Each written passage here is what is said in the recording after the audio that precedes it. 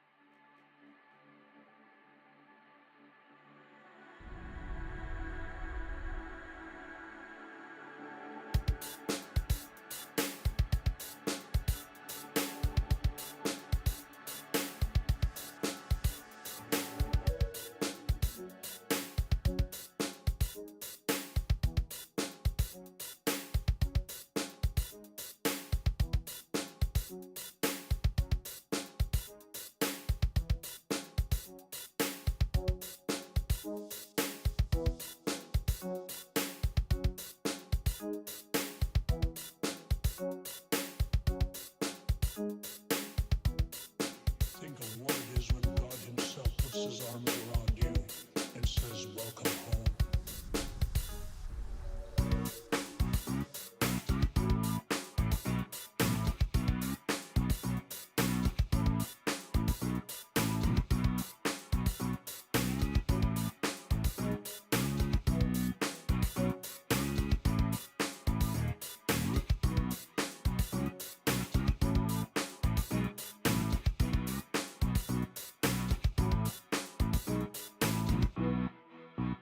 What happens when life breaks down, when there is systemic contradiction? 3, 2, 1.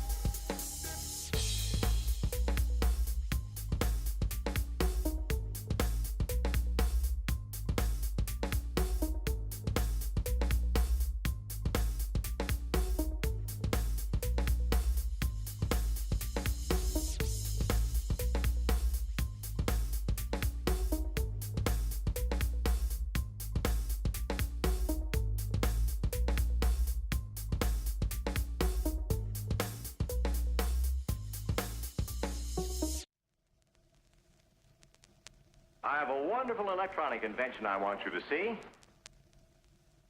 Show you.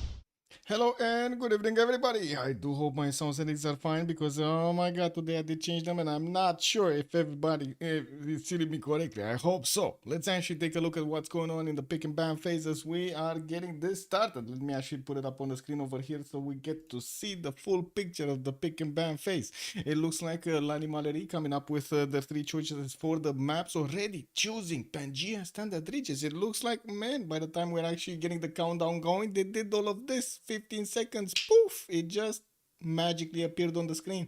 We do have them right now with Lani Mallory on the left side, and as you can see, Team Ulyss on the right side. We're going to need to see how these boys are going to try to get their civilizations as bonuses for the roster in this game, and of course get that synergy going so they can win. We do have them needing to actually pick up 5 bans on each side at the beginning of the game here, the pick and ban phase I should say, and let's actually put it up on the screen that we do have Pangea Standard Reaches as a map. Give me a second, click on this, and instead of TBD we do just right over here Pangea SR. Standard Reaches basically means that it is gonna spawn the mountain chains as the continent splits are, so it's gonna be quite a defensive map versus the classic ridges, which just spawns the mountains wherever he wants. And we're gonna need to see if they're gonna get some of those natural borders between them and how they're gonna try to actually get a defense on one side or get the offense on the other side. I do want to say hello to everybody. Rafifi, bonjour, monsieur, et bienvenue. Daniel Dingo, hello there, sir, and welcome. I did see hello, sir. Good evening, sir. Silly drawings and cheating on school assignments. Beep, beep, doodling. What do you mean? Doodling is still a thing, no? Nobody's doodling these days? Oh my god, man. I would actually grab, like, I would be confident to grab, like, a notebook randomly in a classroom, and I'm still gonna find doodles in it. Sandorius, hello there, sir, and welcome. Or did the doodles actually all move to Google? I don't know. Maybe it's all doodling on the phone right in these days. Echo Supreme, hello there, sir, and welcome. Grok 3 makes nice pictures of Musky Pink Dress raising a rocket ship. Woo, man! Does he have one of those, like, how do you call the horse things? How do you call those like leather things that you hold the horse? Does he actually handle the rocket properly over there? Anyway, does he also poke it on the left side or on the right side with his what is it, ankle? I believe ankle, right? Ankle poke. Anyway, I do also want to see, hello there, baby Trisas. It looks like I'm a clown, guys. It is what it is, stamped. I do see Ensasu, bonsoir, monsieur, bienvenue. Also, Blazecat Games, hello there, sir, and welcome. Paxius, ding, good evening, sir, and welcome. And thank you so much, Echo Supreme, for actually writing first in the channel. Byzantine leaders are summoned, but yeah, I mean, to be honest, they're still summoned. They didn't get banned. On the left side, Uzetian with Ethiopia and Zulu have been taken out by Lani Mallory. While on the right side, Genghis Khan, Mongolia, Lotaro, and Julius Caesar have been taken out. I do have to say that these are like very aggressive civilizations here, except kind of Ethiopia. I don't know why that, but it's still like Ethiopia gives me that vibe that is not that aggressive, except if you put it on a few maps. But maybe I'm wrong on this one. Just a personal vibe about it. I still feel like Macedon would be like a much better killer than the Oromos of Ethiopia would be in a normal game. It is what it is, But definitely, I think we can all agree, Scythia is a bit too tough to handle. She's too much of Scythia. We do have her just getting out those horses and throwing those arrows of everybody with the Saka horse archers. Have you seen that? Oh my god, man, it's destructive. Filian, good evening, sir, and welcome. I did see also Catherine de Medici, the Black Queen, being banned by Team Ulyss. They do have one more choice on each side. And then we're going to need to see Lani Mallory pick up their first civilization. Set the tone for the game over here. Is it going to be war? Is it going to be simming? We don't know yet. Maybe they're going to pull off some kind of wild card over there and they're going to pick Russia or Canada. We haven't seen that in a long time. Do you remember a game with Russia or Canada in it? I don't know. Let's see. Also, I did a game with Stagejong today. I still don't get the build order. Keep with 3 cities in a triangle to put good Seons and theater squares. But I messed up the B4 and B6 that are supposed to do the industrial zones with the 3rd cities. Well, I mean, just scrap it and get a new one going, perfected to the end, to the T. A Flying Conquest, good evening, sir, and welcome. Okay, I do see Byzantium finally has actually been banned. I'm not sure if it's a good thing or a bad thing for us, because we definitely would have liked to see some Tagmas running around. Just saying, just saying. And it does seem like also Gaul has been taken out by Lani Mareri. Immediate pick, Macedon. The big boy is coming in over here. We do have Alexander that is going to pick up that spear, and we're going to need to see what he's going to do with the Hetaris. On the other side, it looks like Rome is going to be maybe dabbled in, you know. Let's see if they get their feet wet with the Roman legions over here. Ulyss is definitely thinking about it. You see it, the Rome Trajan over there is still thought of. They do have 26 more seconds to go, and they still are not actually picking it. And wait a second, I do need to actually reconnect to the game or something. Wow, what is this lobby, man? I hope it's gonna be fine when I reconnect again. Kick W. Okay, getting back on this one. They did actually pick a Trajan in the long term. Okay, they got Trajan. Now we do see also Kublai Mongolia. That's gonna be a bit of a party pooper over there with all of those K-shakes. Oh my god, you gotta be careful with Kublai Mongolia getting in next to you. And we do need to see how Lani Mareri is actually gonna get their second, since kind of Ulyss has a balanced approach about this. You know, they got Rome that can do basically anything. Macedon kind of only knows one thing, and that's war. So they kind of need to pick something to balance out that war effort. Never mind, they're going Gran Colombia. Never mind. I think it's all war, guys. I'm sorry. I thought it's gonna be a balanced approach to the game, but it looks like Lani Mareri is going all in. You know, they got the pandas, they got the wolves, they got the Pokemons, they got everything over here. Let's actually see if they're gonna manage to pull this off. Cool Whip, hello there, sir, and welcome. Also, I start to feel what to do. That's very good, but it's hard to play tall with a Civ that is supposed to be played wide. Well, Sejong, not so much. It's Ulyss who lost some final game to Rome early attack in Civland. I don't think it was, a semi-final. Yes, I don't think it was the finals though. Chandra will arrive. Chandra might arrive soon, yes. Also, Simon over Chandra. Looks like they did pick Simon over Chandra. They like Gran Colombia more than Chandra Gupta. What can I say? Yeah, I think that is, giving us an idea of how many ponies they like. On Chandra Gupta, you like to do more Varus than ponies. So, it is what it is. We do see also them picking up Poland as a band here, and I do see Vietnam being taken out by Ulyss. Now, this is it. But Trio over there not gonna make it in the game. We're not gonna see those stands just giving a free culture to that nation at all. Yeah, so sad. Anyway, so sad. Yeah. Anyway, we do have two more choices for them to go for, and I gotta say, Athena has taken a bit of a break. We might see her a little bit later, but it's fine. She's basically downstairs at my grandma right now. Yeah, she has her day out basically, right? Looks like Nubia has also been taken out by Team Ulyss. Oh my god, not even the Pitati archers are getting into this. Oh my. What are they gonna pick? To go against each other?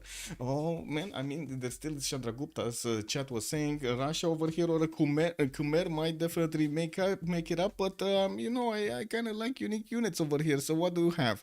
We do have some immortals. Definitely the two Persians are still in the game. Nader Shah and Cyrus can deliver those immortals to us. We do have some Japanese nations also, like Tokugawa and of course Hojo Tokimun. Harar Varangian for his berserkers, but I wouldn't really call him on this map. And then we definitely have, what do we have? Philip the second. Philippe, yeah, kind of looks good. Anyway, Hammurabi. Oh, Montezuma, man, you can't go wrong with Monty. You cannot go wrong with Monty, right? You get that combat strength for those amenities settled, boom, you cannot go wrong. Doesn't really have those other unique units than the Eagle Warrior at the beginning, which kinda definitely helps you, especially helps you getting those builders, free builders from converting the units of a city state, basically bullying it at the beginning. Now that actually requires you having a city state next to you, and we're going to need to see if that's going to be the case in this game. And of course, how many continents is he going to have? Is he going to have access to all of those extra combat strength points or not? Nader Shah is coming in on Lani Mareri. Why didn't I see this coming? They definitely are out for blood over here. Lani Mareri already has Macedon, Gran Colombia, and Nader Shah on their side. What's gonna be next? Are we gonna see a Gandhi or something? Chandragupta being picked up? They did take out Sumeria, so we can't have that in the game. Now I kind of feel like Hungary. Don't you think Hungary would actually be quite a nice matchup to these guys? You know, just get the gold, get to levy some city states across the map, maybe have the opportunity to how to say, attack from the back somebody with a city state. Yeah. We'll see how they're gonna finish their fourth, and of course Team Ulyss will need to actually finish their fourth as well. It is gonna be an advantage for Team Ulyss because they're gonna see the full roster of their opponents here. There will be no more counter picking for l'Animaleri, and that's gonna be Cyrus. Oh, they got the double immortals. They say, okay, you know, internal trade routes are amazing over here. One with science, one with culture. Let me actually see. Oh my god, I still have like a lot of 0 MS to all of the lobby here. Who is the host? I don't know who is the host. Give me a second. Tier. Okay. Let's actually get whoop. Tier is official. There we go. There we go. But I think we should be fine now. I think after the reconnect, we should be fine. Okay, so let's see. What's the last one? They're still picking. They're still picking. We don't know. Hungary failed in disgrace as Georgia. Oh my god, man. Varangian is coming in to take the place of Hungary in the game. Okay, okay. We definitely need to see how the city states are going to be held over there. But I gotta say, I would have expected something from l'Animaleri also on the side of city states. Let me swap to the spectator slot and try to actually, you know, not do anything else other than this. And we're just waiting for the boys to actually get into the lobby here. Lobby. Mr. Lava. So much Pangea. So, I mean, wait a second. What do you mean so much Pangea? We had, wait a second, didn't we have, are you watching other games or something? Because we had like Tilted Axis, Primordial, Tilted Axis, something, Tilted Axis, and so on. We barely had any Pangeas in the last week or so. Wait, what was it? So, Unlucky versus Chillbro was Tilted Axis, no? Oh, by the way, guys, I did actually turn on the VODs on Twitch again. Yeah, so this was Tilted Axis. Salad Bez Dobro team. Let me see. What is this? Dobro Pangea East versus West. Okay, this is another Pangea. But this was East versus West. Then Freitos de la Vega going against Arcane was Lakes. We had Lakes, guys. And then let's see, D-Shark versus Arcane.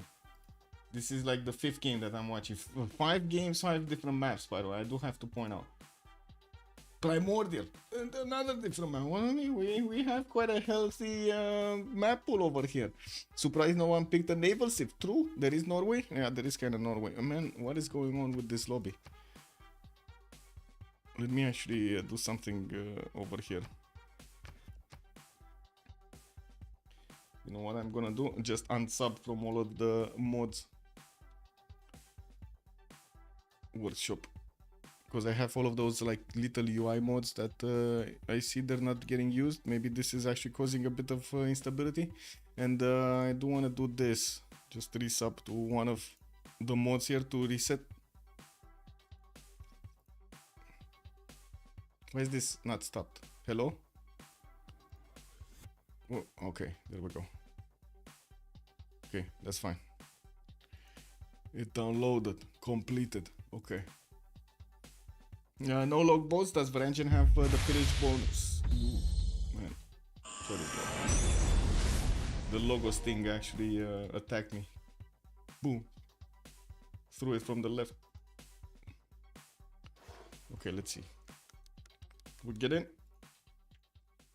Get in properly.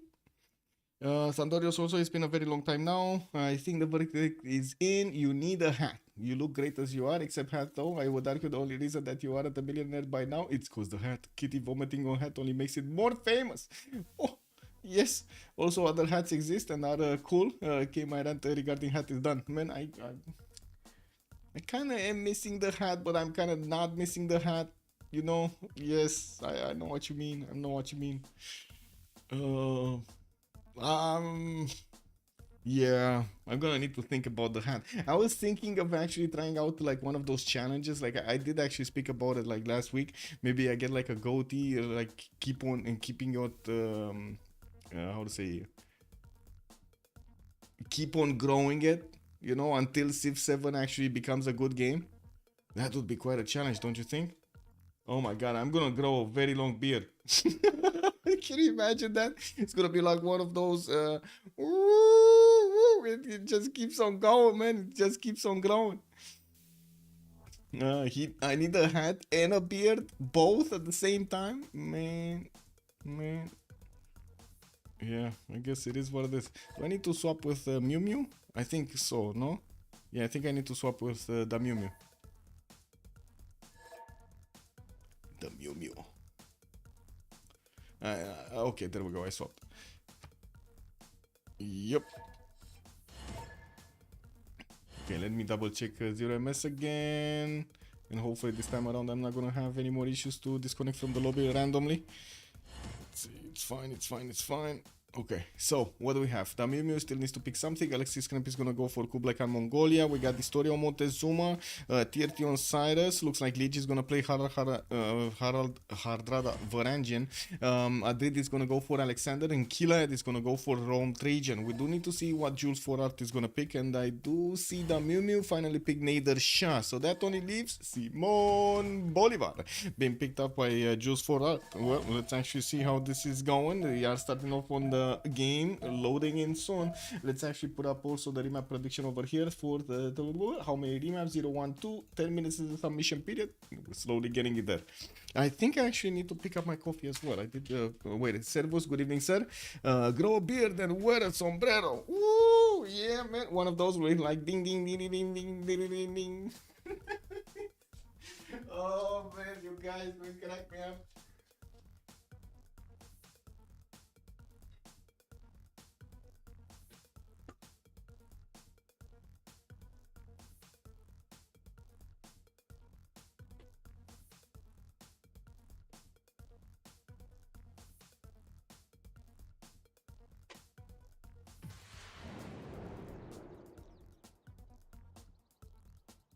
No, I still have the Canada, right? I still have the Canadian one. No, who was it?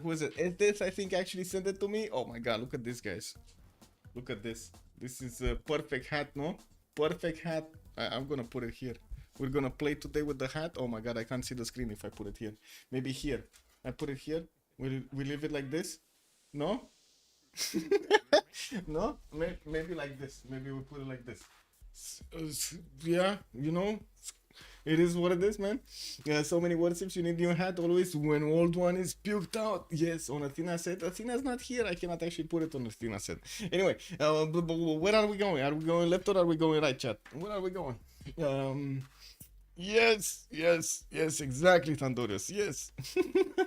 Let me know. Where are we going? We're going left or okay. Rafifi said left. We're going left. So let's see what do we have here. We do need to take a look at Kilad, and it looks like Rome is gonna be in between the mountains. He's gonna have access to some titles to get the extra culture from, and I do see his cattle settle over there to the north. In between the mountains, he's also gonna get some more cities on the right side, access to bananas. But I gotta say, he's probably gonna need to fight Persia for those bananas.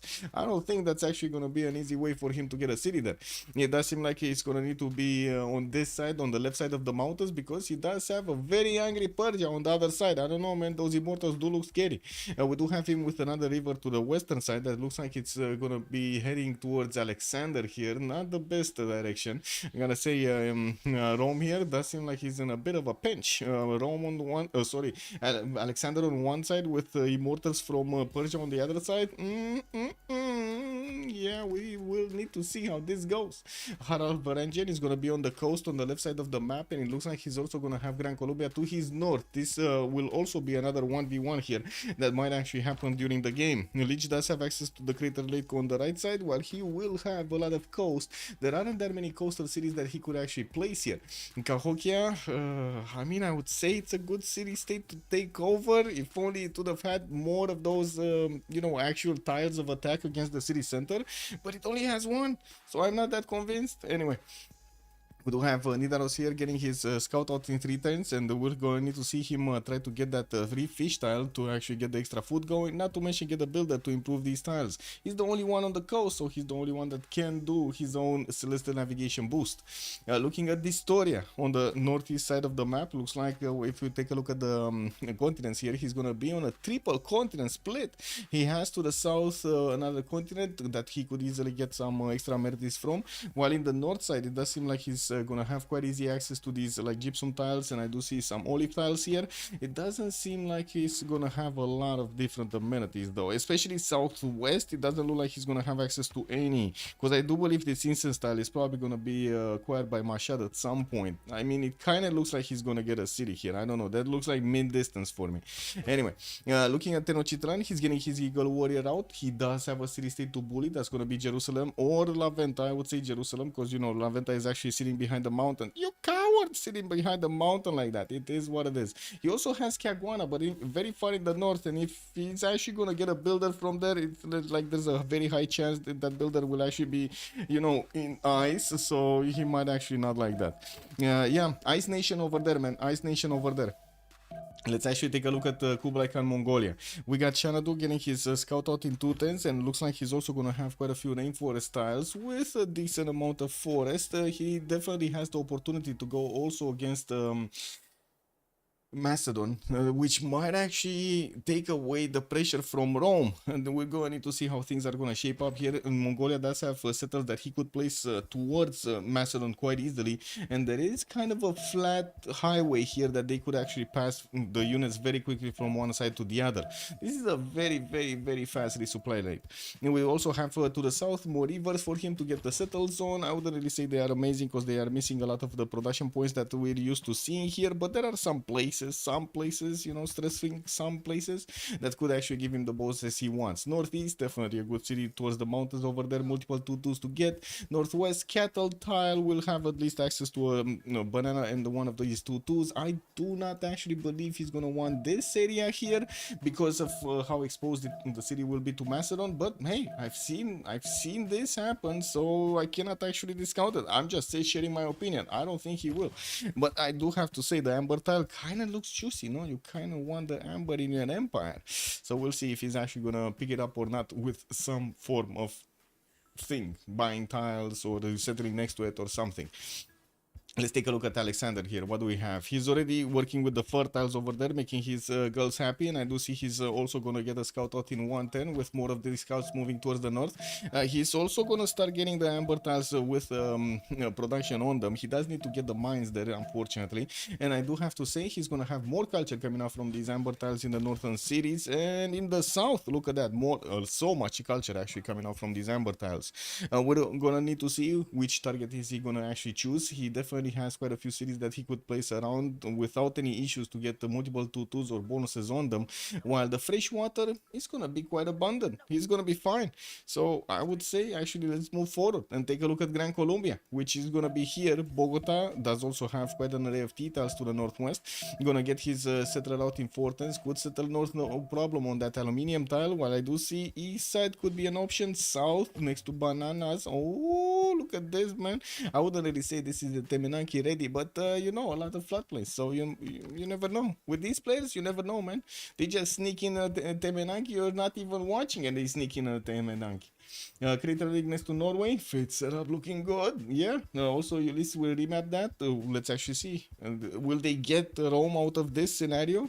Because I don't think Nidaros has that big of an issue. He sees Gran Colombia, but I don't think they actually have that big of an issue between them.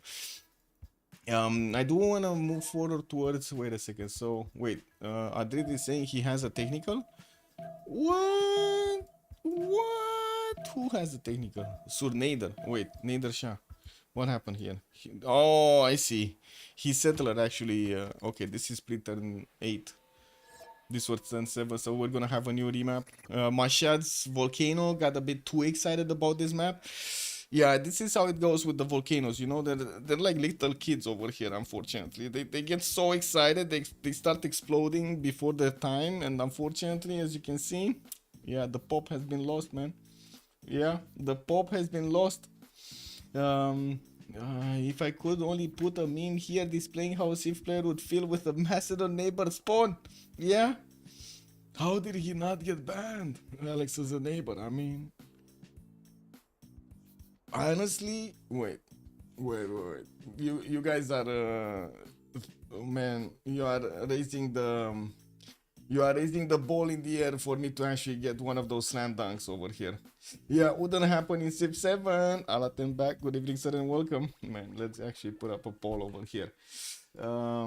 Is anyone gonna pull a Herson? Yes. Wait.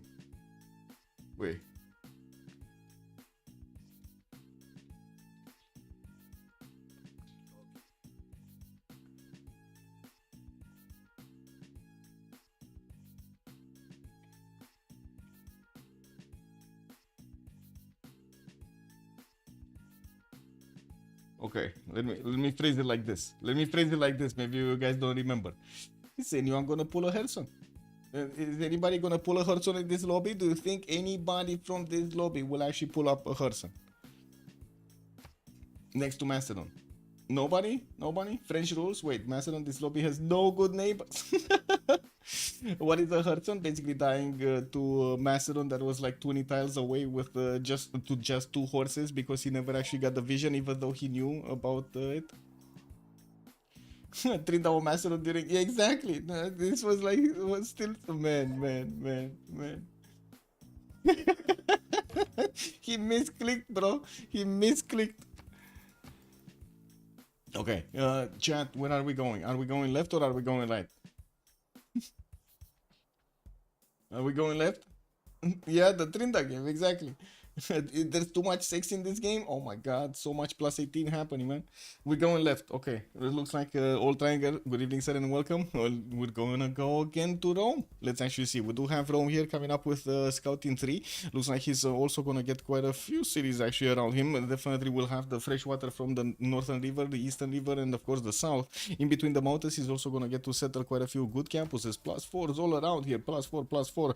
Oh, this is a +4 too. +4. No, this is actually +3. It is what it is. But anyway, he's gonna have his scout coming up in 3 turns, and it looks like the warriors are starting to actually explore towards the north. He does have a direct connection towards Persia, the Mew Mew. Again, he's not getting out of this fight, but it looks like this time around he's actually gonna be a 1v1, not a 2 versus 1 that could have been the last time with Macedon actually poking his finger next to him.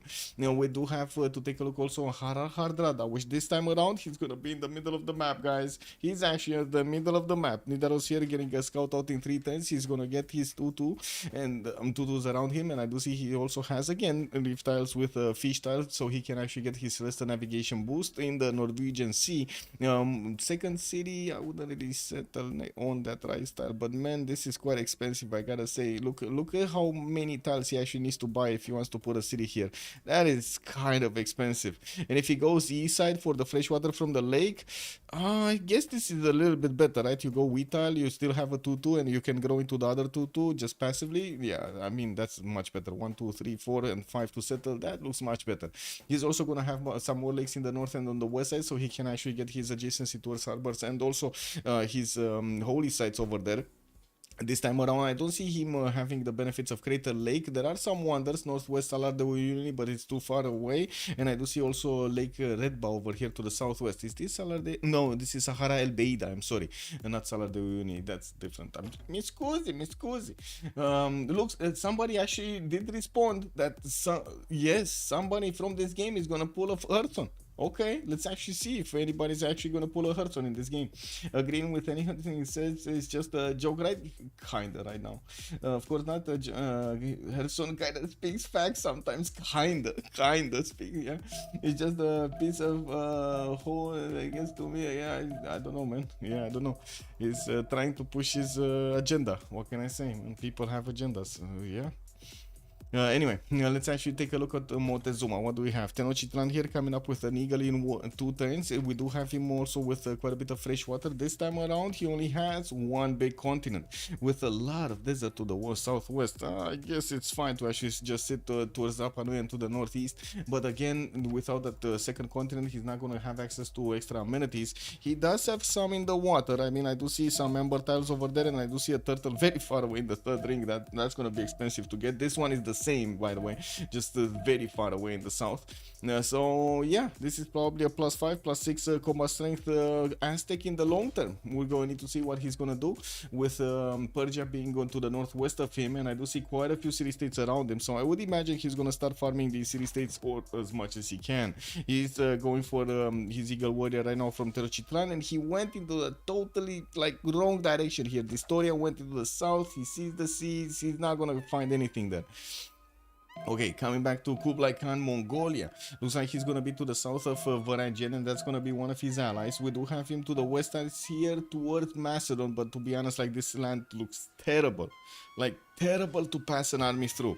Like, look at these. Look at these. You either need to go all the way around to the south through Lahore to actually get to Xanadu, and of course the vice versa. While also there is another way, a one-tail choke through this 1-3 forest and the hill with the marble tile to actually get your units over here. Oh my god, this is gonna be like insanely terrible to pass any kind of army. You just block it with a single unit or something, like a few units over here. 4 units in total, you blocked everything. Anyway, we do have Xanadu here getting his scout out next turn. He does have a lot of floodplains north and west, so Lady of the Ridge Marshes definitely could be an opportunity here for him. I do see also Nalanda in the southeast as a culture city-state, while he can easily go for the honey tile settle to the northwest as his first setter, so he could actually get that extra food going and also the amenity. Give me a second. Wait, give me 2 seconds actually. Click on button, click on this, and this.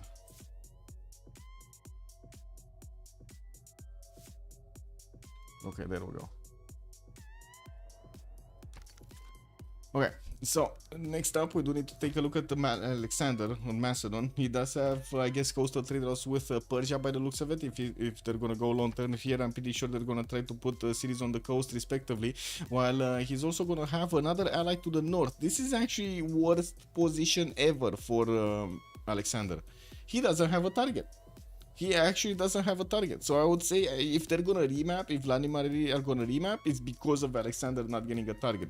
Can you imagine the horror of a game to play with Alexander where you actually need to sim with Alexander? Ew.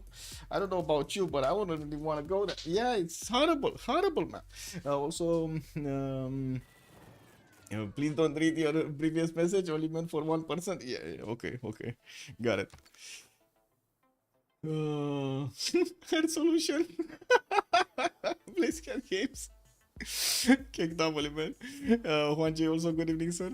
Let me take a look at Simon Bolivar. What do we have here? Bogota will have access to Mount Road. Oh my god, they actually need to give up this spawn. But anyway, it's not that very good with Wonder at the moment. It does seem like he's gonna get the geothermal, probably settle to the west side, and probably a non-fresh water over there in the north on the Citrus. While from what I do see, he's also gonna have a very hard time to actually go against anybody here. He needs to go through Nazca to actually get to Nidaros. And on the western side, I guess there is a possibility for him to go against Kilair here, but man, this is Rome.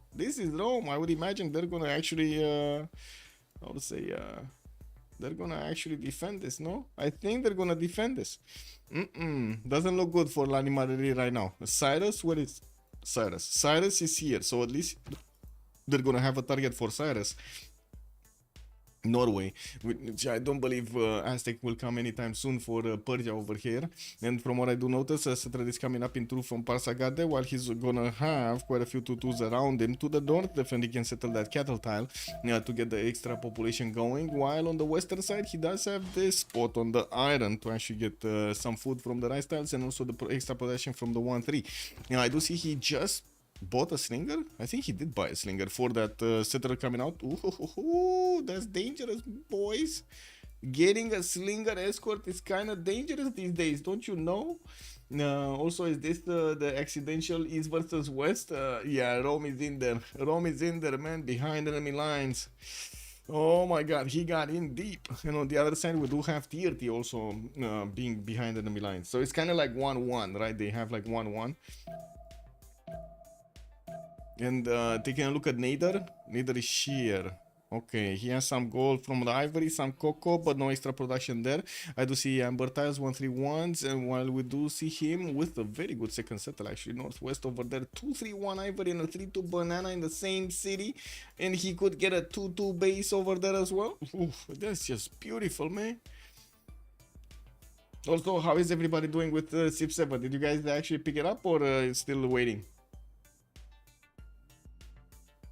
Rome Simming, Wallow's Throne. Yeah, it kind of looks like he needs Wallow's Throne, to be honest. Like, Hilad over here definitely needs Wallow's Throne. Let me put up the team labels in the meantime, because I think we do have some time, no? So on the left side, we got Ulyss. And on the right side, we do have... Oh, this is the longer name. Lani Maleri. There we go. This is a much longer name. It is what it is, guys. It is what it is. It's born to belong. I bought Civ6 on the release. I regretted it. Oh, I see.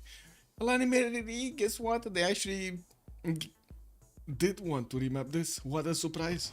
What a surprise, they wanted to remap this.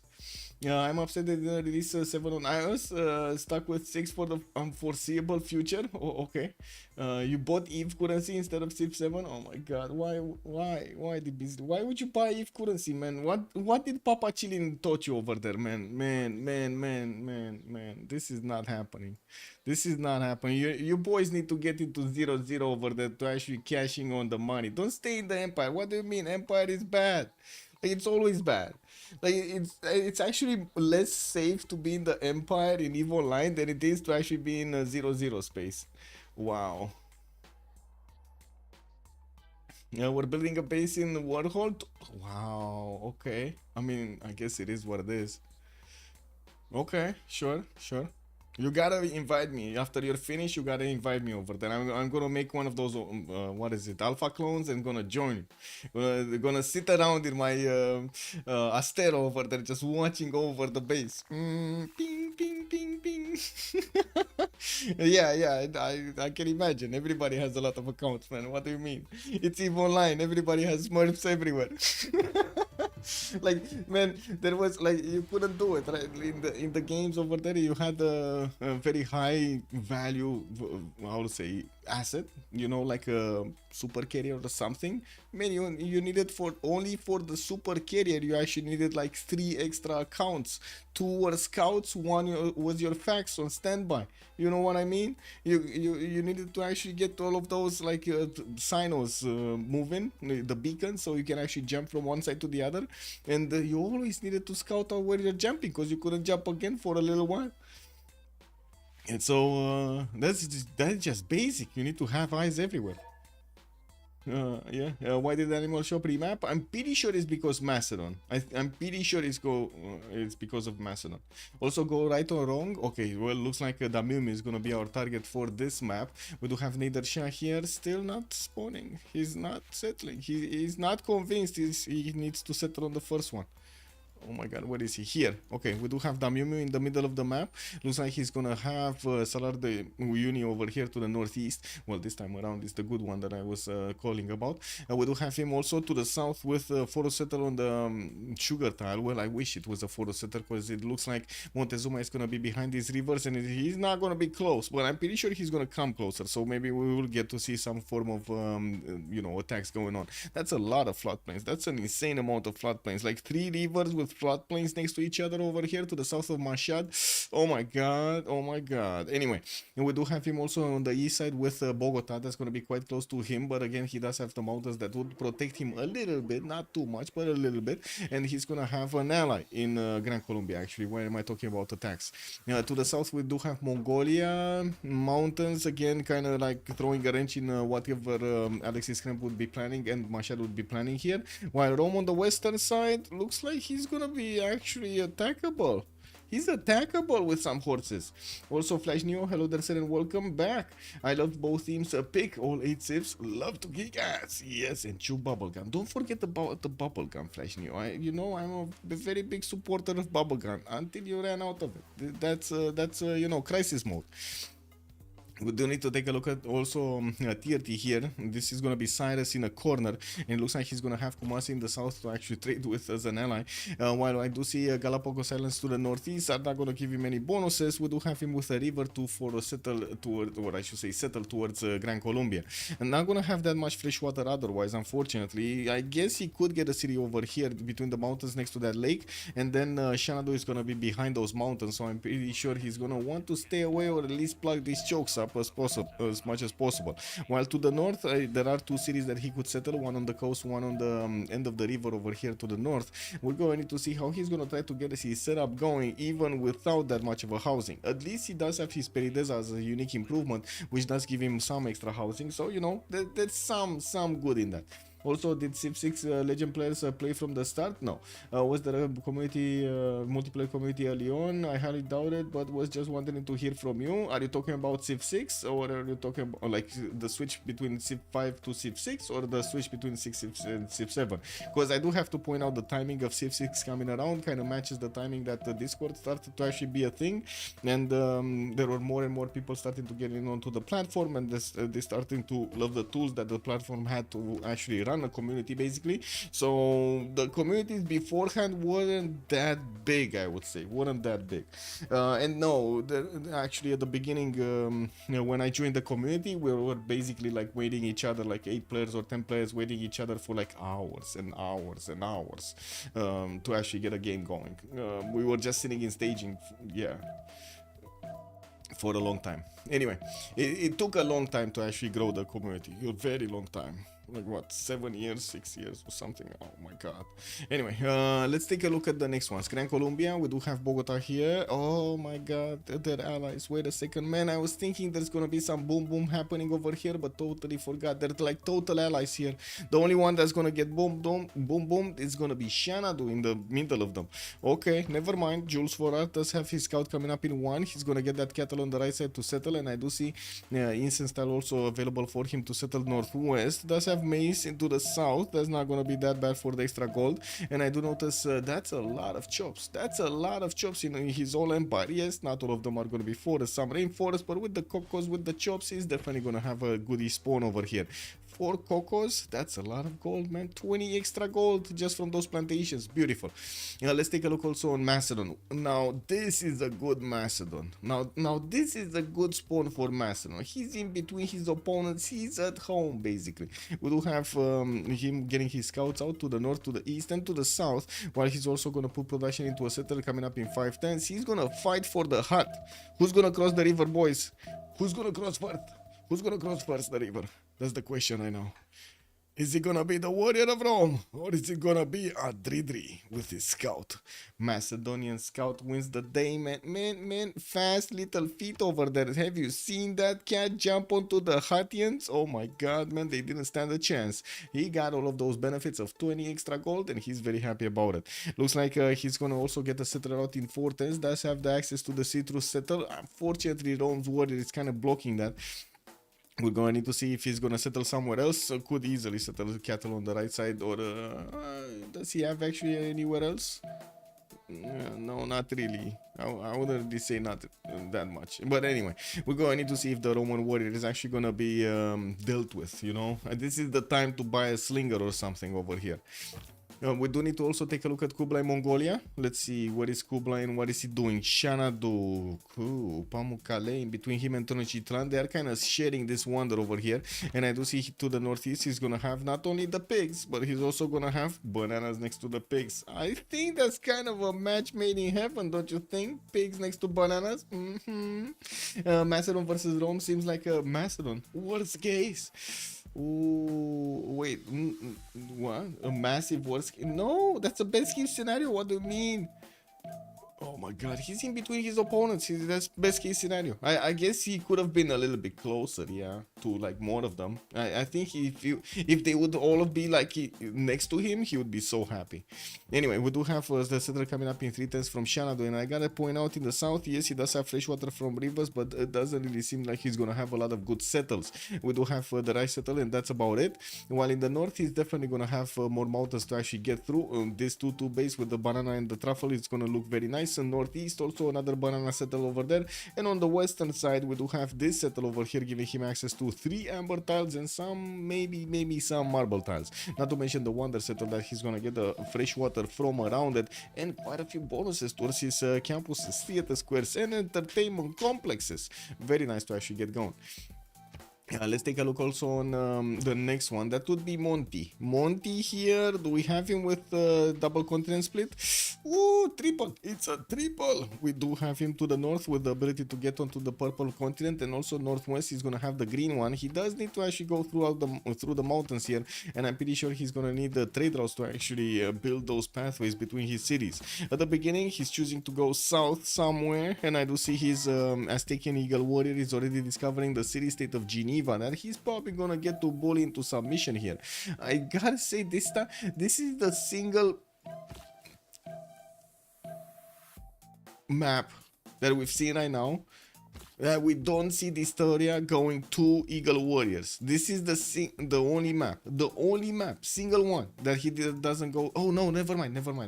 I'm sorry, I'm blind. I'm blind. I didn't see this guy in the north. Oh my god, man, look how far away that guy actually got from his capital. That's so far away. Anyway, I'm sorry. So he did actually go for 2 Eagle Warriors. Never mind. It is what it is. Ooh, Adridi, this wasn't Adridi the host? No. Wow. Oh. Yeah. I guess I'm the host now.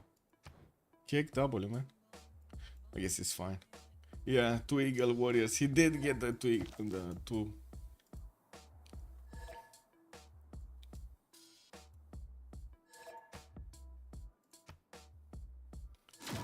Okay. They want to lobby. Shouldn't we get the next 10? My god.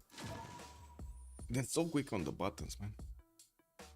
Boom! You know, relobby immediately. Exit to desktop. Bam, bam, bam, bam, bam, bam. Blam, blam, blam, blam, blam.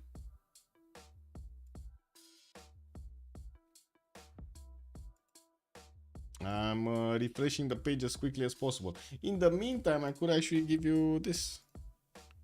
Give me a second to refresh these pages also. Let's look at the numbers, guys. What are the numbers today?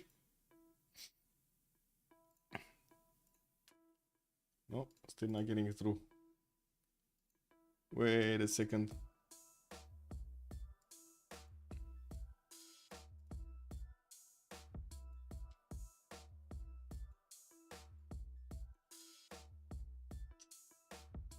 Macedon will go Aztec on this map. Might, yeah, he might. Terrible land between them, though. Terrible, I see. Okay, opening up screen. This. I wanted to show you this. So still watching the numbers over here. We do have on the Steam charts 41,000 on Civ6 and 49,000 on Civ7. Let's refresh it to actually have the latest data. Yeah, that's it. 49,000. Well, I do see the chart is not looking that well right now. Not looking that well. It is starting to go down, boys. What's going on? Civ6 did go a little bit down, but it kind of looks like it's catching up, no? Let's see, what is it here?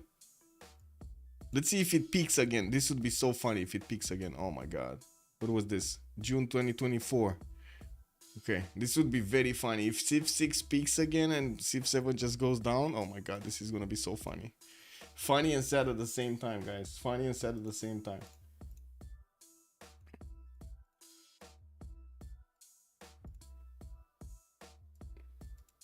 Wait, why don't I see?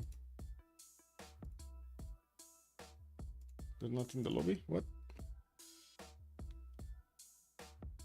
There's still nothing in the lobby.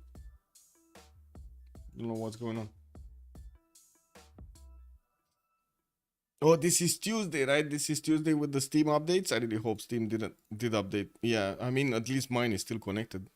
Usually it says over here in the bottom of the screen is not connected.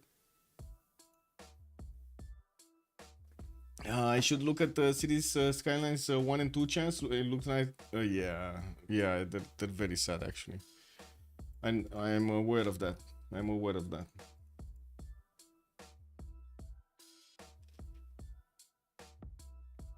Or maybe something happened to him, or he's restarting Steam, or he's restarting his router, or something.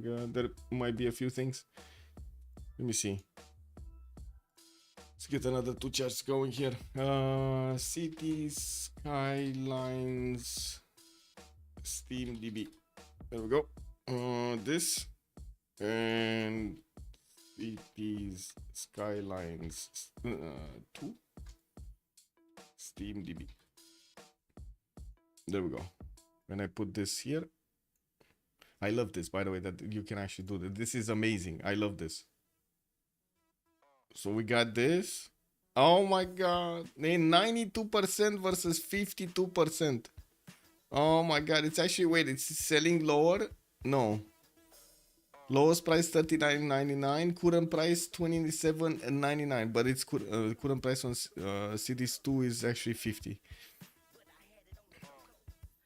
And what is the other thing? Charts. We need to look at charts. A year. Max, actually. Let's go max. Ooh. Oh my god, this is terrible. This game just died. Like, there was nothing over here. No recovery, no resurrection, no nothing. This game just died. Wow. Okay. That is very sad. That is very sad. Man, I was so looking forward to actually have a better version of Cities Skylines 2. So looking forward. They effed it up with the economy, man. Yeah.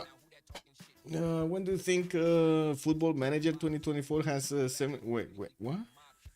Football Manager 2024 has actually 70,000? Or what do you mean the Civ7 reviews? Oh yeah, Civ7 reviews 50, yeah. Wait, what do you mean I have mods missing? What? Whatever. There were none when I saw the host. Whatever. I guess it is what it is. They're the UI mods. Yeah, Cool Whip. Yeah, even the single players don't like it, man. Yeah, I know. I'm aware. And it's kind of funny that not even the single players, they actually did something like totally even against their own main player base. I mean, I totally understand doing something against multiplayer because that was never their thing, even though it's kind of weird that it's not their thing, like we consider it's not their thing, but then they do actually big multiplayer event in Hamburg. Like, kind of seems like they're interested, but they don't know how to do it, you know? Anyway. You all stressing over City Skylines while I'm enjoying Transport Tycoon Deluxe, man. That was a great game. That still is a great game. You know what that game taught me, Halosar? You never want to go high speed rail. You never want to go high speed rail. Is anybody here learning that lesson in Transport Tycoon 2? Deluxe, I mean. Or 2, whatever. I don't know. One of those. You never go high speed rail. 150,000 for Kingdom Come Deliverance. Who would have accepted such a success? They reached 2 million. Yeah, they did. I'm not touching buttons, by the way. I'm not clicking anything until we actually get to load into the map.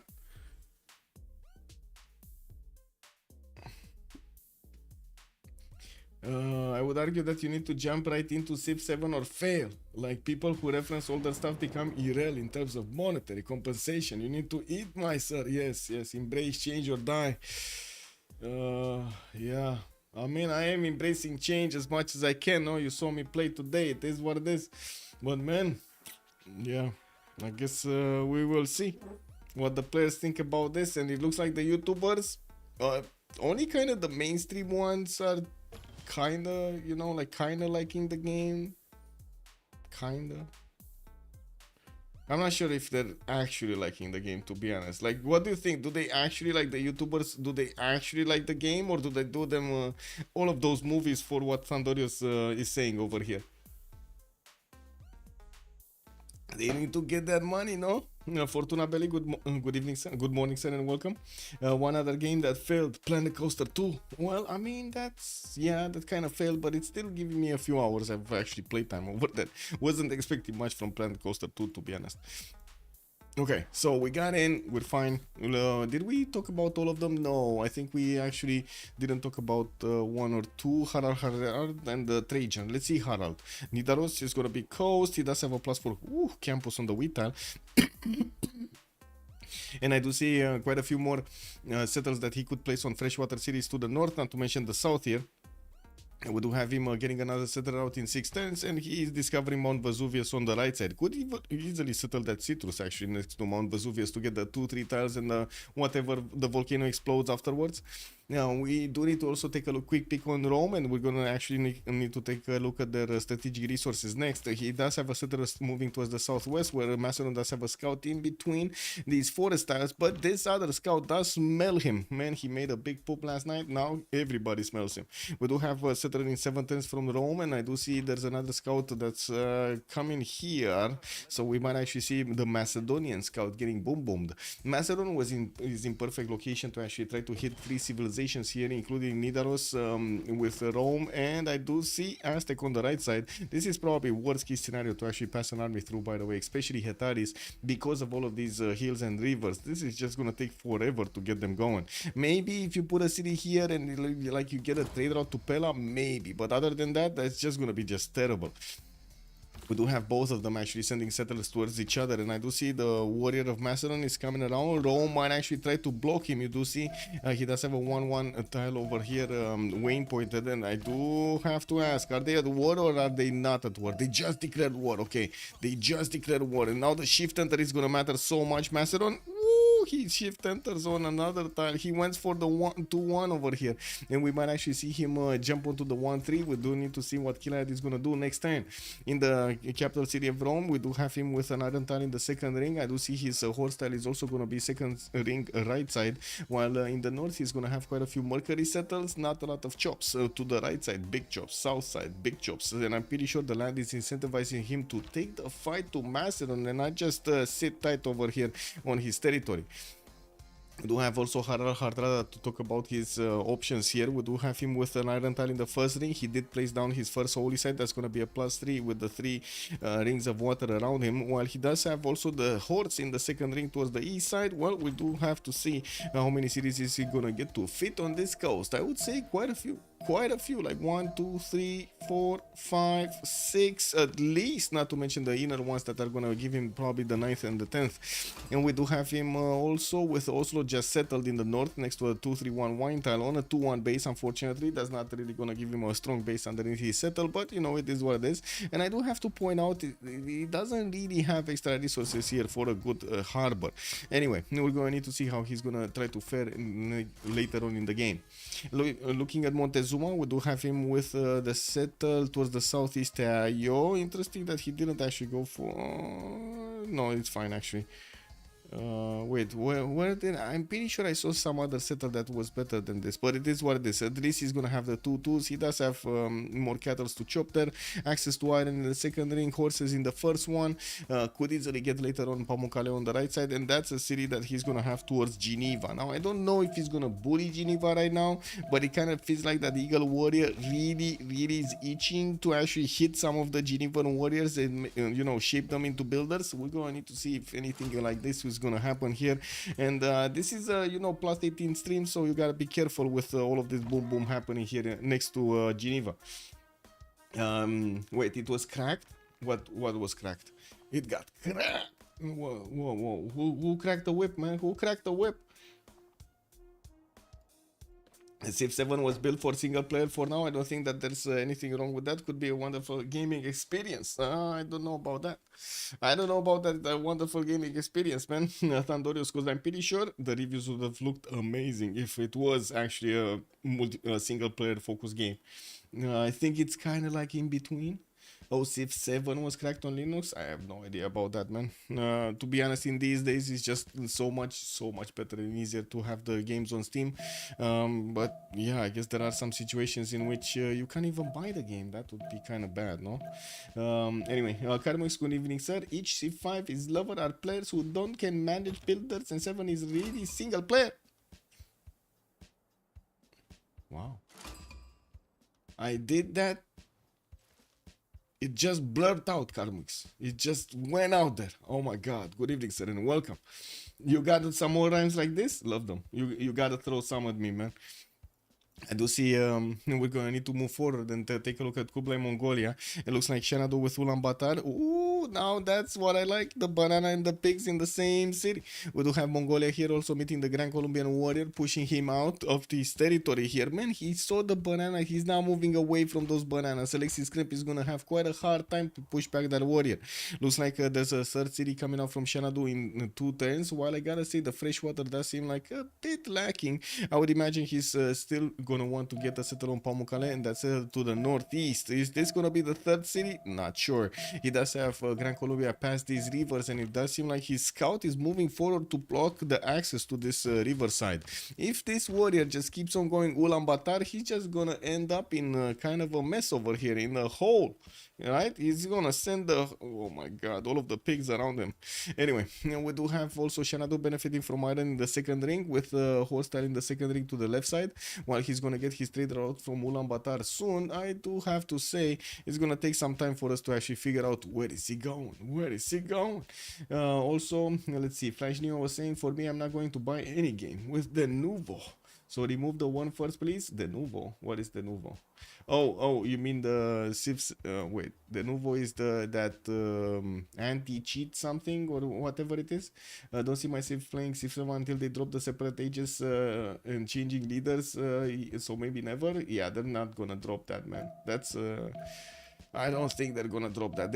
I would love if they would actually make an option in the game to actually get to play one from the beginning to the end. Like, it should be your choice, right, as the player, if you want to play one from the beginning. It should not be forced. But anyway, the anti-piracy stuff. Okay, Lanimar, it's full war mode. Yes, Noob. Good evening, sir, and welcome. The one city Rome. Wait a second. One city Rome. What did happen to Rome? He had to send his settler north. Oh my god, Killa had lost so much time. Wait a second. No, he lost his settler.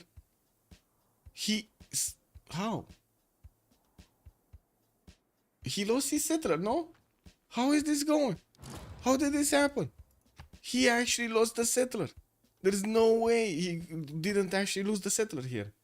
Right? He was moving, like last time we checked, he was moving southwest. And there was a scout here on the maze, a scout here on the oil tile, and a scout over here somewhere. I think on the 2-1. And somehow, that settler got snatched. Because I'm pretty sure it's impossible for Macedon to actually get a 4th city out so quickly. Like, this is really not... Oh my god, man. Rome might actually die here. We do have 4 units from Norway and from Rome coming in to actually take back Chalkidiki. It looks like Macedon is sending his warrior to try to help, and I'm pretty sure they're gonna need to get some gold for him. They do have a lot of gold to buy a slinger, to buy a builder, to buy a warrior, whatever they want here, but they do need to invest in Chalkidiki's future. And by the looks of it, Rome is just trying to, you know, lick his wounds over here and get another city moving towards the north. A much, I would say, safer way of actually putting a city, but he's not going to get that advantage of actually having the photo city over his opponent here.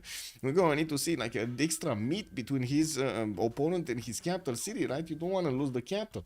What the settler happened to this one? Yeah, the range president also, good evening, sir. Why you didn't want to ban Andrew? Man, stop it with this the line over here, because everybody wanted to ban cheaters. It's just a matter of actually deciding if that guy is a cheater or not. Until you don't get enough evidence, why would you ban somebody that might be innocent, no? Anyway, please stop it. There was no option to actually not ban Andrew after everybody actually figured out he was cheating. Hello? You know, stop it, Harrison bot, stop it. Ancient units now have a -5 to city attack. Will be hard to take it. Yes, I know. This is kind of bad, right? This is kind of a slowdown. And with the warrior inside Shalkiriki, that should be fine. This should be fine, right? He shouldn't actually lose this one. It's feeding a Civ sin. I mean, kinda. I would say kinda losing a settler is a Civ sin. I would say definitely yes. Let's take a look at the other ones also. So Macedon here does have his horse tile in the capital city, first ring, iron tile second ring, and we do have him also with quite a few other sides over here on the right side. While we do also see he did manage to get that settler out from Rome, allowing him to get the fourth here.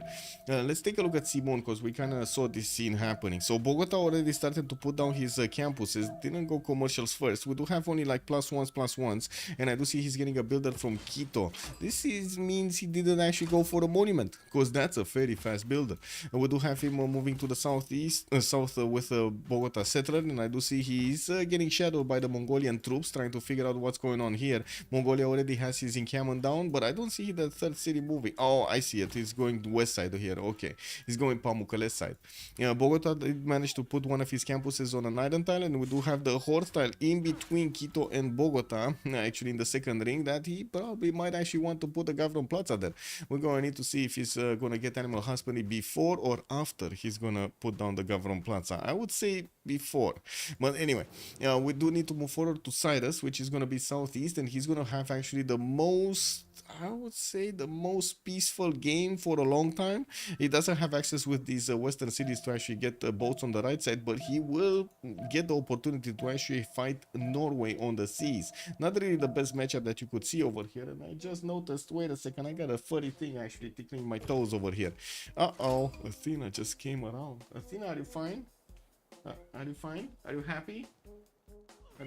Yeah? Okay. She said she's happy. Yeah? You wanna come play with us? She's still shy over here. You know, it's the first time after a few hours that she actually got into the room, so now she's actually trying to smell everything around and trying to get her bearings before, you know, doing the expecting before she's actually showing us the tail on the stream. She wants to be sure it's, you know, safe over here. Urgent message, beep, beep, beep, beep, beep. A strange connection was noticed from the computer of a player. IP analysis showed that it is from ding, ding, ding, ding, ding, ding, ding. It must be the famous toot, toot, toot, toot. Yep, beep, beep, beep, beep, beep. Can we take a look at the Varangian abilities? Yes, sir. Let me actually take a look at Varangian abilities. What do we have? +1 combat strength on naval units. When attacking per city state, you are suzerain of 75% discount on levying units. Amazing. And levied units do receive the science, culture, and faith from kills equal to 50% of the opponent's combat strength. +1 movement to the levied units. And I do have to say, there was no rescue here of the citizens of Shalkiriki. They just became Macedonian overnight. Now let's actually take a look also on Nader Shah. What do we have on Nader Shah? So 3 cities strong. He got his campus out from Mashhad. That's a +3. And I do see another +2 here in Gordian. We did have the city of Ray being placed towards the north, towards Preslav. And I gotta say, that's a pretty good city. 2-3 deer tile over there. Geothermal +2 campus if he wants to.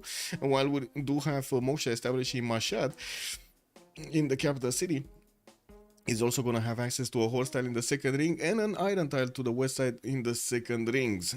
He's going to upgrade those quite quickly, and I do see he's going to have also Aztec in the south to actually trade punches with. We're going to need to see if Aztec is actually going to put a city on this river over here towards him or not. Because to be honest, well, I'm pretty sure Persia is definitely going to want this territory here, right? It kind of feels like he really wants this territory here, right? We still don't have a pantheon yet, so we don't know, guys, who's going to get Temenanki or who's not going to get Temenanki.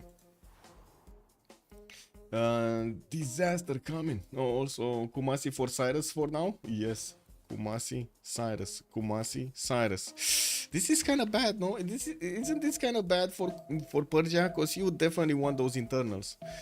And he's kind of like incentivized so much to actually go externals here. It's just splitting his intentions in half. Man, I want to make a comparison, but I don't want to get banned. Anyway, we do have Eagle Warriors coming up from Chalco, and I do see Persia is trying to sneak in a scout, while there is a trader from Chalco. Also, we do have encampments from the capital city of Aztec trying to get an encampment training project next turn. I do want to point out, is he not finishing, or is he finishing? Oh no. He's getting a Civic next turn. He's getting a Civic next turn. I really hope he's gonna put this off, because otherwise that encampment, yeah, there we go, professional, man. That otherwise the encampment training projects would have actually gone a little bit higher in cost, and unfortunately that higher in cost gets calculated at the beginning of the turn, even before you finish the project. So he would have needed to spend another turn to actually get that project through. Wait, still waiting for the second remap to happen? There's no second remap, Eco Supreme. No, this is it. This is it. We had one remap. We're staying with one remap. This is it, guys. 1023 is decided. Until Medieval Fairs, Civic, Kumasi is definitely better. Well, right now, I guess he kind of disagrees. He's sending his trade out internally. Oh well. We'll see what Tier T is gonna do over here. It looks like he's also gonna go for Pingala internals. We do have a very excited volcano over here, Galeras.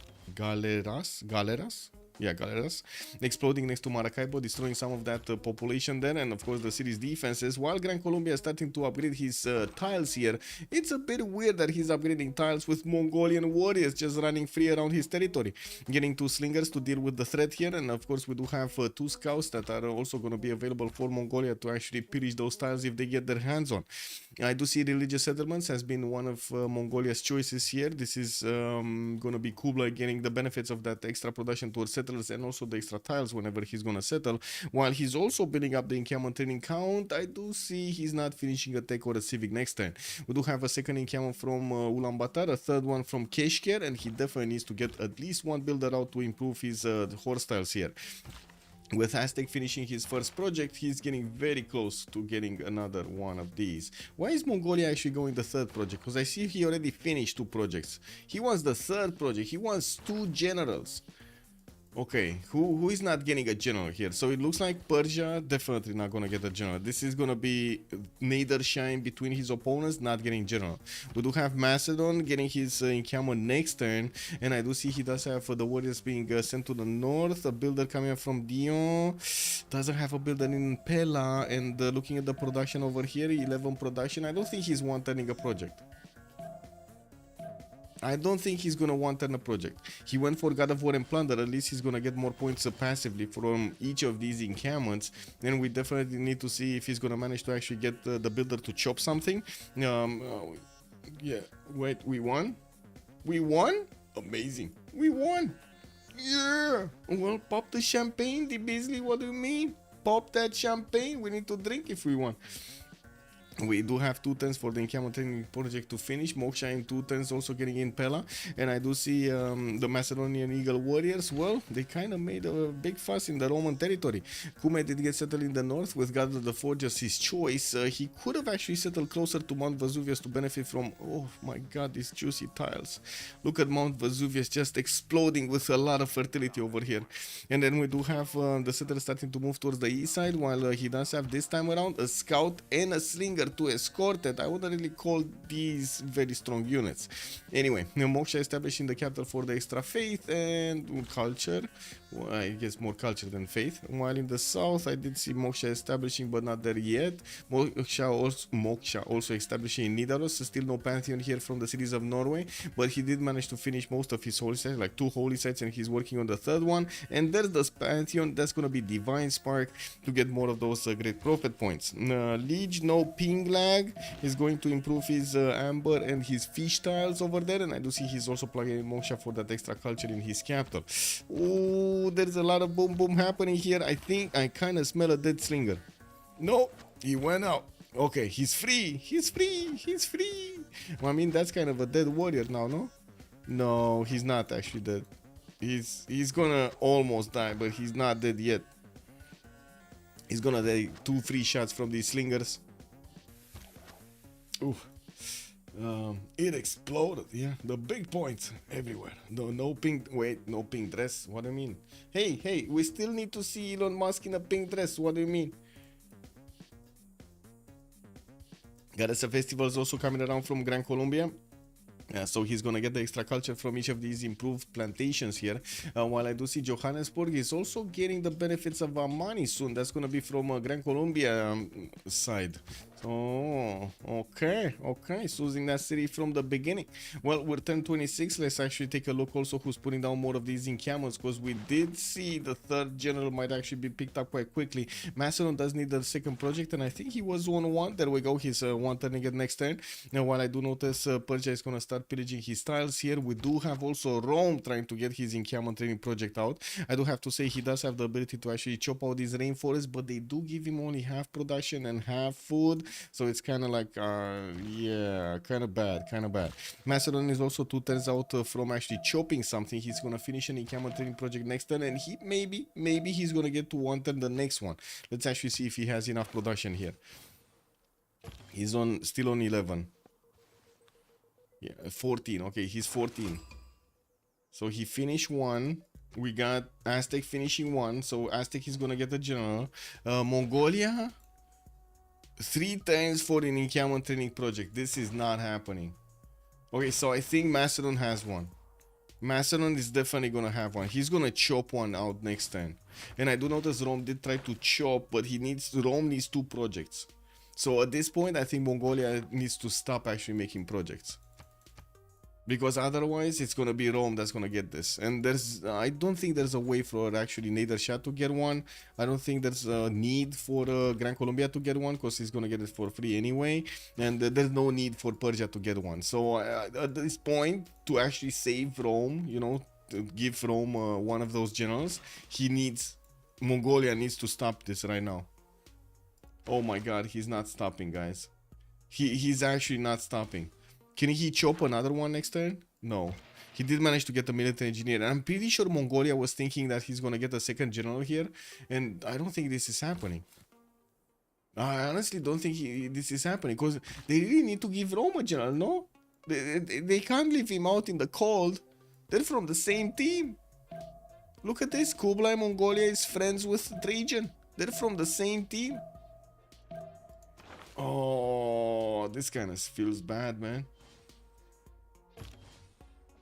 Okay, there we go. Macedon just chopped. Got the general. Okay, so we got 3 generals. Mongolia, Aztec, and Macedon. Well, I do see Rome did manage to get the finished project. He still chopped and he's still 1 turn away. Okay, he got the message. Alexis Krem got the message. He still put a chop into that project, I gotta say. He actually put a chop into that project. Maybe they were ready if Macedon wouldn't have been able to chop. They didn't really have the vision of Macedonian cities there. No, they did. Wait a second, they did. And Leech did have this scout. Okay, never mind. It is what it is. Anyway, Hannibal Barca is available for Macedon to use. We're probably gonna have somebody, the last one, that's gonna be Trungtrak, available for Rome to use over here for the defense. And we're gonna need to see if the 4 cities of Macedon are actually gonna get those units out and start smashing through the Roman defenses. We are also coming very close to the next era, and I do want to talk a little bit about the city-states in the game. We do have Johannesburg here with Singapore for the industry. Looks like Kandy, Nazca, and Jerusalem are gonna be religious bonuses. Valletta with Engazargamu and Preslav gonna get some military bonuses through, while Kumasi and Mohenjo-Daro, we got some culture coming in from them. Singapore, Johannesburg I talked about. Geneva, the only one for silence. While I do have, I think we talked about this, but I'm gonna say it again. Kandy, Nazca, Jerusalem for the religious bonuses.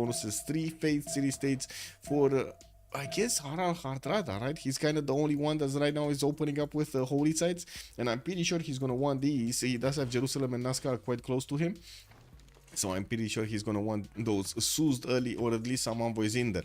Now we're also gonna need to see if they're gonna manage to get their golden ages. I do see the only one missing a point here is gonna be Trajan. He does have political philosophy next turn, and that's gonna be right on time. I think that's actually 1 turn before. Yeah, that's perfect. That's perfect for Rome. He's gonna get that, and he did manage to recruit Trungtrak. He's coming back into the game. Where is Geneva? Here. Geneva is to the southeast of Teayo, and I gotta say, Aztec has a lot of Eagle Warriors. I don't know what he's gonna do with these amount of Eagle Warriors, but he has a lot of them. Like, look at this boy. He has 4 Eagle Warriors. Oh my God. Will he actually take Geneva with them? Is this his plan? Do we have more pantheons? So this was religious settlements. This was city patron goddess, 40% towards the first district in a city. Persia is gonna get multiple harbors out with this bonus. One in Zdranka, one in Halikarnassos, while in the capital city he already built his Gavron Plaza first. We do have a fourth city also moving to the east side on that coast. Okay, he's gonna start getting quite a few cities on this coast, eastern coast as well as the western one. Gran Colombia, goddess of festivals, extra culture from plantations, pushing back. He did manage to take care of that warrior from Mongolia. Now he's taking care of the scouts here with his slingers, and he did manage to also upgrade a few archers to help him deal also with the Persian ones. No, that's an ally. That's an ally. That's fine. That is fine. The Miu Miu is just passing through, guys. He's getting a shawarma and going forward. It's fine. God of Craftsman also for the other Persia, for Nader Shah. We do have the Miu Miu here. The Miu Miu, I think it is the Miu Miu, managing to get his second encampment done from Gordian, while he did start off with a lot of campuses. I do notice he keeps on going building them with another plus, what is this, +2? +3 over here to the northwest of Ray. And we do have him also with more builders coming out from the capital city with Moksha established there. Okay, Rome, God of the Forge. Norway did get his religion. That's going to be Islam with Divine Spark. We talked about it earlier. Choral music and tithe for the extra gold, while he's going to get the culture from his shrines and temples. And we did have over here God of War and Plunder for Macedon, which I gotta say is going to give him so many points. Like, we already see him on 4 great general points a turn, and he still has 2 of these encampments to finish, and his basilic he paid. He's like special building, this special building, whenever he's gonna pop out a unit, like a war unit from his city center, boom, he's gonna get some extra science as well alongside with that unit. That's just amazing. Maybe intent to build, to milk the builders. Yeah, maybe that is the intent over here. There aren't that many units though. Like, I guess he does have 2 of them. That's 2 builders, and he's getting another archer. That's 3 builders. Man, oh man. Eyes just going, poo! Oh my god! And that's for sure the play. Can you count how many different luxury resources will Aztec have? And maybe the military city state below. Aztec military resources Aztec will have? Or are you talking about amenities? Are you talking about amenities or military? Or wait, are you talking about military combat strength or military city states? So much different. Right.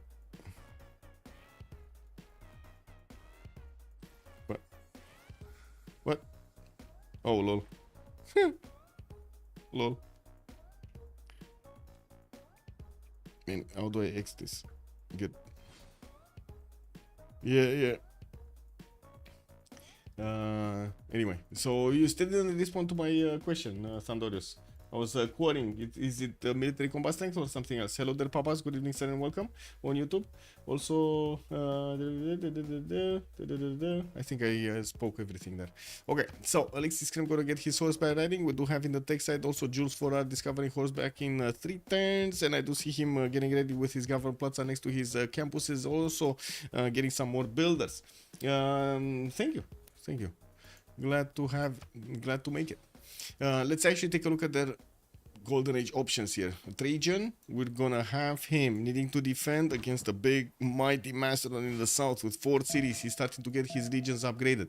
Kilayad is on drums of war. He does have 11 science with 16 culture. Moksha chosen first, and God of the Forge as a pantheon. He's definitely getting the builders to start chopping out some more units. He will need to get Walos Throne also in the city of Rome. That's gonna give him a faster production towards military units and also less maintenance. Very important, the less maintenance. It doesn't seem like he's gonna have the ability to actually go forward with the legions quickly, but I do have to say he does have the ability to keep chopping using the legion extra chop that he has. That's very, very important, and he should really use them, not send them to war before he actually chops. Hardrada Monumentality Golden Age with 35 points of faith here with 12 science and 24 culture, starting to get his campuses out. His Governor Plaza is gonna boost up one holy site and one of his campuses. And I do have to say, why did he? I gotta ask this: why did he build it from Oslo like this? Because Nidaros is gonna go out of his way to actually do it here on the 1-3. Anyway, it is what it is, right? In the meantime, he still will manage to get a very powerful campus here. That's gonna be a +6 in between the Governor Plaza and a holy site. Not to mention, we'll get it in the second city. Still no harbors. Not a single harbor is coming out from Norway. Doesn't seem like he's gonna actually manage to get that much gold at the beginning of the game. We do have Montezuma also, 11 science, 26 culture. Monty is gonna be here. He didn't manage to actually get a general, unfortunately, even though he did manage to get 2 campuses. Just couldn't get there. Even managed to get some bonuses from, right? He even did manage to actually... Oh no, never mind. Excuse me, he does have to... I don't know what this general is doing here. I have no idea, but he's like so far away on the western side. Didn't even see it in his city centers. I thought he totally missed it, but he didn't, man. It's still there, but on vacation. He sent it in on a vacation, you know. Still acquiring experience. We do have Alexis Kremp, also 13 science with 19 culture, right next to Monty. I do see Mongolia is getting his 4th city out, Karakorum, while he does have a military engineer building up the pathways between his capital city and Karakorum, allowing him to actually move units much faster through this hilly and also riverish terrain. Getting a campus from Karakorum, that's going to be a +2. Ulaanbaatar did build a +3 there with the bananas acquired, or +5 actually, with geothermal in the mountains and also the rainforest. We do have him benefiting from banana to actually get more food going, and I do see Keshkir did get placed on the western side. There is the Persian scout, kind of nasty looking at that Mongolian city. I do have to say, the scout doesn't see the settler sees the scout, so I'm not sure in which direction they're gonna go, but next turn we will need to see how this is gonna shape up. You do see TRT doesn't actually have vision over that settler right now, but Alexis Kremp has vision over the scout. It's 3 vision. Anyway, let's take a look at Alexander, 11 science and 18 culture, 4 city strong, and it looks like his almighty Sharkidiki might actually get attacked by Rome's Legion. That's gonna be a 2-shot on an encampment. That's kind of sad over here if he's allowed to actually get there. And of course, we do have Macedon getting his Setaris out. These are gonna be basically his replacement horses, which do so much damage. They also have a promotion, and they do get extra points from the general if it's gonna be next to them. I'm pretty sure first he needs to actually take care of the Norwegian units and then see what he can do against Norway. And there we go, encampment being taken out. This is so sad. He's gonna take out that encampment with the Basilica Pades in it. That's gonna be so much actually production lost on that single city of Sharkiriki. You know, we do have Norway here also trying to get the scout in. Man, he could have just pushed the general back, no? Anyway, now we're going to need to see how many of these Setaris can be built in how quick of a time. Looks like Kilad is lashing out, trying to get back on track after his loss at the beginning. With Atridi managing to also get 5 gold a turn with 45 points of production. Doesn't seem like he's that much in the gold per turn. But man, the production, 50% more than Rome. I mean, he kind of has an extra settle, and he kind of has a lot of population. So yeah, this kind of makes sense. Anyway, Simon Bolivar, 3 cities strong, getting 4th and 5th settler out. No horses yet, but I do see he did manage to get a commandant general for free from the switch of the era, while he's starting to actually get his archers towards Candy. I think they're hunting down this Mongolian scout rather than anything else. He does have an archer actually in range of attacking that scout. Maybe he's gonna do it at the last second of the turn. Trying to get one of these horses out from Maracaibo, while he does have archers positioned in front of Karakorum here offensively against Mongolia. At the moment, Mongolia is not flinching. We do have him getting a horse out in 3 turns, but he's not that worried. He's not going to get to reinforce the city of Karakorum properly. We're going to need to see how Jules Forat is going to want to get his next part of the sim going. He's on 18 science and 26 culture, and I gotta say, I don't really see him going on the offense anytime soon. Even if he does have these archers trying to poke Mongolia here, this doesn't look like an attack to destroy. This more looks like an attack to, you know, pillage or something. We do have a Hypastis upgraded in Macedonian territory. Rome is getting back his legion, and I'm pretty sure Shalkidiki is gonna want to repair that encampment with the Basilica Pades, wasting another 2 turns of production for that city center. That's insane. At least that's a free city, so I don't think it's actually making up even for the settler, extra production that he would have needed to spend. Not to mention the time to get that through and so on. Anyway, we do have the another encampment finishing in Methone. The one in Dion did get finished, and the Basilica Pades also didn't get built, unfortunately. So these Ataris are not actually going to give him the extra points. Government Plaza in Pella, and I do see Moksha is established there, while, yeah, Macedon is still defending his tiles over here with some units. We do have Rome getting a few more of these legions up from his capital city, while he's trying to build the Wall of Stroni 3 turns from the capital. Legions in the north. Not that many chops here, and not even on the way towards his front line. There aren't gonna be that many chops. Did he manage? He still does have the build charges. Oh my god, man! Free builder charge. I totally understand he did take out the encampment. That is actually quite a slowdown, right? It's damage. It's damage, and you wanna do damage. But on the other side, I mean, he does have like free chops here. Come on, man! You gotta get the free chops going. Sandarmani, hello there, sir. Where is Macedonian trader? Macedonian trader. Macedonian trader. Wait, there's no Macedonian trader. There is no Macedonian trader. No Macedonian trader. Not even an internal one. He didn't build one. He actually didn't build one. Did Mongolia lose a settler? I don't think so. No, it's still here. It's still here. And this time around, Mongolia does have a scout with it. The only one that lost a settler is Rome in this game, I believe. Also, although I like Aztec bonus, kind of sucks now. Like it's been over a year since we see Aztec jet bombers. Yes, it's been a long time since we've seen actually those +1 jet bombers. Ooh, a city state has been taken out. Which one? Which one? This? Kumasi. Kumasi has been taken out by Persia. No fear. TRT was like, what Kumasi bonus? I like the city center. What do you mean Kumasi bonus? Man, oh man, this reminds me of Jack the Ripper. It seems Ulyss in a bad position here. Wait, hello there, sir, and welcome. Also, Halosar Shunsu went to the mountains to work on his book. Yes. Looks like Shunsu is in between the mountains on some stone tiles over there. Man, this guy, this is where he's getting his stones. You know, he's coming back hard as a rock when he's gonna get back to his own people. Yeah, I'm pretty sure of it. With Pingala establishing in Dion, we do have Basilica Pades getting out in 4 turns from both Methon and Dion. And I do notice the Macedonian Hypastis are angry looking at those legions, but they're not as strong as the legions, especially on the defense.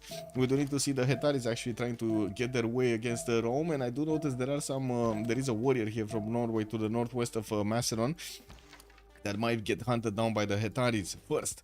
There is also Hannibal Barca deployed to the northwest, not in the middle, so it kind of looks like at the moment he doesn't actually want to pressure that much Rome, but rather actually do something else. Samarkand might be a target, and I do see the Hetaris are actually going for it. This city is starting to get some heavy chariots out, which is going to make it a little bit stronger, but still shouldn't be strong enough to actually withstand all of these Hetaris. And it will be some time until Adrid is going to turn on the furnaces of unit production. He does want to finish his Wall of Strong, he does want to finish his Basilica Pades, and then just turn on production, unit after unit, so he actually gets all of the benefits of making those units with the extra science coming in. Now, Wall of Strong is also going to allow him to get some nice advantages there. Whoa, did Norway just make this much easier to take Samarkand? Wow, he did. I think he did. Is it much easier or is it the same? Kuwait just realized, where's my cool hat? I mean, my cat vomited on it, bro. Like, you know, I'm a very sensitive man over here, and I cannot smell bad stuff. I like just the thought of smelling barf every time I stream, that's just not gonna be a good experience for me, you know what I mean? I mean, I did try to clean it up, but the mental thing is still there. It is what it is, you know? I got some PTSD from Athena barfing on my hat.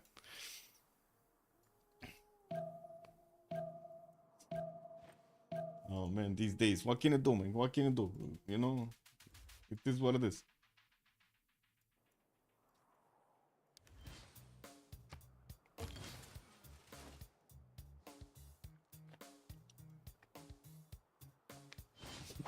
We need a new hat. Yeah, yeah. New hat.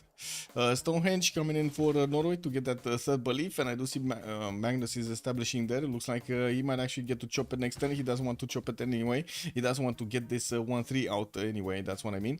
We do have Nidaros actually still needing to get to the 7th population, and he's probably going to need to start putting down harbors here because the goal per turn doesn't look that great right now on the side of Ulyss. With 2, 15, 12, and 9 over here on the side of Ulyss, it doesn't seem like they can actually upkeep an army if they need to. And we do have Grand Colombia starting to put a bit more pressure on Mongolia, while we do see the Mongolian horses have arrived over here in the city of Karakorum. Mongolia is also a military engineer. He did manage to actually get the connections in between his cities. Now, I do have to say Mongolia doesn't actually have a general, but he doesn't need one right now. He would need one at the moment he's going to get his K-Shakes, and I'm pretty sure he will get those points. We do have Mongolia here with 3 points a turn, and he's 3 turns out from getting another encampment training project with 3 of these encampments already finished. I do see he didn't actually build his stables or barracks in either of these. Non-freshwater settler from Kokekota on the right side, that's a bit suspicious. He didn't want to settle it in the seas because Persia was there with 2 of his boats, and he might have actually taken down Kokekota in the long term. We do have another encampment coming up from Alexis Kremp in that city center, and it kind of looks like he's getting up for a full out war against his opponent Grand Colombia to the northeast. Getting Pingala in Keshker in 4 turns with more horses being placed in the bill queues, has another city moving towards the stone tile, and I do see Grand Colombia is just inching forward with his units. I still don't believe this is gonna go through for Grand Colombia, but I've seen things happen, you know, like weird things happening all over the place here, especially that Rome losing a settler. I still don't know where that settler went, to be honest. I have no idea how that settler actually got lost here. Better with barf on the hand than on the pillow, old jungle saying. Yeah, I guess so. I'm not, I'm not saying no to that. Wait, did Macedon just give up? Okay, he gave up on Samarkand. Never mind, he actually made it tougher. It looks like the 2 Hetaris went back to Shalkidiki, but I think it's more about Rome's presence here than actually anything that Samarkand did. We definitely will have quite a bit of pressure from Norway's levied units that are going to get to flex against Macedonian cities of Methon and Shalkidiki from the western side. But it is time that all of the buildings of production here are going to finish, the Basiliki Pades and the Wall of Throne. So I think we should see 2 turning Hetaris. It's kind of 2 turning Hetaris, right? What is it? It's 9 production city. Dion is gonna be 9, and I think with the Basiliki page you get another like what, 2? I think it's 2, but let me see. Let me double check this. Yeah, it's 2 production, 2 extra production. And how much is a Hetari? Hetari. It's 110. Military. Wait, what is it? This? I think it's 100% discount. No, it's 50% discount. Okay. Ooh, he's gonna need a few more than that.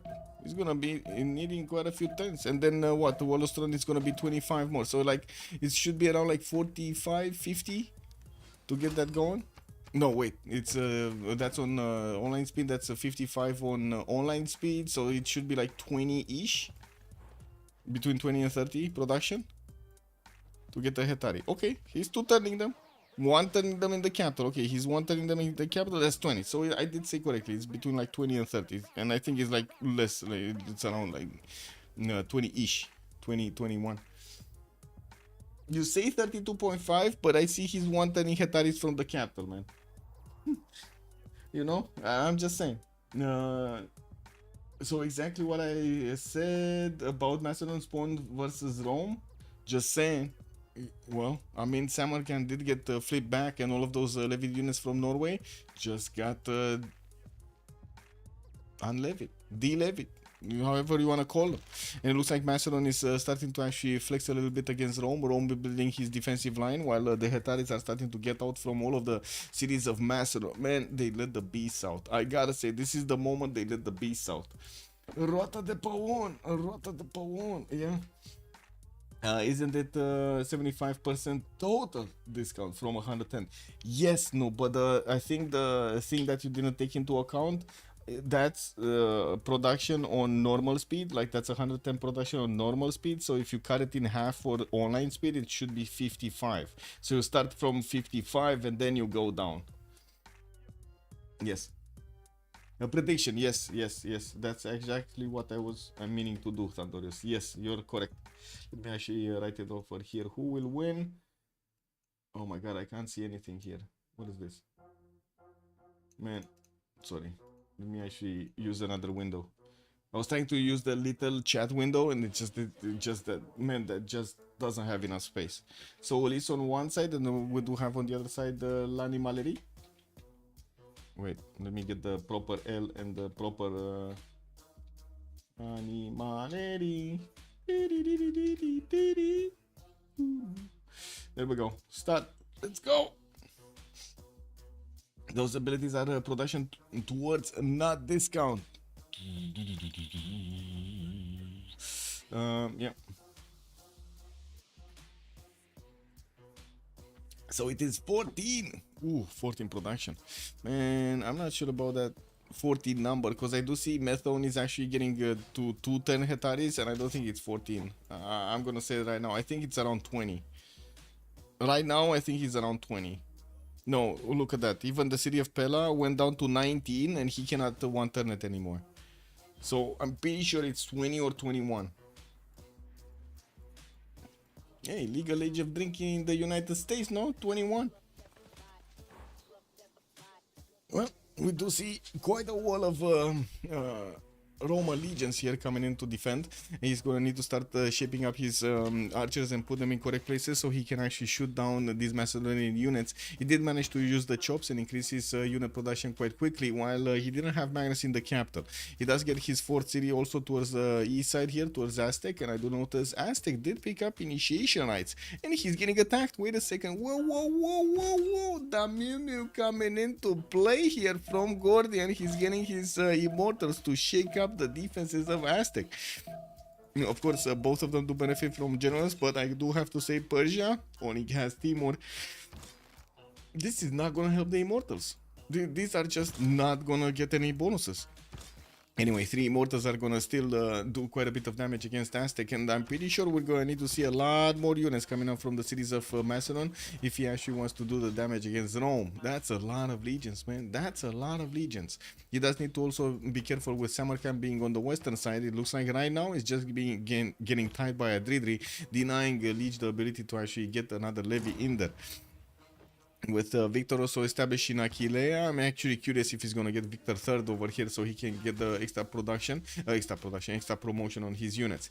Aztec did get insanely big so quickly, by the way. This story is already on 2, 4, 6, 7 cities, getting his hanging gardens from Teaio, and I do see quite a few builders coming around from the western side, east, the south side also. He did manage to take over Geneva with those Eagle Warriors we were talking about.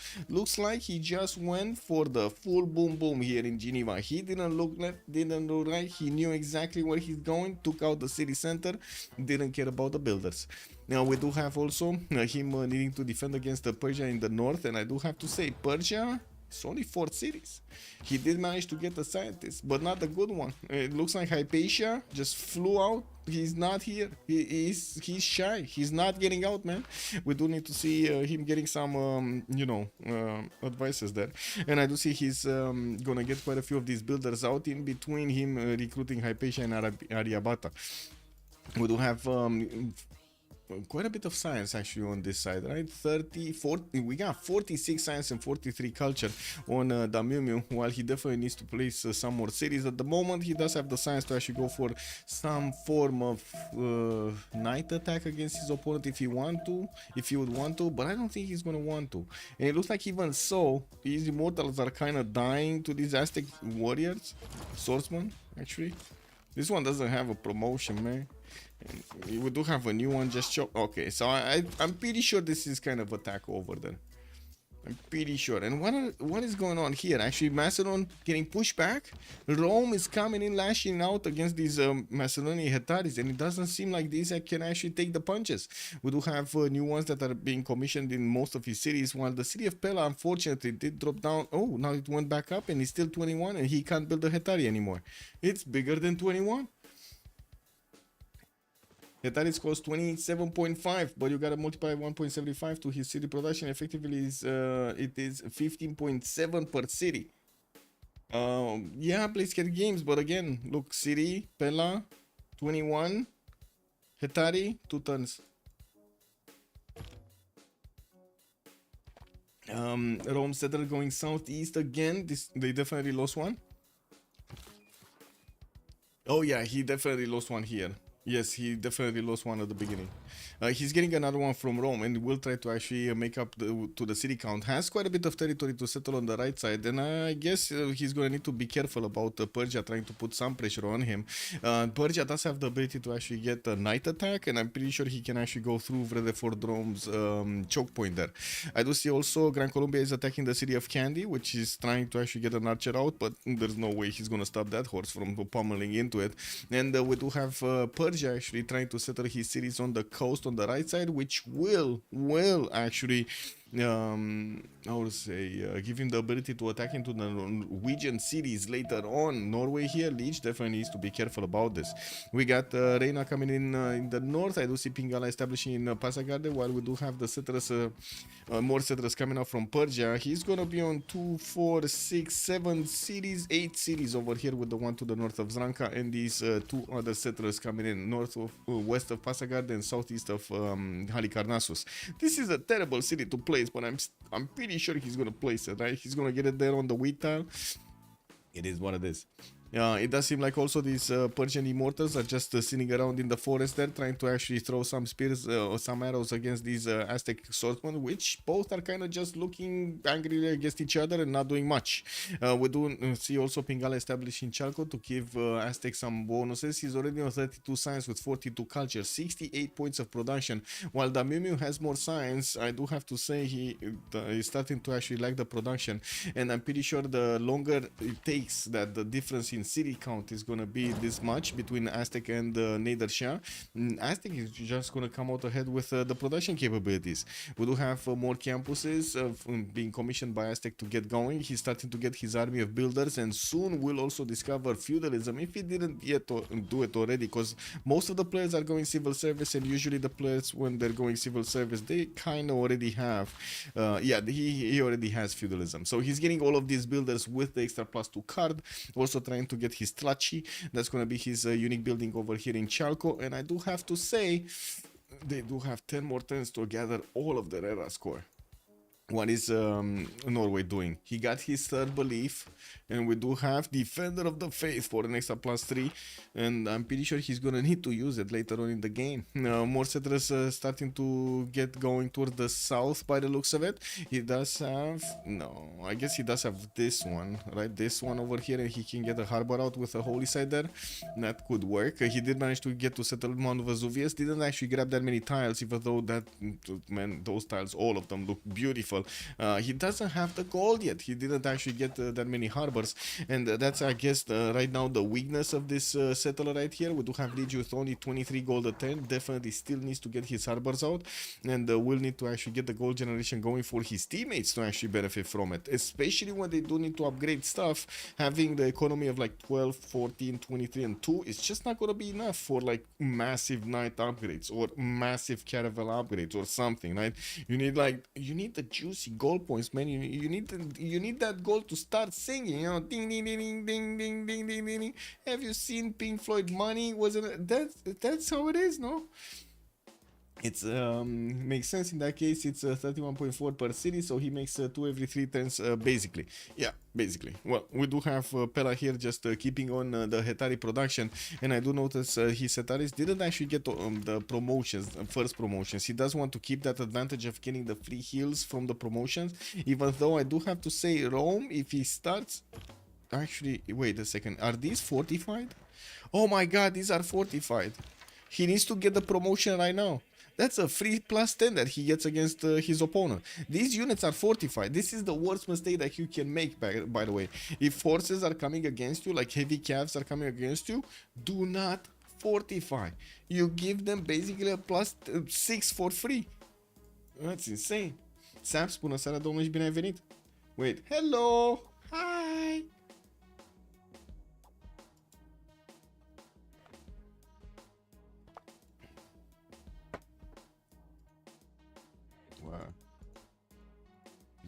Wow. Shift T, hello there, sir.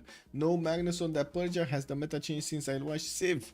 Well, to be honest, the meta is ever changing, especially with the new bonuses from BBG and also the player preferences. They did figure out some of the bonuses are working better than others, and it looks like Magnus, not really the favorite as the first one to pick. We did have Moksha actually in the majority of the situations being picked, which is kind of surprising because we're in the French community and like we're watching a game from the French community, and they do really like Liang. Liang first opener is just like so preferred over here in the community. But anyway, we do have crossbow technology here from Macedon. Looks like he did manage to get a lot of science coming out from his Setaris, because he's getting there much faster than Rome. Still 5 turns for Kila to get to his crossbowman technology, while I'm pretty sure we're gonna have here Macedon managing to do the damage there.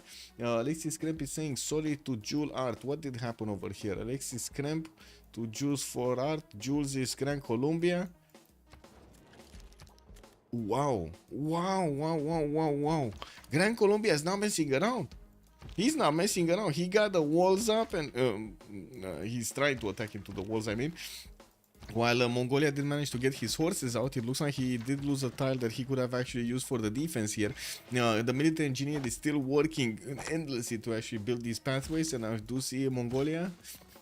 He's getting his campuses pillaged, especially the biggest ones over there. That +5, not there anymore. We do have him with Magnus establishing Kokekota. Persia is still sniffing around the city's borders of Kokekota from the water. While I do see Reina is establishing Ulaanbaatar there, doesn't seem like he's actually gonna get that going towards anybody. We do have Persia. Ooh, the other one, Tamil, getting his heavy chariots out. And I do have to say, on this side, they have the money. We do have, okay, -2 gold on Adredi. We can understand him. Lots of units, lots of pressure. Jules for Art, 31 gold. TRT, 52 gold. And then we do have Damimium, 15. Looks like they will manage to get their coffers filled up with enough gold so they can actually push into the Aztec defenses. Aztec still has a general, and of course the Knights will receive the bonus of a general because Timur is going to give the bonus to the medieval Renaissance units. We do have TRT here getting mathematics. Still no upgrade button on this heavy. He does have the upgrade button. He could actually get to upgrade Knights. Is he gonna start upgrading Knights? Aztec, where is Aztec? Aztec is getting mathematics. He's not even close. 40 science, 54 culture. Swordsman, I'm not sure if he's that close to actually. I mean, I guess he is, right? Mathematics is right before military tactics or whatever this is called. Yeah, it's mathematics and then military tactics. So he's going towards his men at arms. That's not that quick. That is not quick. If he's not switching military tactics right now, 3 turns to get mathematics and then another 3 or 4 turns to get military tactics. It seems like a lot, don't you think? That's a long time that Persia is going to have an advantage. And I do have to say, Rome here is starting to send a few of his horses towards Persia. These are fast units and they're going to get to the Persian defenses quite quickly. While we do have some crossbows also coming around here from Persia to get the defenses up and maybe put some more pressure on Aztec. Looks like new legions from Rome. Macedon again, how to say, making his line of Hetaris here, zigzagging it. This is not the way you do it, but you know, it is what it is. It's not like he can actually perfectly do it on the diagonal here. It's kind of, you know, the map, the hexes is not gonna allow that properly. Are not gonna allow. Actually, you can do it like this, right? But it's a bigger X. Anyway. Gran Colombia getting through. Not getting through. 7 turns for the next one. We do have the other Persia, Cyrus, also starting to get his commercials out and harbors. He's gonna start actually getting quite a few. Oh my god! Oh my god! I have never seen Varangian with 0 admiral points at 1047. Have you ever seen Van Engine? I gotta ask this. I gotta ask chat right here, because right now I don't know what to say. I don't know what to say. I need the opinion of chat. Have you seen Norway with 0 admiral points? 1050. Yay or nay? This is a very simple question. And I'm gonna put new meta also, because you know, like that always needs to be there. New meta. It's always new meta. Okay, what do we have here? Gran Colombia getting crossbows out, also pushing quite hard Mongolia, but it's fine. Mongolia is gonna get his stirrups in 2 turns, divide right in 5. Doesn't seem like that city is gonna go down, even with the only archer inside of it, so he doesn't get that much health back, health into that city garrison defense. Now we do have Persia starting to upgrade his units, and he does have the opportunity to actually smash through the Aztec defenses if he's gonna be quick about it. But I gotta say, same timing, Rome's units are coming from Vrede for Dome, and he doesn't know yet about these, but he does have so many of these crossbows that he should be able to two-shot the horses out of the water with no problems, or out of the forest, out of the land. He's gonna be like the Terminator over there. Pew, pew, pew, pew, pew, pew, pew, pew, pew. They're not gonna have a chance, man. And anyway, we do also need to see if Rome is gonna manage to recover here, since Macedon Adrili has only known one thing: get units out. That's it. And we do have his Setaris coming around from his city centers, and I do see the Roman units are starting to clump up over here with his archers quite close to the border, so he can actually get the upgrade button clicked on the machinery tab, so he can actually get these archers into crossbows. We do have Norway getting a few missionaries, and since we're getting closer to the new era, we're going to need to start watching that era score ticking up or ticking down. I guess it's ticking up always, right? Is there a tick down? Civ6? For what? What's the Civ6? Wait. Did you see a Civ6 somewhere? Guys, I'm always watching for that Civ6. Oh, I see people are voting for new meta. Yes, we love it. This is the first time I've actually seen Norway with 0 harbors. Well, wait a second. He did manage to get 11048 over here in the city of Nidaros. Got that lighthouse chopped, and by the looks of it, he's starting to make an entire 2 points a turn. While on the other side, we do have already Persia with 9.2 great admiral points. He's getting Artemisia, and I'm pretty sure he's gonna get the other ones also. Gran Colombia did manage to pick up Hypatia. And where are the admirals? Admiral Hano, the navigator, picked up by Persia. Also, I do see Themistocles picked up by Persia. Did he get the first one? I think... no. So, there are 2 more. So, this is the naval range. This is the naval unit. This is the promotion. Hey, where's the fleet? He needs the fleet. Is the next one? Yeah, the next one is gonna be the guy who's Ulyss. Hey, we gotta pause. Wait. We gotta pause. What's going on? Looks like we gotta pause, guys. I'm not sure what's going on, but we gotta pause. Okay. Guess we gotta pause.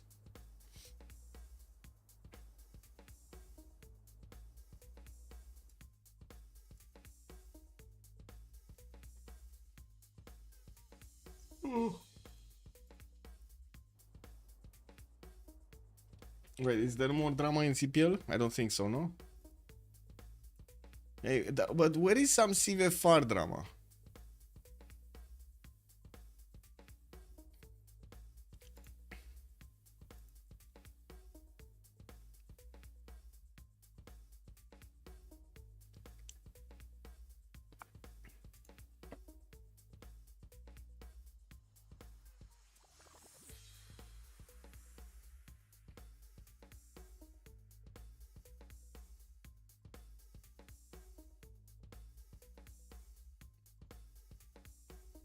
Ulyss got this. It's so obvious.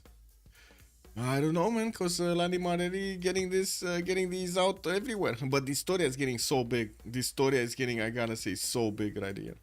So big.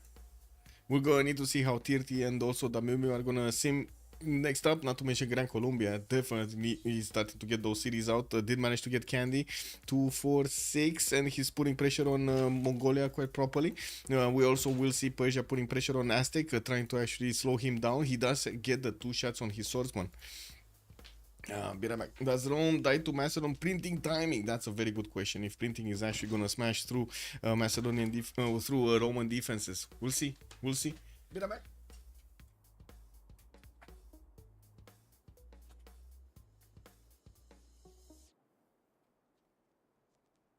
I have a wonderful electronic invention I want you to see. Show you.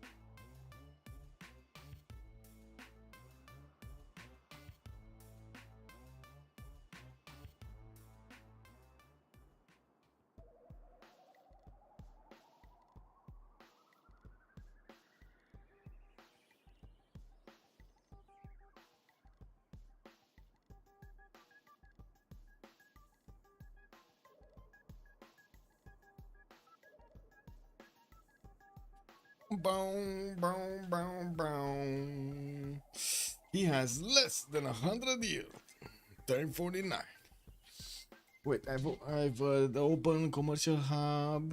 If he opened commercial hub and Rome hasn't lost a settler, it'd be so easy. Yes, it would have been so much easier on Rome if he didn't lose that settler. Yes, I totally agree. Yeah, but it looks like, well, he's still alive right now. And we do have him putting up quite a bit of a fight against his opponent. Still has some of the tiles as chops over here. And it does seem like he's also going to put pressure on Persia at the correct moment in time to actually relieve some pressure from Aztec. Allowing Aztec to actually keep on going is going to allow them to get so much of a benefit later on in the game. I'm pretty sure the Historia with 77 science and 66 culture is going to have a pretty good mid to late game. Talking about Kublai not getting I mean, he did get a general, but then he converted into a military engineer. He's getting some value out of the military engineer, and I do have to say he did try to get the second general, wanted to actually deny Macedon, but he just couldn't in time. And I do have to point out his timing is usually at the Keshik moment, so stirrups, so that's going to be medieval units. So if he actually guess what? He did already get El Cid. That's going to be fine, no? That's going to be totally fine. Yeah, he opened up 3 encampments. And now he's getting his orders. I mean, to be honest, this is kind of like, you know, I would say basic procedure over here in Mongolia.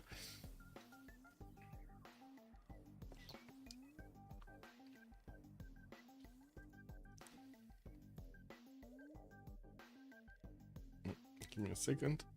We're still waiting for Ulyss to put the plus for the being ready.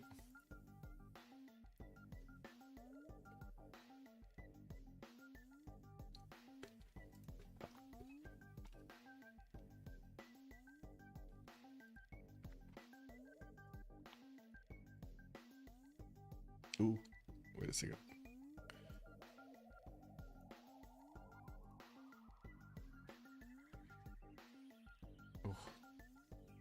Oof, that was close. Anyway. Okay, there we go. Unpause. We got the unpause going. Good evening, Zadap. Hello, and welcome back. Yeah, what do we have here? We do have Persia getting his commercials next, and I do see Diplo Quarters there. He's starting to get a few more night hard builds, and I do have to point out we're coming very close to the next era. He's upgrading most of his units here, 5 turns away from the next era, while I do see Trajan is dibbling in his Dark Age. We do have him on 37 out of 40 points. Probably will not get it. I don't think he's gonna get it. Yeah, the Hetaris are Macedon are starting to get very numerous here, and I'm pretty sure the archers are going to be prioritized over these legions. He can do the triple shots, but I don't see him actually smashing down the legions low enough. And I'm pretty sure these legions are Gilead is going to be itching to actually promote these as soon as they get the promotions. Now we do have also some of the legions actually getting the 45 bonus, and unfortunately that's kind of a no-no. That is kind of a no-no. But anyway, there we go. One of these legions just fell down, and we do have these Macedonian crossbows managing to do the hard attacks first against Gilead, while Gilead is going to get his machinery out next turn. Looking at Liege, he did manage to definitely get his golden age here, 72 points out of 57, starting to put down a few more harbors, trying to get them with as much adjacency as possible, using of course the holy site extra adjacency that Norway does benefit from, while we still have some cities that really need their 7th population. He's starting slowly to actually get the admiral points, and this is going to be a long climb back to actually get over the Persian already 4 admirals that he got, not to mention the amount of points, 10.3 points coming out from Cyrus Persia. Distoria did secure his golden age, and now I do see he did manage to also get his man-at-arms. So yes, we did actually get a confirmation here. He did not only manage to get what was it, mathematics, but man, he got very quickly to military tactics, so very nice from him. He did manage to upgrade his men-at-arms right at the time as the Persian knights were starting to get to his city centers. And of course I do have to say he did also manage to get earlier. Shunsu was a great general. This also gives bonus points to these men-at-arms, and we're going to need to see if they're actually going to get pushed back. I do also notice these knights don't really have the punch they need to actually two-shot one of these men-at-arms, so it's not going to be that easy to actually get through the defenses. It looks like this will be attack over quite soon. We're going to need to see if these crossbows are actually going to do the damage here. I kind of doubt it. They only have vision from one side, and as I said, these men-at-arms can actually take quite a few hits. Anyway, let's take a look at Alexis Kremp. He needs 10 more points. I'm pretty sure he's going to try to get a Keshek. He did get a stirrups timing, so I do see knights already coming out. Keshek's in 2 turns, while he's going to get to siege the city of Korabal soon. That's going to give him, well, more points over there for production, science, and culture. And we do have Aztec just replenishing the units with new ones on the front line there, so he doesn't actually leave one of his borders unchecked, and it's going to be fine for him for the foreseeable future. Next up, Andridi did manage to secure his golden age, pushing harder into Rome. Looks like he's managing to get next to Arretium, and he is starting to get so much more damage against these legions right now, with so many Hetaris just running around everywhere. Looks like also his crossbows are moving forward. Getting these legions out of position is allowing him to actually do more damage against them, since they do not have have that extra support bonus that they would have had. Not to mention, well, moving out, no fortify anymore, even though the Hetaris do not have the level 1 promotion for charge. I believe charge is called the promotion. They will do a lot of damage against the legions. Now, with also Jules Forart, 4 points out. Let's actually see if he does manage to get this going. He did try to push into Mongolia, while Mongolia pushed him back. Now, crossbows are fighting knights, and of course, we're going to need to see when the Kesheks come out from his side, if they're going to turn the tide of war against Gran Colombia. With Gran Colombia starting to actually chop some catapults out, he really wants to take Karakorum. He does have a banana tile that he can lob some shots against Karakorum, and I'm pretty sure he's going to try to position his catapults over there. TRT is 58 points out of 56. We do have him on Cyrus on the coast on the right side, starting to get quite a few libraries out, and I do see him on 64 science and 69 culture. 120 points of production. He's still lagging behind Harald Hardrada's production, especially because Harald does have the extra faith pattern that he could convert into builders and settlers. While we do have quite an array of campuses coming in, we're going to need to see if Persia here is going to start getting a fleet out. At the moment, I don't actually see him benefiting from that much of a fleet, especially on the right side, and he did get Pasagard's harbor inside of the lake, not outside, so he cannot actually get units out from that unfortunate city center. It is what it is. I don't think any movement is happening here. I think this is where the action is. We're gonna see quite a few of these Hetaris smashing through the Roman legions. And I think that he's gonna try to trade, but to be honest, I think that is a pretty good trade for Macedon, right? That looks like a very good trade for Macedon. Even if he loses a lot of Hetaris, he's just rebuilding them quickly. And I do have to say, these Hetaris are right in range to actually start attacking into the archers on the right side. Getting into the archer line, into the back line, is going to allow him to also encircle these Roman legions, not allowing them to actually get the wall up of units. That's going to be terrible for the Roman legions defense. Damiu here with 51 science and 52 culture, 5 city strong. He's getting his knights out and also preparing to defend against Rome. He was pushing into Aztec, and I do have to say he did get pushed back from that iron tile. One of his knights did die over here, while we do have the crossbows climbing up on these rainforest tiles, so they can actually get the shots on the Aztec men-at-arms. It does seem like at the moment Persia is kind of at a loss at actually pushing into Aztec defenses properly. And we do have Aztec on his side starting to get his commercials out, finish hanging gardens, got more markets in those commercials, and got a lot of food in the city of Geneva. Man, oh man, look at all of that food coming in that city center. While Xochicalco did get placed next to Pamukkale, he's splitting it up like a brother over here with Mongolia city, Keshker. Getting quite a few more Kesheks out from Keshker. Mongolia is going to want to deliver them to Karakorum as quickly as possible, and that's one of the advantages of the Kesheks. They move so quickly, so swiftly. They're, 5 movement speed. There's a saying in Romanian, but I'm not sure how to say it in English. Like, ca vântul și ca gândul, you know? Like, it's basically like the wind or like the thought. It doesn't have the same ring in English, though. I don't know how to say it. How do you say it? How do you say it? He's so fast. Yeah, I mean, that would definitely make sense, but I cannot say that on stream, no, Saps. It's fast as beep. Fast as beep beep. Man, I'm using beeps in my song already. Don't make me use beeps all over the place. I'm gonna start beeping like, you know, like a robot over here. What's going on Michael's stream? Well, he's kind of beeping everybody. What is going on? Anyway, we do have Macedon here starting to actually get the attacks going, breaking the line of defense of Rome. Since Arretium has been settled, I do see Norway is also sending some berserkers to actually pick up the slack over here of these legions, and they're gonna show them how to do it. Now, we do have Macedon also starting to wrap around the units on the left hand side of this. Oh my god, 5 units. That's gonna be bullied, man. That legion right there didn't stand a chance, man. Didn't stand a chance. 3 units, 4, 5 units were attacking into it. Whew. Anyway, we do have Macedon also trying to see what's going on in the other cities here of Rome, what kind of units they're getting, and what kind of defenses they have there. While in the main cities, he's just building Hetaris from every one of them. I do see a crossbows coming out from Shalkiriki though, so you know that's one different. That's one different one. Erascore Okay, Damiumio got it, Tirti got it, Jules Foral got it, Dridri got it. So we got 4 golden ages on one side, while it looks like Rome is gonna go dark here. He's 39 out of 40 points, and we have only 110 for them to actually make a choice here.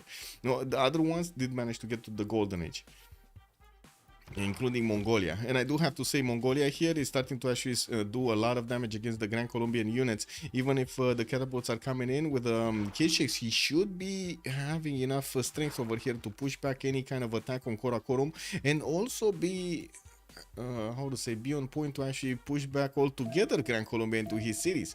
If Gran Colombia doesn't get more stats out, he's only on 53 and 44, this is gonna get terrible. Like, I don't think he's gonna get to his Llaneros, his Llaneros, his unique units. I don't think he's gonna get to that heavy cap to military academies. That seems like a long way to go. And it looks like Persia did manage to actually get to attack into one of the man-at-arms and took it down. While he did lose a unit of his own, we do have the crossbows actually starting to get behind these rivers so they can, well, defend themselves much better. While I do notice in the north, the Rome's attack did get a bit of attention from Persia, but not a lot, and it doesn't seem like at the moment he's actually doing damage to Persia. Hetaris from Macedon are definitely starting to sink into the Roman defenses here, almost getting to the archer line, while we do have new legions coming in from the north and the east side. It looks like Macedon is trying to snipe one of the traders. He's not getting there. Where is his trader? Is there a trader actually from Rome? There's no trader for Rome. Yeah, there's no trader here anywhere. Must be here somewhere. I don't see it. Do you guys see a trader from Rome? I only see Norway sending him a trader, actually 2 traders. I don't see him sending a trader out to anybody. Also, like a bat out of hell, at breakneck speed, like grease lightning. Oh my god, like grease lightning. I like that one. I like that one. It's pillaged, I guess. Maxnack, good evening, sir. Yeah, it kind of looks like it's pillaged. I don't know. I guess he either never built one or it got pillaged. One of the two. Maybe he already pillaged the Rome trader. Yeah, maybe. I was thinking that would have been a very important target for Rome to defend, so I guess, I don't know, I find it, it's just me personally, you know, thinking the best out of people over here, and thinking that, man, I don't think he got his trader also pillaged, you know, like, it's bad enough he got one of his settlers stolen, getting his trader pillaged also, that's just insult to injury, man, throwing salt on the wound over there. Anyway, looks like Abu did get recruited by Aztec, and we're starting to actually recruit enough of these scientists that we're gonna get very close to actually getting Newton and the Kadlun here. I do see Zankian is also on the merchant screen, and we do have Aztec with 4 points, Gran Colombia with 2, Persia is only gonna have 1, but I'm pretty sure they're gonna need to get some advantages there. Let me actually finish this. Wait, I'm first slot or second slot? I'm first slot. Okay, I go away. Science. Recon. Me.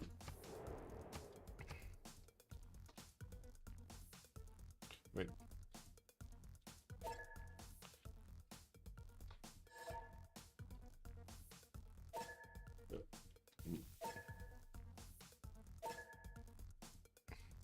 Okay, science recon me. Okay, there we go. I don't think there are any more science city states, no? Yeah, they took it out. The only one was Geneva, and they took it out. Okay, we're fine on this one. We're fine. What's happening in the production? Ooh, wait a second. Production is looking terrible, actually. Ulyss does manage to get 3 players over 100 points of production, 115 plus, actually. While on the other side, we only have Tirti with 138, and that's about it. Gran Colombia is 91, still shy of that 100 number. And the Mumi is going to be 87, again, still shy of the triple digit. We do have Adridri with 63 points of production versus Rome's 47, and they still fight over here for, well, dear life, I would say. Yeah, they're fighting for dear life. Yeah, we do have Macedon managing to get that only General Hannibal Barca. Why, I gotta say, he's making a lot of points. 12 great general points. The next one is extremely expensive. 305 points he needs to actually pay to get to one of those generals. And we did have also, wait a second. Where is... Oh, it's this one, right? Gaius Julius managed to get recruited by Persia, and I do see Himerius is going to be the next one, while Persia is making 10 points. Norway is still on 3 points. He's definitely going to need some admiral projects, and I do see him actually getting the harbor shipping projects out from Nidaros, while Stavager does have his 10 population coming out next turn. He might actually put out a harbor here in the third ring. I think he will put out another harbor from Stavager. Hopefully. Is he holding hope over here that we're actually gonna get a naval fight? I think we're gonna get a naval fight, boys. Okay, Macedon moving forward his crossbow line so he can start doing the initial damage against the legions, starting to attack into the middle here, and it looks like the Hetaris will not actually get a target this time around. This one did promote or something because he lost all of the movement, and this one just doesn't have enough strength to attack into. While he's starting to actually stretch the line on the right side, it looks like the Roman legions are losing the point over here, losing the numbers. That would be a problem, especially with the crossbow's extra ranged attack. These legions are taking quite a bit of a beating from those units. We did have Rome staying in Dark Age, and the question is he actually going to manage to get the Twilight Valor in? He will. So these legions are going to have an extra +5 on them. This is going to be much harder to actually get to push into in the next part of the game, in the next era. Harald Hardrada did go for free Inquiry Golden Age, and we do have him starting to buy out quite a few heavy chariots from his cities, while I do have to say, in the resolution of the World Congress, we did have melee units losing 3 combat strength. Oh my god, that's the legions right there, man. That's the legions right there. Not only the legions, but also the Aztecian men-at-arms are gonna lose that -3, the 3 points of combat strength. Yeah, they just lost it. It's still not gonna be enough for the attack of Persia to actually get through, though. I don't see it being enough. Oh well. We'll see if Macedon is actually going to get his way against Rome here slowly but surely. While I did notice Norway is actually starting to buy out some heavy chariots with his faith generation. He does have 170 points, 168 points to be exact here on Harald Hardrada.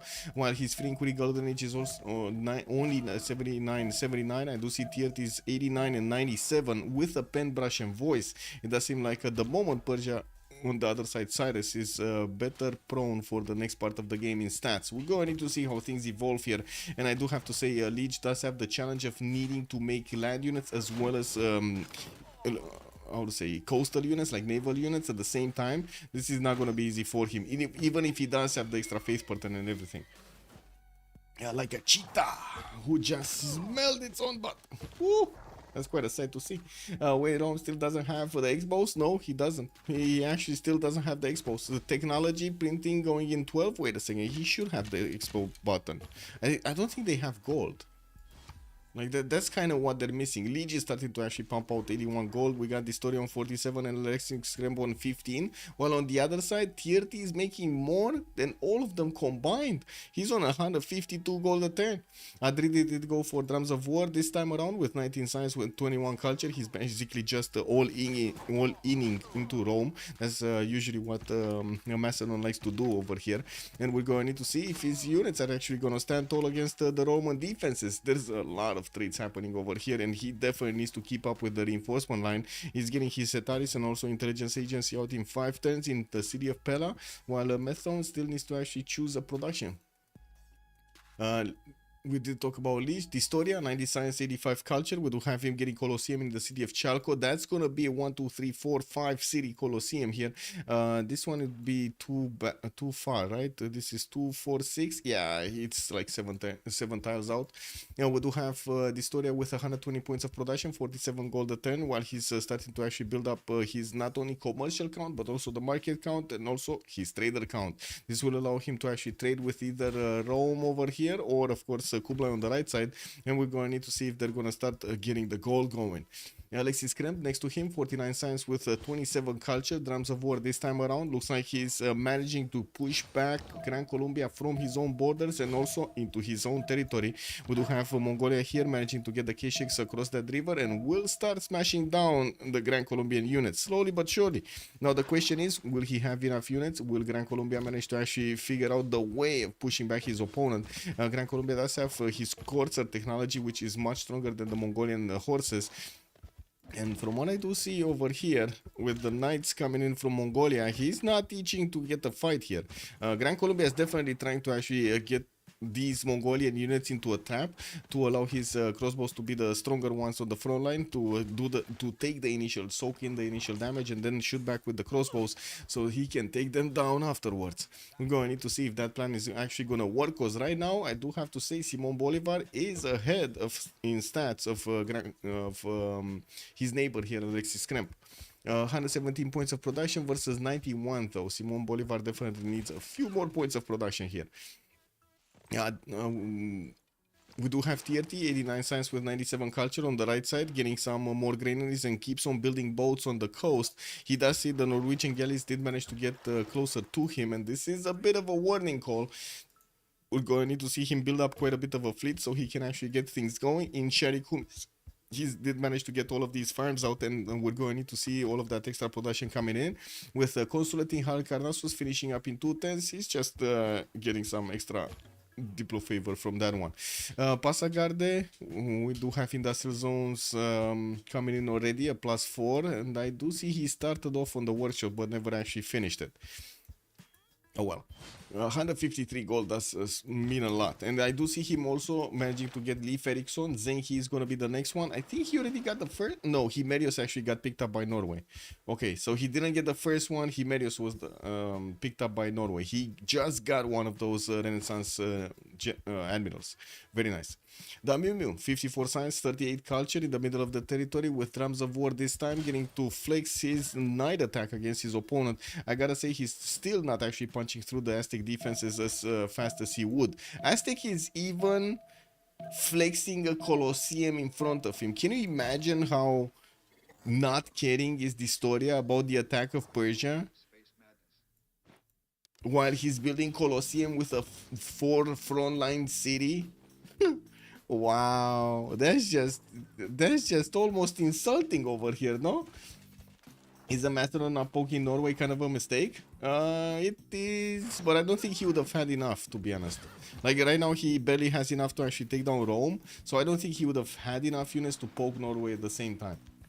And yes, I mean, ideally you'd want to poke everybody, but at this point in time, I think he's just focusing on taking down one of his opponents.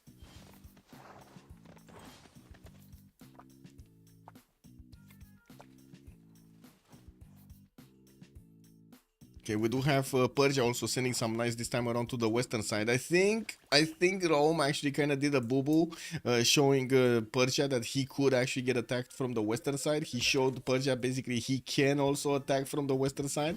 And now we do see the knights starting to get through the one-tile chokes I was talking about earlier.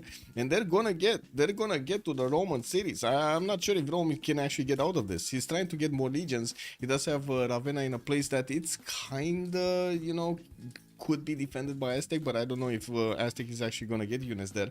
And of course, we're going to need to see if that's actually going to turn into a safety settle or not. He does need to get a settler out very far, either in the south or in the northwest over here to the east side of Norway. And there's no way he can actually get a city north of Norway. I guess this one, but nobody's going to get there. And that city can still be attacked, right? So there's no safety settle here at the moment for him. No safety settle west of Macedon, no safety settle east of or north of him.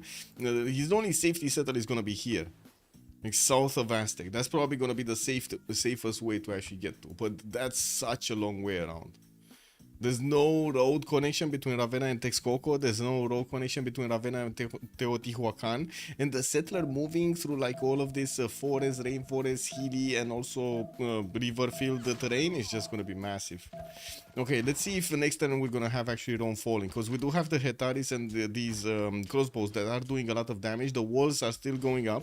They're not going to fit. Oh, the chop goes through. And it looks like the Roman Legion managed to come in clutch. We do have the walls getting cut down from a banana. I mean, that kind of makes sense, you know. You got a big wall made out of bananas right here in the city of Rome. That kind of makes total sense, no? All of the bananas jump together.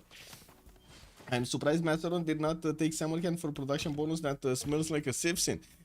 He did try, but then Samarkand got walls and he needed to actually focus his efforts on Rome. I do have to agree, the production bonus would have been amazing.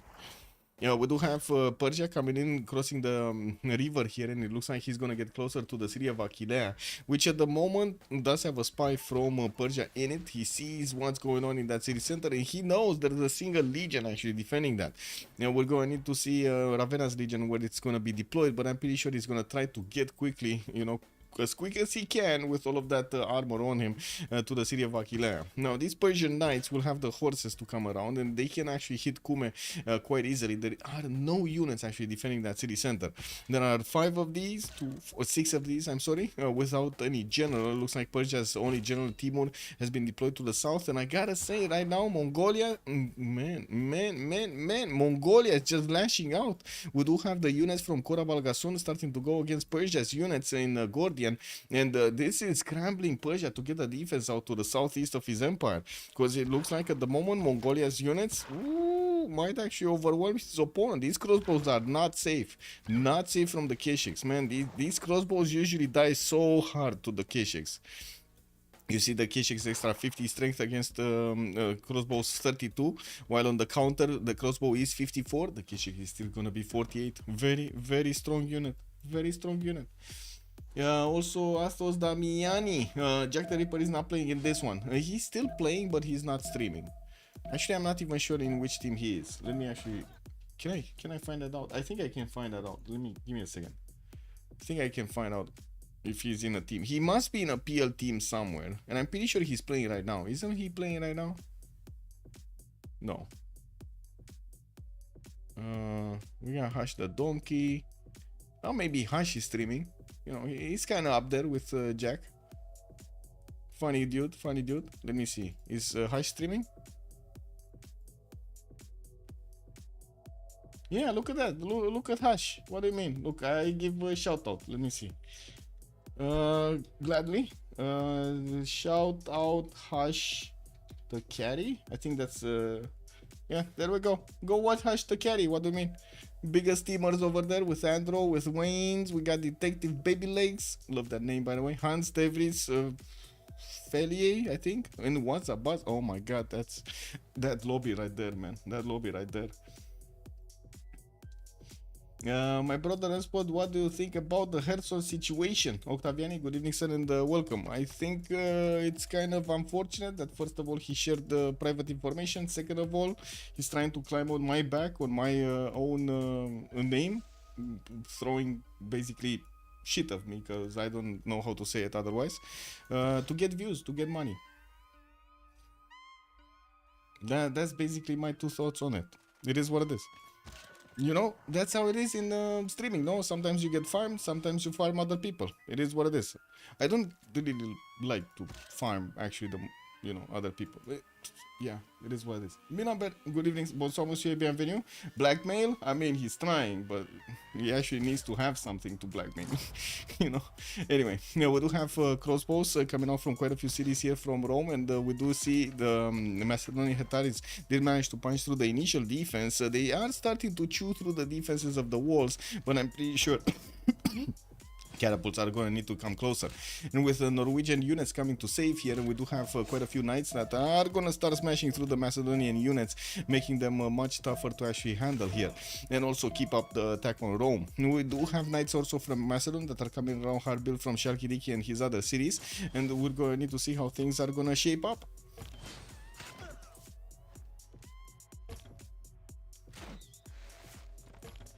Ooh! Pillage, Atari, pillage. Oh my god, not enough movement points.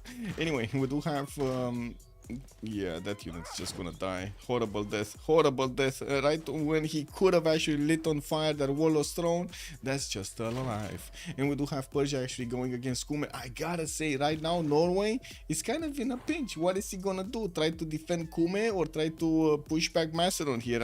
You know, he needs to make up his mind. And it looks like he's actually deploying units to push back Macedon, giving up on Kume. Persia is gonna start pillaging the Mercury tiles, and I'm pretty sure he's gonna also take down that city if the city is not gonna get walls in the meantime, while these knights are just gonna be 1 or 2 turns away from actually hitting the city of Kume. We do have Gran Colombia managing to push back the Mongolian troops with his own coursers. It looks like because Mongolia did want to flex his strength against Persia, against La Miu Miu, Gran Colombia did manage to actually get again the upper hand against Mongolia with his units. We do have trebuchets that are being deployed towards the city of Karakorum. They will get enough strength to go through the walls quite quickly. They just need to get into position to start attacking the city center, and the banana is the perfect situation. What did Herson do to you? I meant the broccoli situation. Well, first of all, he did, how to say, he put me in a bad light in that movie, taking away conversations out of context without the full extent of everything, and basically saying that I'm the one that actually not wanting to ban cheaters, which is totally not true. I don't like cheating myself, and I'm pretty sure nobody in CPL likes cheating, so I don't know what that came from. I do not like to ban innocent people. That's different. That's way different. I definitely do not like to ban innocent people, because if I would be in their case, I would definitely want how to say, somebody to be looking out for players that did not actually do anything wrong. It's that simple. Also, so confused about why Rome not upgrading archers. Very odd. Well, I think it's still a goal problem here. And Kilayad, I'm pretty sure with his culture, did have a very hard time to actually get to his mercenaries. His medieval fares in 4. I think he just got it actually, or got it a few turns ago. No. Oh yeah, he does. He does have professional army. And we did talk about the gold situation. Now it's getting a lot better. It looks like Liege is going to be on 160. We got Distoria on 110. While on the other side, TRT is going to be 160. Jules still on 60. And then Namimu is going down under. He's on 14 gold at 10. And of course, we got the negative gold over here from Macedon also. It does seem like Rome City is still alive, while we do have the city of Kume about to be saved. I'm not sure if it's going to be saved, because we got new knights coming in. And I'm pretty sure the city center itself is going to be smashed by this southern knight of it. So we do need to see if Norway is actually going to manage to get the attack going next turn, to be able to actually counter the city of Kume just being raised totally by his opponent here. And we do have also the new knights of Macedon starting to come in. He's going to need to repair his Hetaris if he actually wants to upgrade them into knights so they can get the full strength going, because these banged up Hetaris are not really gonna actually withstand the counterattack from Norway. And I do have to say, Rome, because he did manage to get the 3 crossbows in the capital city, now he's gonna be fine. He's gonna be fine for quite some time.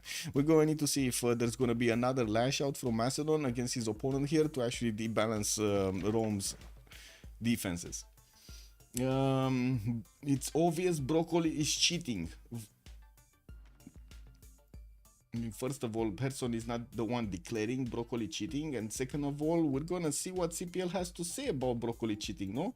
If the admin team is gonna say, hey, broccoli is cheating, then yeah, broccoli is cheating. If the admin team is gonna say, hey, broccoli is not cheating, we have found this and this and this and that and blah, blah, blah, then broccoli is not cheating. It's that easy. Herson just unfortunately made sure that we cannot get any extra evidence on the case, because of course broccoli is not gonna do anything anymore. Like, even if he was innocent in the games that we have found, there's no way for us to know in the future. Like, there's no way. And right now the community is all gonna take a look at his saves, I'm pretty sure, because that's how it is in our games. And yeah, it is what it is.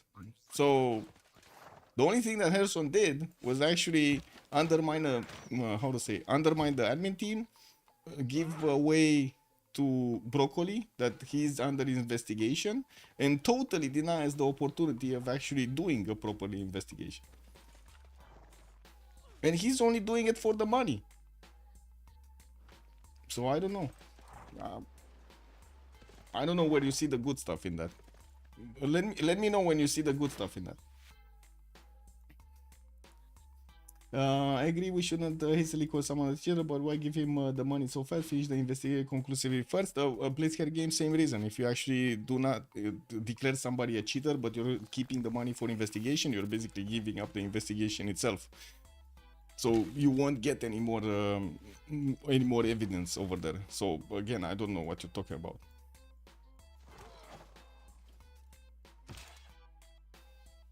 And can you imagine just being under investigation, being being a requirement for not letting somebody into a tournament? Can you imagine a little bit how that would go? We're looking into a lot of players. What do you mean? It's like, no. Wow, everybody. Can you imagine what's going to happen when everybody's reporting somebody else for cheating, and if there is an investigation open, we cannot actually do that? That's not going to be good, man. It's the same thing. What do you mean, Blazecat? It's the same thing. You still give away. Also, Shifty Fly, how sure do you want to be that someone is cheating to ban them? I mean, I don't think you can call that proportionally. 80% or 99% or 99.99%. It's gonna be a common call between the moderators to get on the same track. Also, Aromos live. Good evening, sir. Talking about moderation on competitive stream. Yes, Aromos, we get this. Yeah, I mean, it is what it is. And also, yes, withholding prize money without proof of cheating is kind of stupid. Yes, it is. Okay, it looks like Persia did manage to take out that one city of Rome from the north, even though there were the Norwegian knights around it.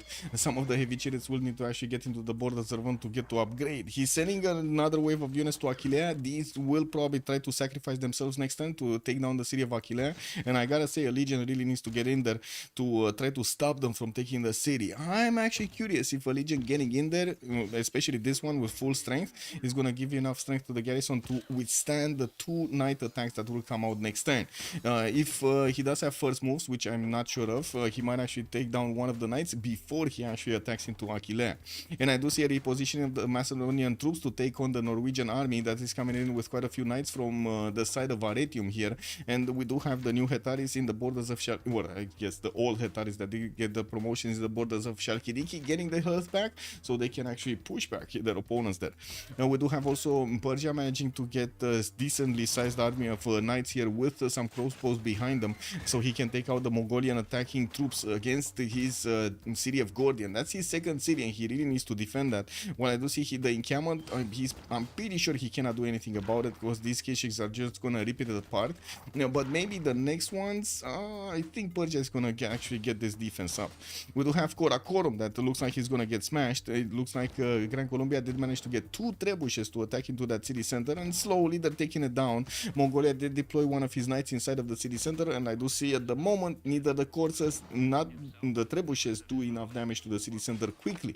It's gonna take quite a bit of shots to actually take down that city defense, not to mention it's not being placed under siege, so it does get every turn a heal.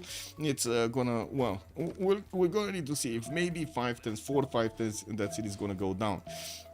We do have also Gran Colombia starting to get a few boats in the water. I do see privateers are... Wait a second. All of the fleet has left. All of the fleet has left. We got Persia with the fleet on the board over here on the right side. Oh my god, he doesn't have enough boats. Not nearly enough boats. Like, look at this beautiful fleet over here from Norway. And look at this not that beautiful fleet of Persia. He only has like 1, 2, 3, 4 caravels with 2 privateers. That's it. And a quadrim. I don't know what this quadrim is doing here. I think this guy is lost. Oh my god, I know who this guy is. This guy is, you know, that guy that he wants to come out also to party also, but he's never prepared. Do you know that guy? That he never prepares for a party, or he doesn't really go to the party events, and he's like, hey, I want to go party tonight, boys. Where are we going? And like everybody's over there, you know, like we're going to the serious stuff, man. Are you sure you're gonna actually, you know, be ready until 7 a.m. to get to party and then 8 a.m. go to work? Are you sure you are about that life, sir? You know, saying happy things feels better. Yes, it does. It does. Once the infection, I mean, some other players waited 2 weeks or 2 months or something. I don't see why you had to pay him in 2 days, because CPL does pay its tournaments. And it's not like it's gonna be the only tournament, right? You can imagine if we do find out that, hey, you know, like he was doing bad stuff, we're just not gonna let him in the tournaments ever. That's just how it is.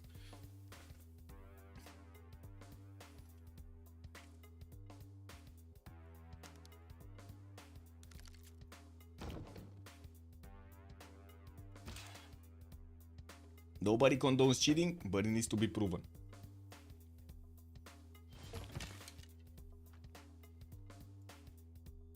Ooh, Achilles still alive. So I'm pretty sure he got the Legion in, but not the one I was thinking. He didn't manage to get this one full strength.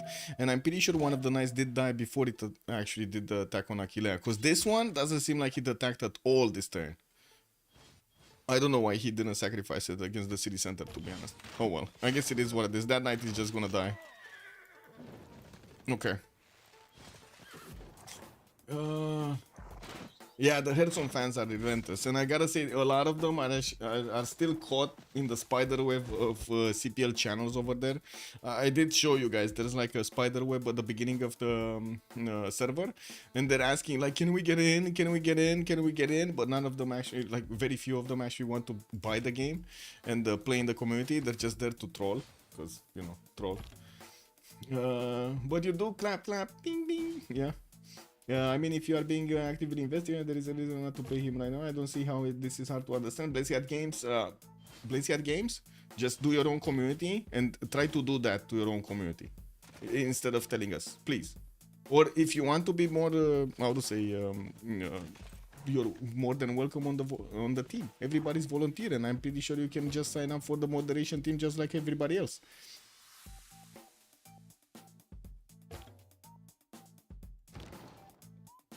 Karakorum has been taken down, and by the looks of it, we do have Mongolian K6, unfortunately not strong enough to push back the Grand Colombian units.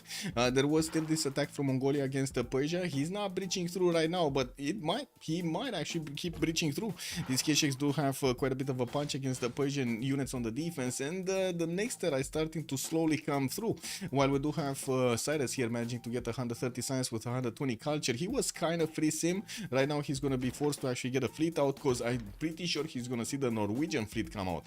And looking at the cover points over here of both of the teams, it does seem like they do have enough gold on Hardrada to give him the upgrades for his caravels. We do have Kilva Kisivani also coming up in 6 from Nidaros, while he's getting commercial hub investments.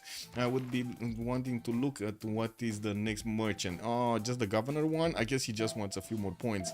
Antezuma did manage to grab another free trade route from 2 free trade routes. He got Marco Polo and Ifadlan, sorry, while Zankian did get picked up by Gran Colombia earlier in the game. Looking like also Zenhi got picked up by Persia for an extra trade out capacity. He did already have another one, I believe, on the seas over there to give him the points. With Macedon actually focusing his efforts this time around against the city of Arretium. Unfortunately, he's actually now banging on the units of Norway, which are significantly stronger than whatever Rome was putting out. He's gonna need to get all of these knights in the forward city over here, or I should say in the forward theater of war, so they can actually take down Arretium much easier. Oh, never mind, he did already take it out, man. I thought those knights did already attack. Looks like no, they didn't, and another city of Rome goes down. We do have 3 more, and I do see Rome is trying to get another settler out from his capital city very slowly. 6 times to actually get going. He didn't really have the time or actually the builder charges to improve that many tiles around his territory. And it's not like he had a lot of fields to begin with. You know, we do have Macedon just keeps up the pressure against his opponent. This time around actually going against Norway, because to be honest and to be fair to him, he kind of railed Trajan out of the game anyway, right? I'm only saying what I think is correct. You also have the right to... Yes, Blazehead Games, yes, that is totally fine. That's what I'm saying. That's totally fine, no? More opinions, it's good until all of the opinions actually converge on one thing. And when that one thing actually gets decided, it gets decided. Is this an appropriate space to argue about this? About what? Wait, some of them don't even have the game. That seems a bit unlikely. Yes, it does seem a bit unlucky. You know, you want to get to CPL drama? I mean, get to buy Civ6 or Civ7, and there is quite a bit of drama going around.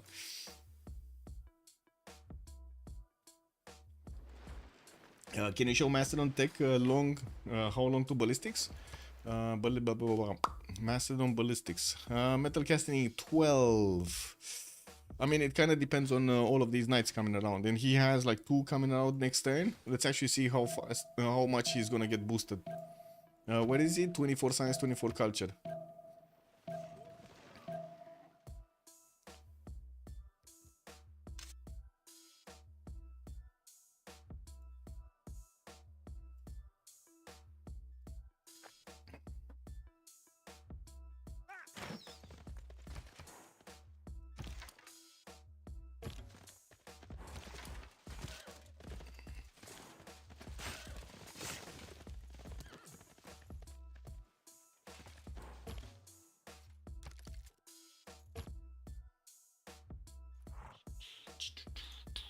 Wait a second, I lost the YouTube chats. Where are the YouTube chats? Oh, Jessica, hello there, ma'am, and welcome. Also, Rome has rode as soon as he settled the city. Yes, he cited a better simmer than Harang. Well, by the looks of it at the moment, a better simmer, but not that fast on the Navy. He's gonna need to get to hard build a lot of his boats over here, and by the looks of it, he's going for the science first. At the moment, his boats didn't interact with the Norwegian ones. Sorry, and it does seem like we do have three fleets that are coming around from Norway. We're going to need to see if Persia is going to manage to clump up his units and also withstand the attacks. He does have very strong units, 78 on the defense, while the caravels of Norway are barely 62, and even the ones that do have the extra admiral points are still not actually strong enough to push through the Persian units. And we're going to have also Persia managing to deploy one of the spies into the cities of Norway, while at the moment, yeah, it looks like also this is getting matched. Norway did manage to deploy Hakon in the city of Zdranka.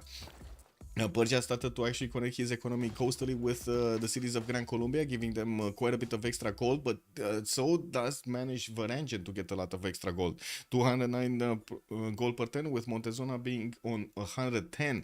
I do have to say, Aztec did manage to finish not only Colosseum, but he's, by the looks of it, wait, he finished this, right? No, he didn't. He didn't yet. He wants to get his spy out from Texcoco, and I do see that also has Victor inside of it, so maybe he's actually going to get it with a promotion, with a level 1 promotion. Then Terracotta is going to get him the level 2 promotion, and it looks like they're smashing through the defenses of Persia.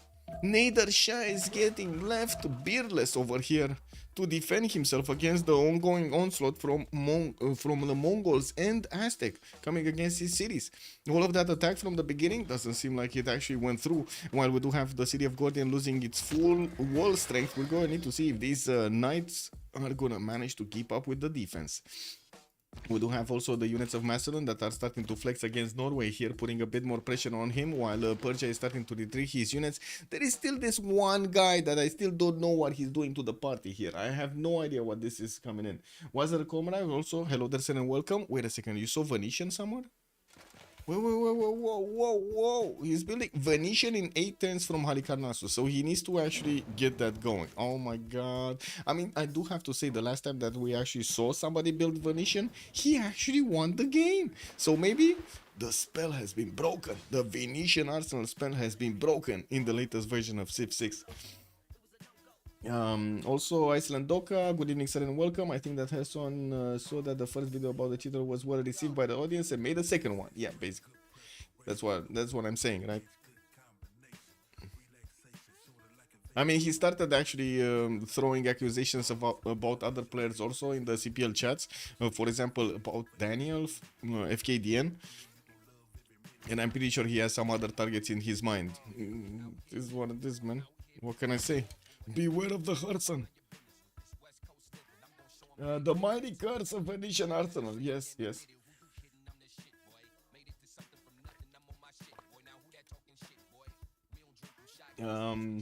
Also, it's not what you're saying, it's just you are saying it constantly. It's okay though. There have been a few like you. They tend to go away from you'll be next. Please enjoy your stay. I mean, I don't know. To be honest, I like everybody to get along with everybody, you know, like especially on my stream. But at the same time, I do not think it's healthy for a community to actually have extremely vocal, contradictory voices. That usually tends to be a disaster. It's good to have, like, how to say, moderate voices. It's especially good to actually have moderate voices talking about different subjects. To try to see the different facets of the problem, and one of the strengths that basically Europe has or America has is the fact that they do have different cultures with sometimes different viewpoints about the same problems, which does tend to actually give more value in the long term. Yes, sometimes it takes a bit more time to actually get through, to shift through the information, but in the end it's a much better result. Also, it can be fun sometimes to argue stuff that you're watching Civ, you know? Yeah, I mean, it is what it is. We do have Mongolia managing to take back Gordian after you saw Persia managing to liberate it. Well, unfortunately, it looks like the city of Susa is being placed under siege, and we do have the Aztec units with not only the +3 intel on opponent's movement, but also, let's see actually the combat strength. How much combat strength did he manage to get from his amenities? Come on, man, show me the combat strength. Crossbow, +4. He only has +4 luxury attack bonus. He did manage to get Shun-Tzu, which at the moment is kind of ineffective on this musketman. He does have Amina. Okay, Amina is the good one here. Of course, Shun-Tzu is giving the crossbows actually some damage points. Macedon starting to also go against Rome another time. He did manage to push back the Norwegian units to their city center, and it looks like also he's trying to push into the city of Tromsø. That's not really gonna go through properly. We do have some of these coursers defending here in a pikeman, not to mention a musketman. They can build a line and they can use also the river for the defense. Kilvag Istimani coming out in 2 turns here from Nidaros, while we do have the fleet starting to move forward on the western side. We're going to need to see if Persia is gonna manage to get some support help from Gran Colombia and build his own boats here. He was building a lot of universities, still trying to get the Venetian arsenal out for more production bonus, and I gotta say he does have a lot more science than Liege right now. Not in a free inquiry golden age. Liege is in a free inquiry golden age. We do need to see if he's gonna manage to get these out. It doesn't look like the production is going to be that good, and yes, I understand why he's building more industrial zones, but that's just not going to be worth it. Like a +1 industrial zone, unless you actually get a workshop in or something, it's just not going to be worth it here. Compared to the amount of boats he needs to build and the fact that Norway did manage to get to his nationalism, that's another civic here that I'm pretty sure the Cyrus is going to need to match if he didn't match it already. Oh, there we go, he just matched it in this new turn. Okay, Rome did get his defenses up again, and we're going to need to see those catapults starting to swing around to actually hit the city of Rome again. We do have the knights still picking off these legions slowly but surely, but the crossbows are quite a bit of a problem on the counterattack. They do manage to actually punish these knights from attacking too far into that territory. Gordian did get picked up again, but it looks like it's going to be retaken. Mongolia does manage to get all of the units around it, and he's pushing back the Persian recovery units here of that city center, getting more experience points with his units, and also getting the trebuchet to start attacking into the city of Mashhad here. Probably the encampment is going to be the first target, and then the city itself. Susa at the moment, well, it's not getting smashed, but there is a trebuchet that is on the way, and it does have the 3 movements, so I'm pretty sure it's going to get onto the general tile. No, here? Yeah, wait, that's a mine, right? So that's a hill. Okay, yeah, I was thinking he needs to actually get underneath the general to actually start shooting, because that hill is probably blocking vision. It does seem like also Gran Colombia did manage to get to the Llaneros, and he not only smashed through one of the Mongolian cities, but now he's probably gonna get the extra strength he needs to try to smash through the remaining units of Mongolia. With Alexis Krem being 4 turns away from siege tactics, that's not too quick. That is not too quick. 145 points of production here for Kublai Khan, while his major attack is going against Persia. We might actually have Gran Colombia here smashing through his choke points from the right side. And remember, he built roads everywhere, including over these rivers, which is going to make it so much more easier and faster for Gran Colombia to actually pass through. Oh my god, I still don't see a fleet coming. I still don't see a fleet coming, and these Norwegian boats are like 3 turns out from actually getting to the borders of Gran Colombia and Tarsus, and we don't see boats getting built. This is disturbing. I gotta say, this is starting to be disturbing. Okay, how much time do we have? 3 turns. Okay, 3 turns for the next era. It looks like Liege is gonna need to have 7 more points. Kilvakis Ivan is gonna give him some. Maybe he's gonna get to Susa City, trying to get harbor shipping projects. And I do notice Newton has been picked up by Persia Cyrus, and I do see Ibn Khaldun got picked up by Aztec. Aztec does have Colosseum, so he's gonna get a massive boost over there from Ibn Khaldun. Okay, Macedon is starting to actually wrap around, also catching the Norwegian traders. These might actually turn into reform the coinage traders in the next era, so they will get protected if they manage to get out of this initial attack here. You know, we're gonna also need to see Macedon starting to take out all of the cities of Rome slowly but surely. There are 3 more, and I gotta say, they're losing also Persia. This might be a 1v1 trade over here, and of course we're going to need to see how much Mongolia can withstand from the battering of the Gran Colombian Llaneros, which do need to actually get closer to each other to get all of those amazing points on them. They have 82 strength on the attack if he does manage to get these 2 next to. Also, I do think what Herson did was wrong, but I understand why he did it. That said, I don't think he should have been suspended from playing the game in the server. Removing admin status and debunking him should have been enough. It's a kind of a weird situation, no?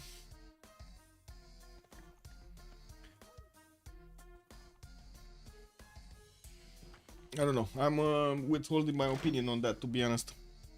It is what it is. I do not like when CPL or my boys are getting hit. I really do not like. And I'm pretty sure that they also do not like to be considered cheaters if they're innocent. I'm pretty sure of that.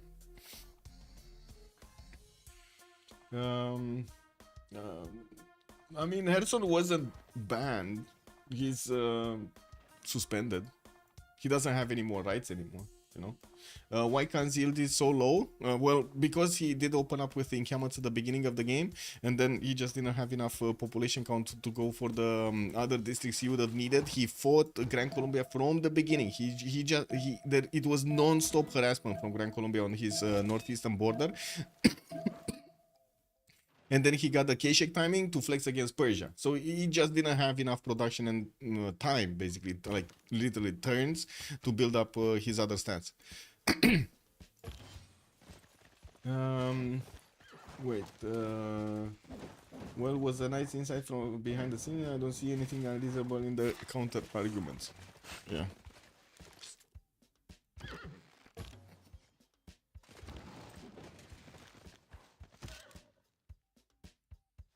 If anything, in the long term, I think actually CPL will be stronger than this, because the player base will see that the mod team is actually looking in all of these cases and actually looking at all of the details, which is a good thing.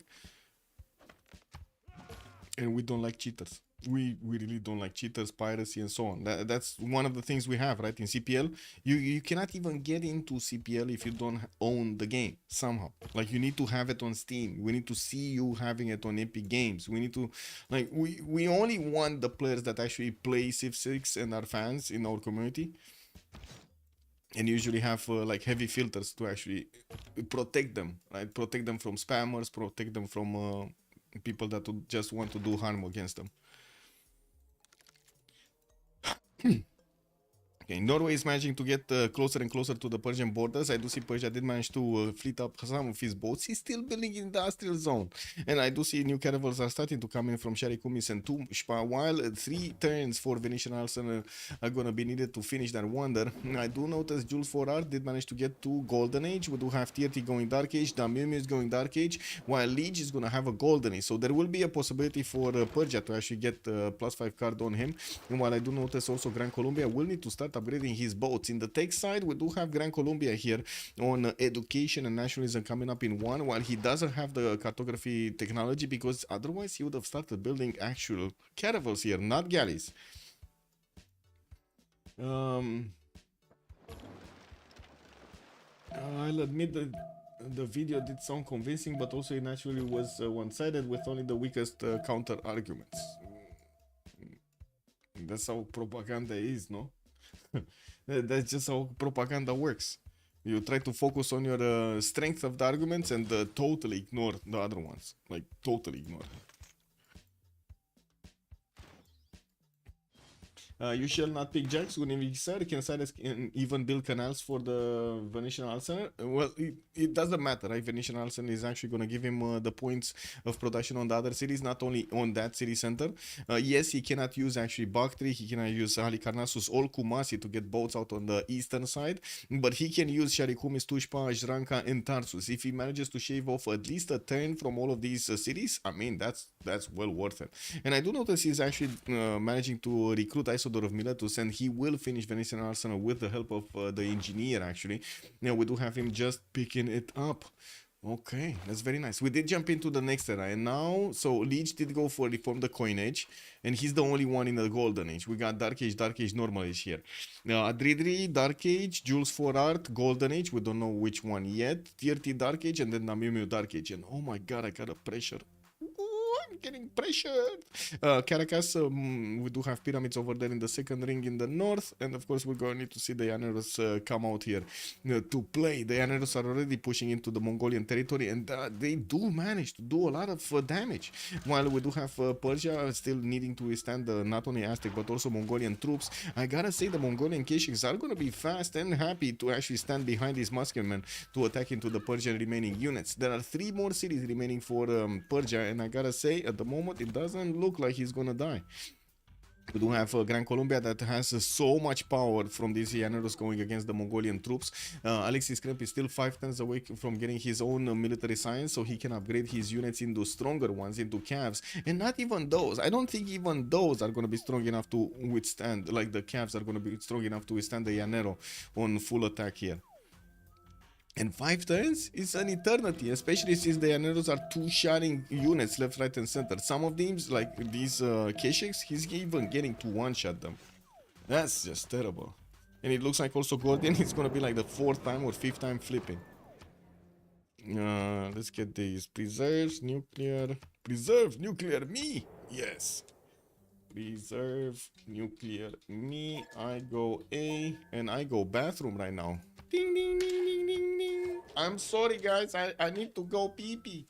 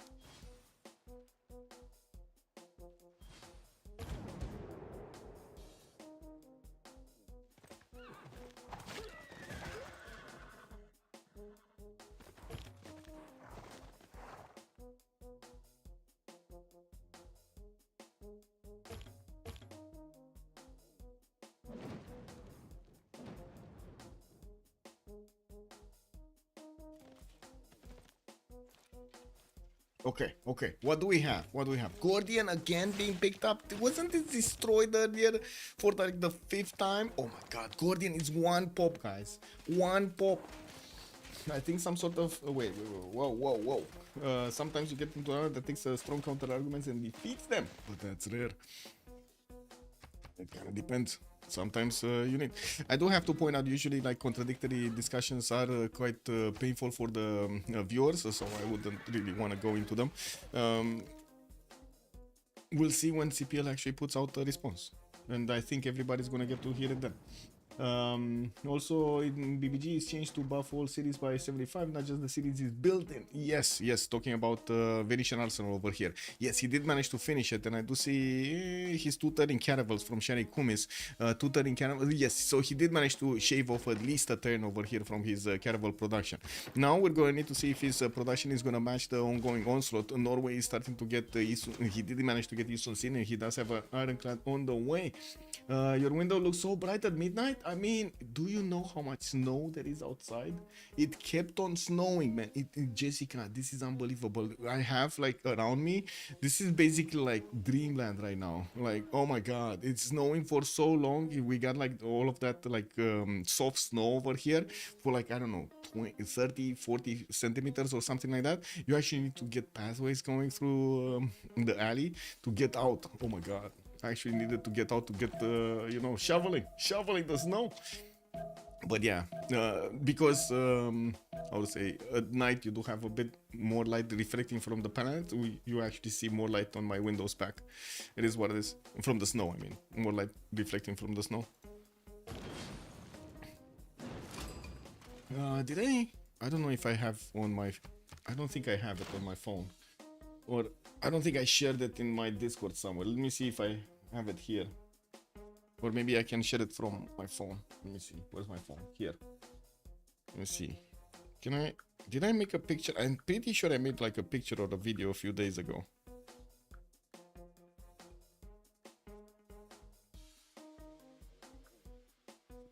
Yeah, I did. Okay, can I put it up on Discord? I don't know, let me see, because I don't know how big it is, and Discord, you know, has that limit. Let's see, general chat in my server. Wait, okay, we're going to need to be watching this, the smashing of the boats.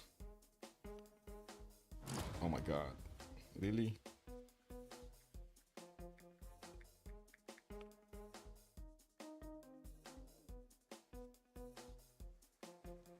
Okay, found my general chat, clicking. Is it enough? Is it small enough, big enough? Uploading one file. Let's see. Yeah, okay, we can look at it. Rome still has an archer, is really bothering me. I mean, man, that archer, bro, is level 2 archer, man. He's amazing boy, amazing boy. Let me actually get this, get to look at this. Wait, sec. Clicking on buttons. My Discord, general chat. There we go. So this was today. This is, I'm sorry for the like picture quality and so on, but this is what I see from my window. Funny thing is, this is the Russian embassy. Kicked up with it. Man, it is what it is.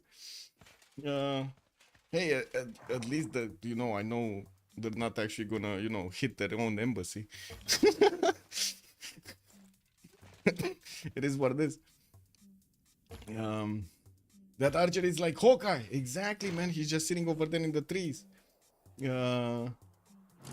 Wait, I get why they did it was against the situation. So even if non-admin leak DMs with another, they still get banned, basically. Yeah. No, wait. Non-admin leaking DMs with another non-admin. We don't look at DMs. We don't look at DMs, actually. The gods, oh hello there, sir. Good evening. If you are examples of other leaking chats and talking bad about the mod team in their community discourse, to ban him from the same thing is hypocrisy. The fact that he's right is literally beside the point. What? I don't know, maybe you know details that I don't, because I didn't see that. Anyway, this was a clear attempt of actually doing damage to CPL. Anyway, now we do have Gran Colombia managing to actually get through, and I do see he's starting to actually code up some of his units. I'm not sure if he did it with one of his generals or actually has the code ability. Let me check. Yes, he does have the code ability, so he does have nationalism.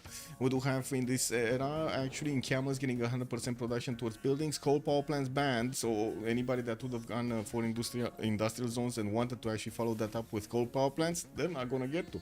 We also have Harald managing to get the 2 diplo points, and that actually begs the question that he did manage to get 9 out of 20. He might actually manage to get a Mahabodhi temple because he does have the holy sites here. It's just a matter of getting a holy site next to a forest, which does seem like he doesn't have. He doesn't have a holy site next to a forest, so he can actually build that Mahabodhi temple on it. We do have also him trying to actually fight both Persia and the same time Gran Colombia. We're going to need to see if Persia here is going to manage to get his production capabilities enough so he can push back all of the Norwegian caravels from his borders. He does have some strangling units over here. Caravels are not getting the admiral extra points, and that's going to be kind of bad. The Norwegian privateers are getting the vision over the front line, and I do see Norway does have ironclad armadas that are gonna be out for taking out some of these caravels. These are gonna be extremely strong boats to actually go against the cannibals here. I don't know the Russians well enough. King W, man. King W. The cat was overwhelmed, exactly.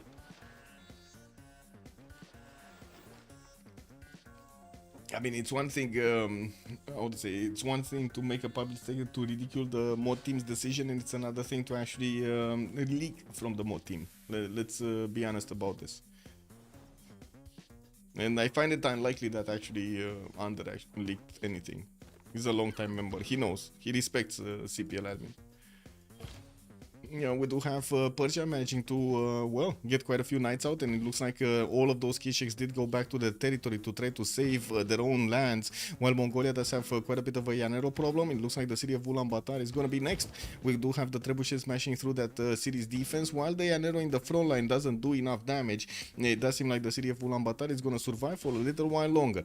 Now, we do have also soon Alexis Krem managing to get to his own military science. That's going to allow him to actually upgrade these coursers into camps, making them a bit stronger. We're going to need to see if the Grand Colombian Llaneros are going to manage to pass through even with that problem. We also have another attack from Macedon going against Rome. Now, Rome did manage to finally get to his men-at-arms and upgrade them. Some of his pikemen are also out and about here, and we're going to need to see if Macedon is going to have the strength he needs to attack into those units and take them down.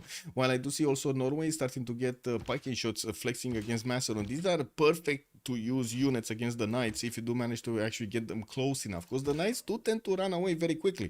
They do have that extra movement over those piking shots. And of course, we're going to need to see if they're going to actually manage to get to Chalkidiki, which at the moment is not that strong. Adrid is only 10 turns away from ballistics, and I do have to say, every time he actually pumps out a unit from these cities which do have an encampment with Basilic Pades in it, he's getting some extra science from actually the production of that unit. So yeah, he's gonna get to ballistics a lot faster. We do have also Persia here with just Nader with just 3 cities getting his knights out and trying to actually keep his borders intact for his capital city. While the Momot Aztec is not actually managing to push through him, we do have Distoria managing to get to 225 points of science and 88 culture.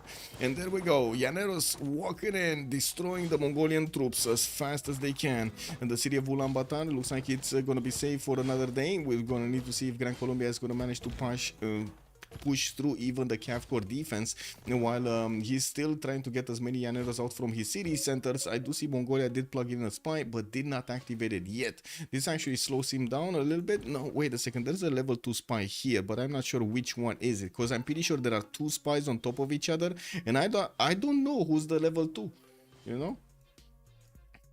know? More team's opinion is basically that Andrew has too many of these high-luck games.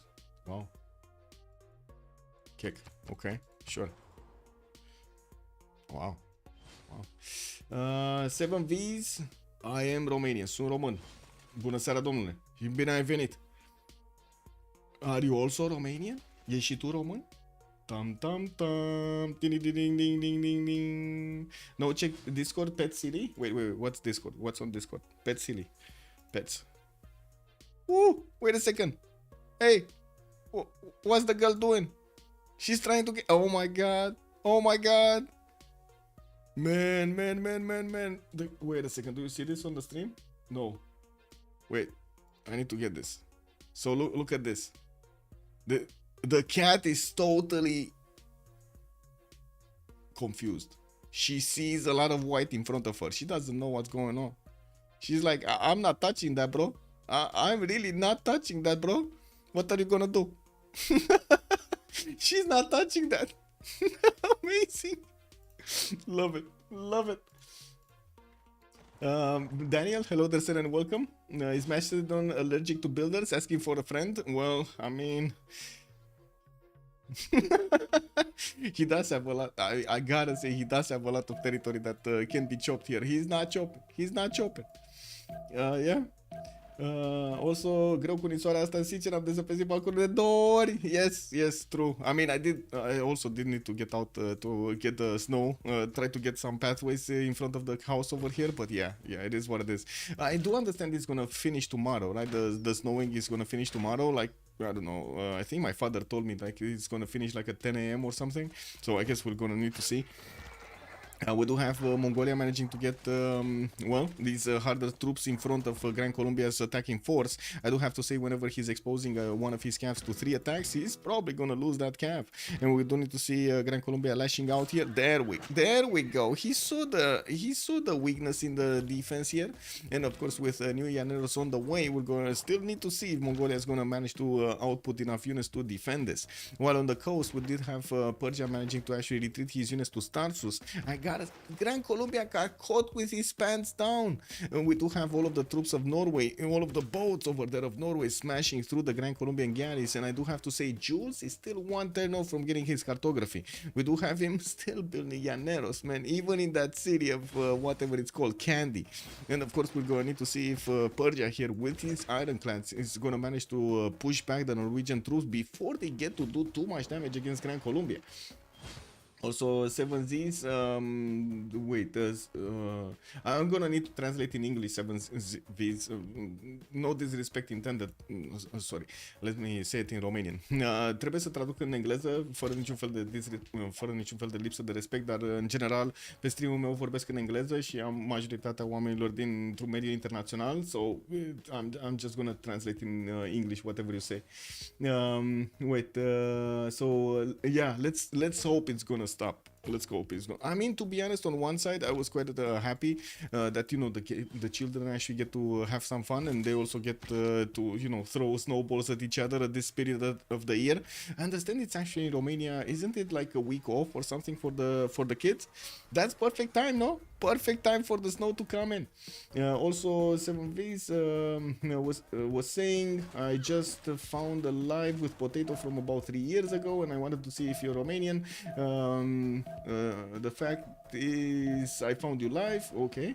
I'm playing Civ from the 5th version, and I just got Civ7, but I'm way disappointed. Yes, I'm also very disappointed about Civ7, and a lot of the community is disappointed about Civ7. 7Vs, what I can say, you just join CPL if you want to and register with Civ7. We actually do have quite a strong community that's playing I would say that's playing in general Civ6 and Civ7. You can actually use that Discord link over there, discord.gg/CPL. You get to register in the channels, in the welcome bot channels, and just get into the games. If you want to see my opinion, I think the easiest way of actually seeing my opinion is looking at the review that I did on Steam. I didn't want to make a review, like a video review, because I know I'm already kind of throwing a lot of mud on the stream because I'm saying my opinions directly about Civ7, and unfortunately they're not that good. I would love to have very good opinions about the game myself. Like, oh my god, I would really love that. Like, I would have thrown a party if the game would have been like amazing. Oh my god, all of my money going into a party over there. Yeah, not so much this time around. So we're gonna need to see if they actually move with talent and get this back on track or not. We'll see. But anyway, my Steam does have the review. Let me actually, can I put it on the screen here? I think I need to find a friend, no? Find myself as a friend. Oh my god, I actually need to, wait. Maybe I need to do this. Steam. Michael. There we go. Let's get this. This is my profile. Sid Meier's. Didn't I? Wait. Reviews. I only did like 4 reviews in total, and 1 for Civ7. This is my review. So the game moves quite a bit from the core gameplay that I was used to, mainly the connected timeline to build an empire to stand the test of time, as they say. I don't feel it as much, especially with age rollovers, with the age transition. It's just disjointed. With the implementation of the age transition system, it feels disjointed, and it is punishing any good results that you did the previous age, developing your empire. It also helps you if you did badly in the first age. Like, I don't get it, man. They're helping out noobs while they're punishing good results. That's just like beyond my logic here. It is also missing a lot of features that were available in the previous titles, and you would think it would be a no-brainer to have. Guess what? Fast movement and fast attacks. Come on, man. Like, really? Queuing research and text. Like, really, bro? There's no such thing as queuing research and text. Detailed explanation of all mechanics. I mean, I can understand this on one point because I've been, and I still am, an Escape from Tarkov player, and I do understand how much value it is for, especially for content creators, to actually get all of the little details of the game found out and then displayed on the videos and so on and so forth that the others are actually learning from. Sure, I can definitely get that value, but Civ6 kind of has a different, like a way different approach to the game, and usually it's with a lot of explanations. Pause button. There's no pause button, bro.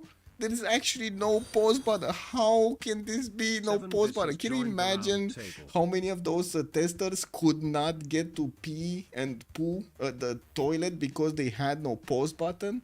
What happens in there, man? It must be a really smelly place over there. Anyway, land generation. Man, bro, small maps. What the WTF, man? WTF. Small 5-player maps? What are you talking about? Anyway, better distinguishing buildings. You cannot make the difference between them, man. Like, there's no way from, like, you know, in Civ6, you take a look at an empire. Oh, I see blue color. Boom, that must be a campus. I see purple color. That must be how to say, government plaza or a diplo quarter or a theater square. I see yellow color. Hey, look at that, commercial hubs coming in. It's so much easier to actually get the read of the land, not to mention actually having all of the information about the production of your opponent and so on and so forth, and the yields basically of your opponent. It's development and so on. There's like so much stuff that Civ6 has right now that is not being ported into Civ7, or at least not yet, which kind of is the point that I'm trying to make over here. They already had a lot of lessons learned from Civ6, which have not actually been rolled into the next version. Oh, it's like they never played the game, man. Anyway, thank you so much for the follow, sir. Much appreciated. And the overbuilding mechanics is actually cool in my opinion, but they mix them up so badly. Yeah.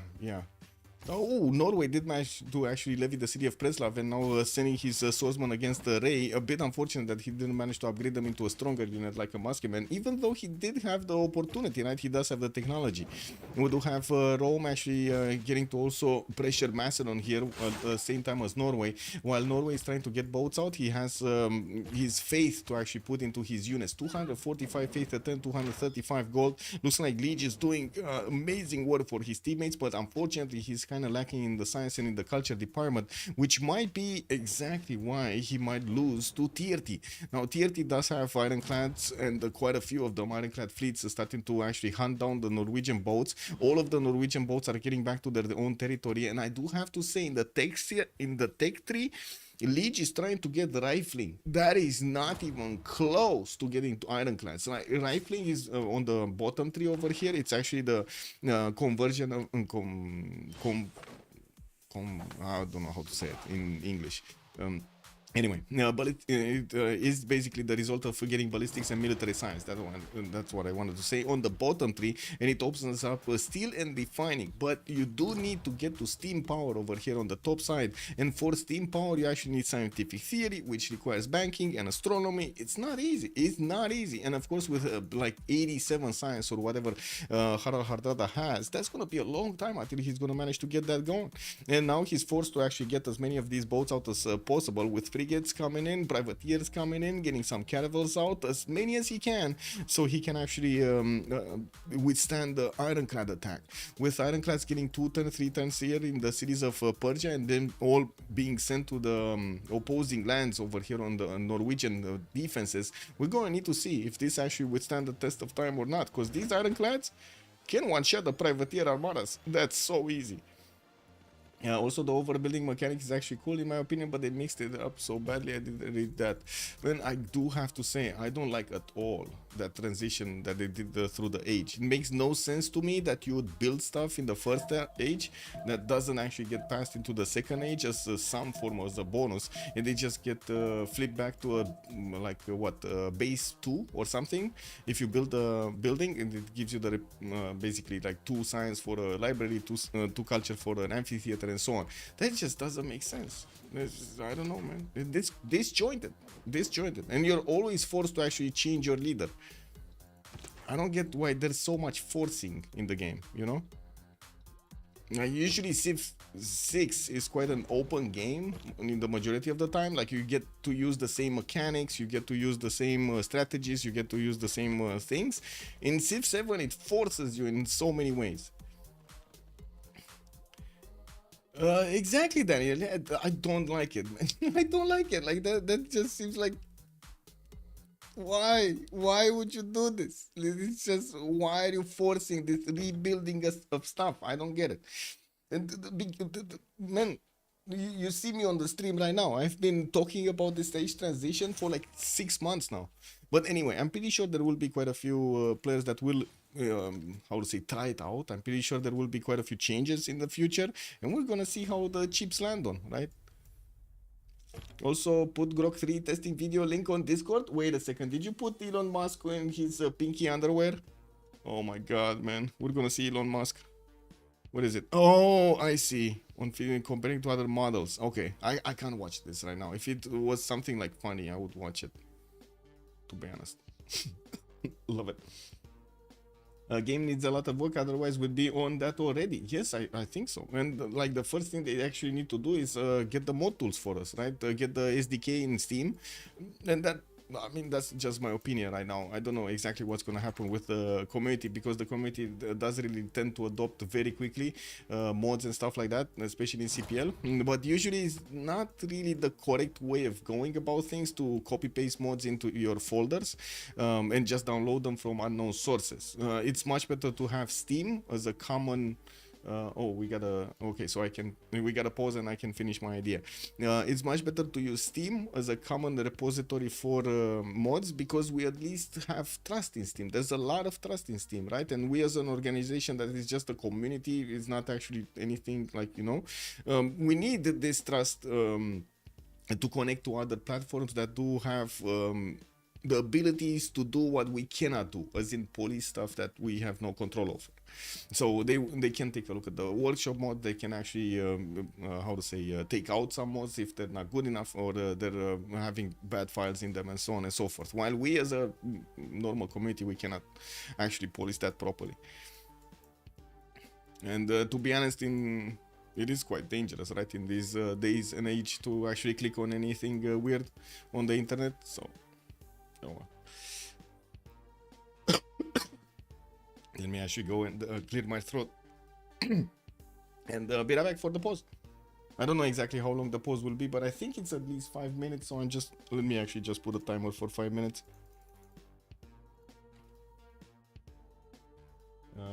Timer.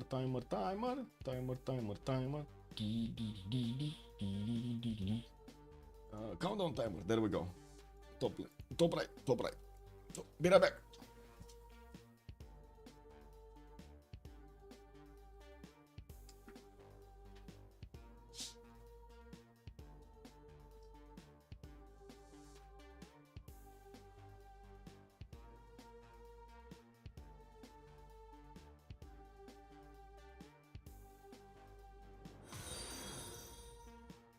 ShiftyFly_ has joined the round table.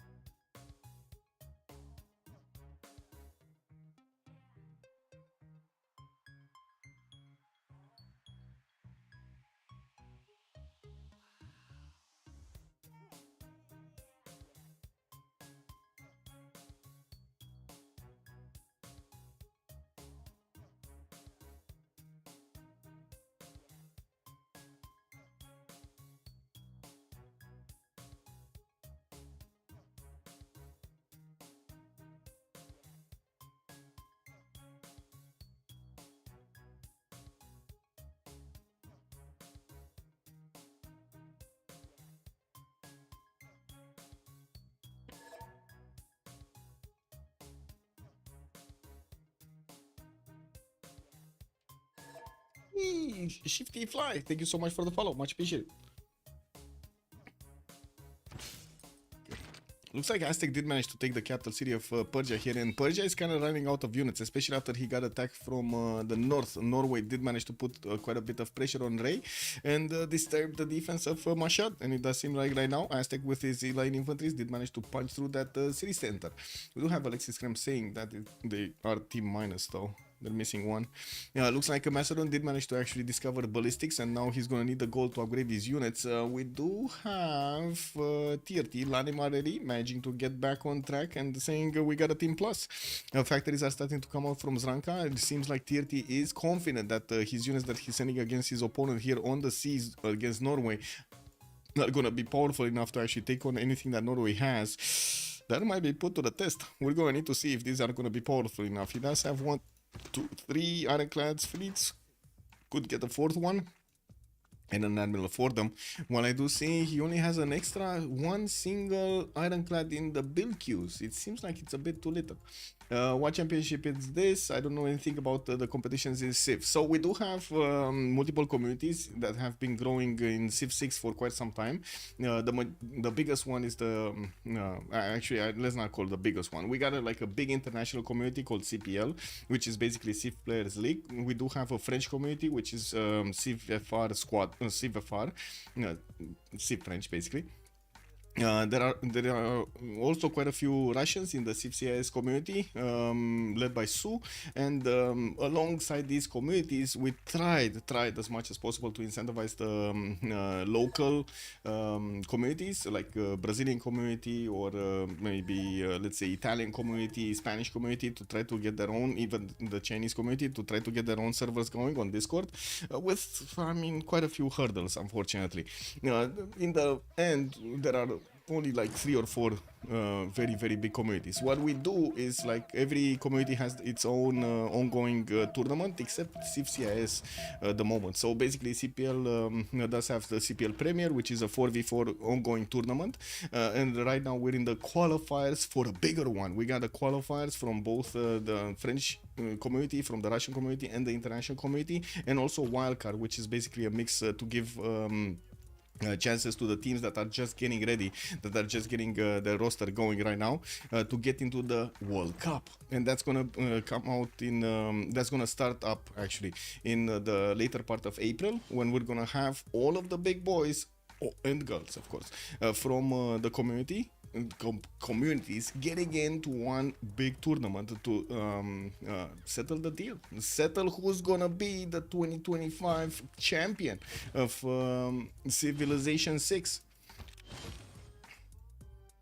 This right now is the CivFR Squadrons. That's why I have it in the name over there in the title. It's the CivFR Squadrons, and this is basically the mainstay ongoing tournament from the French community.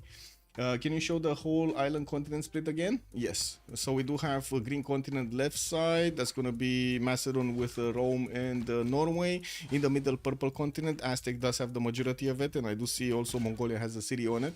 We do have a red continent being held by Aztec over here. And it doesn't... it does seem right now that he's getting the purple continent amenities. He's starting to get bigger, much faster. 8 luxury attack bonus. He doubled his attack bonus against his opponent with the amenities he's getting from that territory. And then we do have the white continent on the right side, which is basically going to be like Persia's continent and the Grand Colombia's continent. And I do see Persia is sending another city to the north. Not sure. Oh, I see. This is the safety settle. This is the safety settle, guys. Also, good point. Do we finally see Aztec jet bombing? We might. He has the biggest science, 250 science, 100 culture, and I do see him going rifling. So, yeah, I mean, it kind of looks like he's going bottom 3 here and not actually going for his planes, which, you know, it's kind of a bummer. 2 turns for the Temenanki to finish in Teayo. I mean, I knew somebody's going to get the Temenanki, but I didn't think it's going to be Aztec.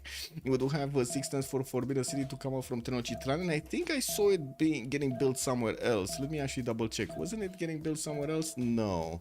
Anyway, so it looks like Forbidden City is going to get built over here in Aztec territory. That gives you an extra policy, wildcard policy slot to use. It's extremely useful, extremely useful. It also looks like Norway is starting to push through the Macedonian defenses while we do have cuirassiers coming around. I think they have a bit of a problem with gold or something, or Adrid is just not asking for gold or enough gold. He should actually upgrade his cuirassiers from his knights as quickly as possible so he gets that extra defense on them. It does seem like the Viking shots do have enough strength to attack through the knight defense. And of course we're going to need to see if any of these Roman units will actually get to do damage against the Macedonian units, Macedonian cities of Dion and Methone. While he's hard building cuirassiers, they're not coming out as quick as the knights were coming out. A lot more production is required for those units to come out.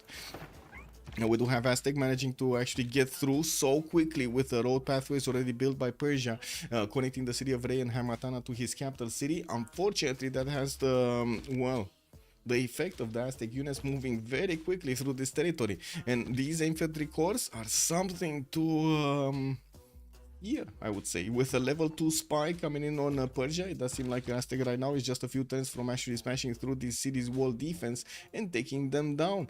We do have him with multiple also bombards available with this army to do the initial shots against the city center. You can see the bombard can actually two-shot the city center wall defense quite quickly, and then the infantry corps can just walk in and take it down. We do need to see also if Gran Colombia is going to manage to punch through the Mongolian defense. It doesn't seem so. It doesn't seem so. The Cav Corps defense of Mongolia is managing to actually get enough defense points, combat strength on their side that these Llaneros cannot do anything against them. They can try. They can definitely try, and I'm pretty sure they will try.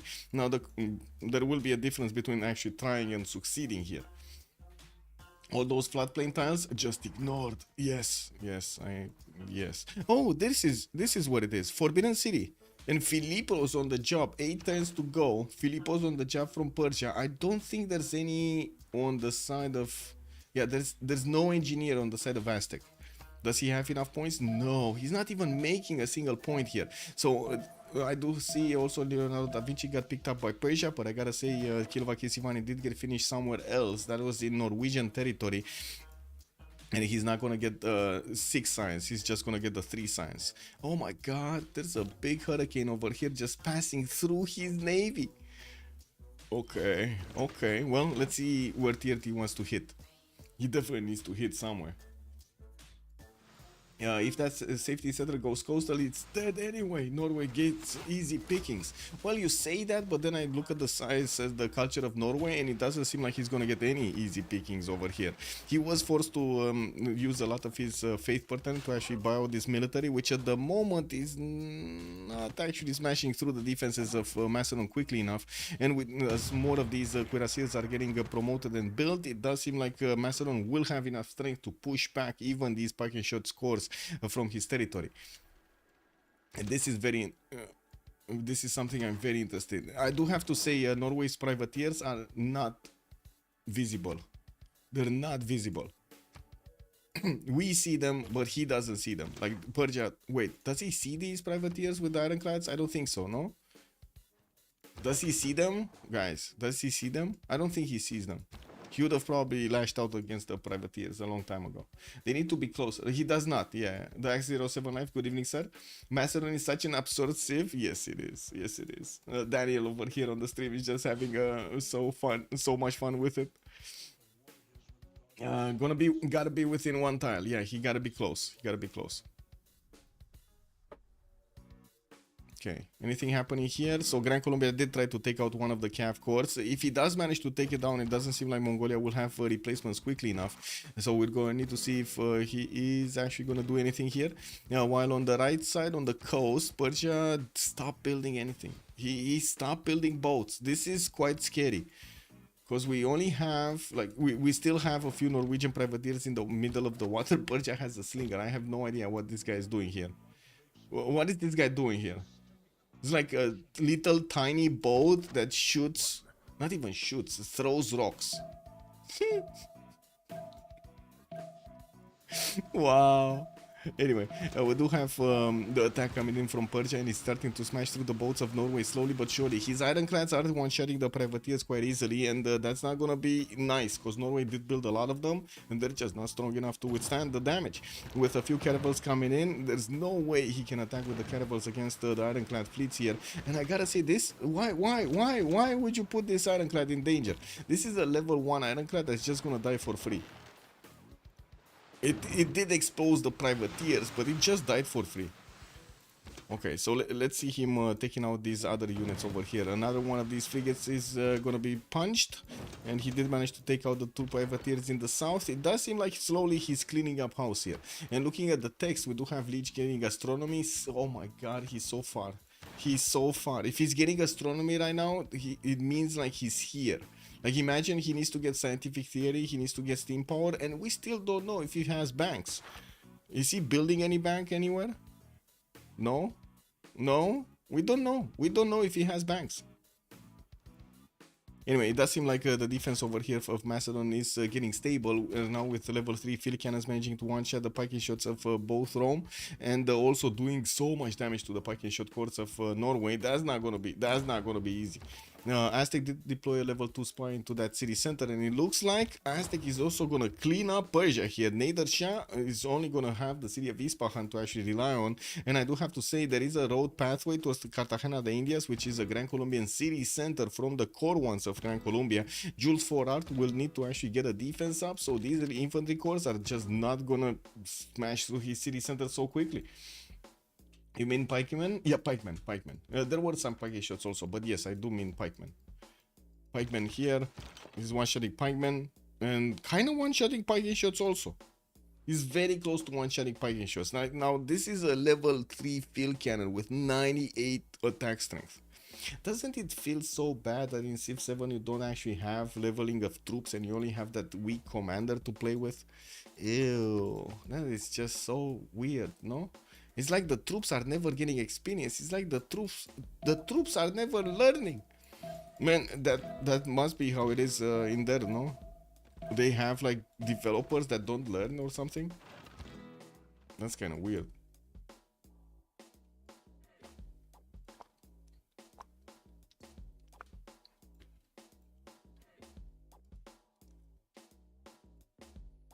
Okay.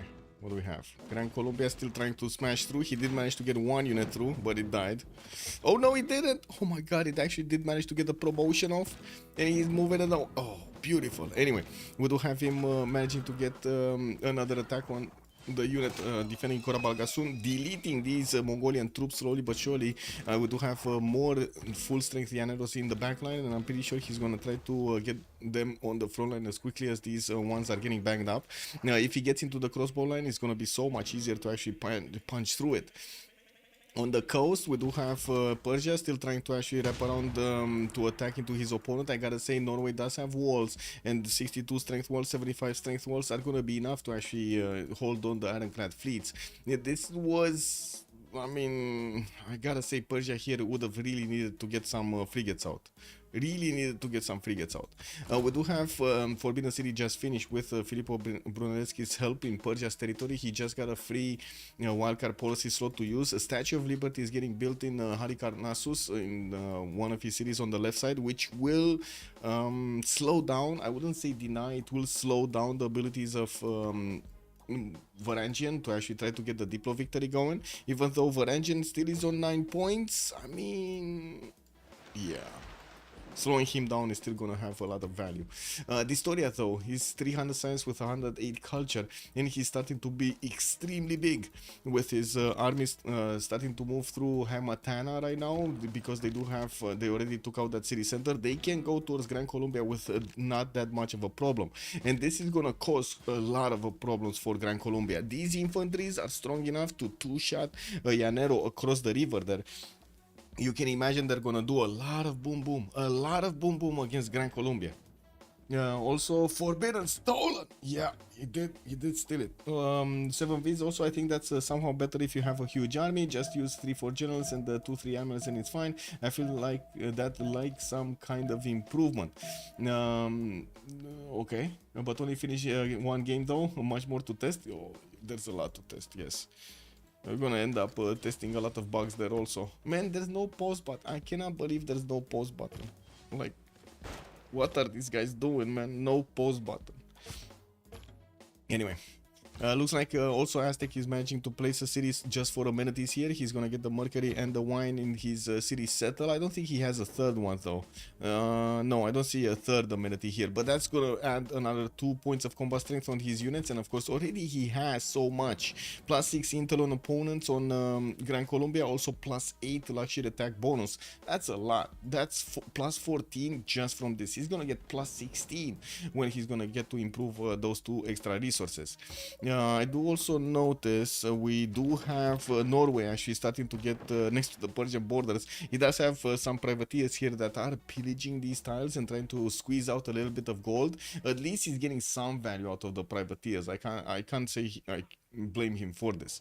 And we do have Leech still on 100 science with 100 culture. He does have a lot of production, 238 with 244 faith, and to be honest, it does seem like he kind of, well, couldn't push Macedon all the way, but he did save Rome from total demise, right? That is still a win. He did save Rome.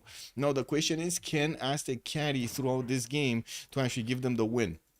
Because if Aztec starts to actually get through, to chew through the Grand Colombian cities, he's gonna get closer to Persia, and Persia definitely 100% doesn't want to defend himself here on the land. He wants to rely as much as possible on Grand Colombia to actually defend this. While Gran Colombia's army is actually taking down quite a few of these units of Mongolia, it doesn't seem like he's taking cities here. Like, I don't think he's taking cities. Wait. No, he's not taking cities. He would need like at least 5 units to take at least 5 hits to take down Kora Balgasun, and I don't think he can get those 5 hits. Okay, let's see. So walls are coming up next turn. This one is gonna get smashed. The scout is gonna get smashed. This Yanero can move here. This Yanero can move here, and he's only gonna have like 3 hits over the city center. That's not gonna be enough. And he doesn't have like a bombard or an artillery or something to actually take down that defense much faster. Maybe he just totally ignores the city center and keeps going south to take out the remaining Mongolian troops and start pillaging, getting some farms pillaged for the med packs. Ooh, wait a second, we got Aztecs sending 1 infantry corps, man. 1 infantry corps might actually be enough to deal with the Llaneros. This is incredibly strong, incredibly strong. Look at this, 113 strength against the Llanero. That's just not happening, bro. How Norway leads with ironclads? That's a good question. I don't know. Hardrada going refining here, and yeah, there we go. He did need those extra 2 attacks against Kora Balgasun. He's gonna get walls next turn. That city's not gonna get smashed. I'm pretty sure with the walls up, it's gonna be fine. And we do have Aztec actually arriving next to Cartagena de Indias, which he is two-shotting. He's two-shotting this city, man. Even with the Llanero core inside. Okay, that's 3 shots with the Llanero core inside. It really needs walls. 3 turns for, I mean, are the walls even gonna do anything here? Because look at this, level 2 field cannon, 96 against 84 of a Llanero core. We do have the bombards that are gonna get through, and they're gonna smash through the walls quite quickly. And more infantries are just walking through. He's getting his military engineers to start also building up the railroads. This is just gonna significantly increase the speed of all of these units to move forward. Okay, coastal boats, we got frigates. 1, 2, 3 frigates that are coming around. Oxford University is getting built in Pasagarde, while I do see he's starting to finish his universities here. 2 turns for Statue of Liberty in Halicarnassus. That is a wonder that at the moment cannot be built by Norway. But I do have to say, since Persia did manage to get some attacks going against Norway, couldn't smash through the whole fleet of Norway that is being built in the north, and Norway still has time to get some more of those abilities, some more of those boats there. I do see he is pillaging the harbors though, and is doing quite a bit of damage to Hardrada's economy, which at the moment is keeping all of his team. You see that? He's keeping all of his team with gold. 184 gold coming out from Liege. Also, no pause button. They never really tested multiplayer. Yes, they probably never tested the game in like even 2 or something. I'm not even sure they tested the... I don't think they ever tested going through multiple ages. I don't think they ever tested that. I think they only got like one test. Like they tested out the antiquity age separately. They tested out the exploration age separately, and then the modern age separately. Because otherwise, it wouldn't have felt so disjointed. I'm pretty sure some of the testers would have actually said, "Hey, this just doesn't work," you know. Anyway, in these competitions, do they ever try to get some other kind of win other than military? Yes, 7Vs. Then actually always that even in this one, even in this game, we did have Varangian trying to get as many Diplo points as possible, and he's getting countered by his opponents, right? That's why Statue of Liberty is getting built over here. This statue does give you 3 points for the Diplo victory, and Norway had already 9 points, so he would have gotten 12 points if he did get this one. We don't really have religious wins. Like we got culture victories, Diplo victories, domination victories, and science victories, but religious victories not so much. In the 2v2s though, in the 2 versus 2s or the 1 versus 1s, you do get to see some religious victory. It's just like in the 4v4s, it's very easy to counter the religious victory of somebody else because you do have 4 players fighting against 4 players. In a 1v1, it's very hard and you have like limited resources to actually get the defense up. If you're going for military, or if you messed up your build order at the beginning, it just messes you up in all of the time. Varenik also, good evening sir and welcome. In 1v1 religions is turned off. In some 1v1s religions are turned off, not all of them. Also, the devs who said the age system is a failure must have gotten fired to keep silent. Yeah, Muzdrat, hello there sir and welcome. Yeah, probably. They were, or maybe not get fired, they were muffled, you know, like they put some of those, like, you know how the pigs are getting those things on the back over there on the mouse? That's basically what they got over there. And it's like every time you see them like this, you know, like, can I actually get something to, I don't have something to actually eat over here. Okay, I have some Dijon, okay. So it's basically like something like this.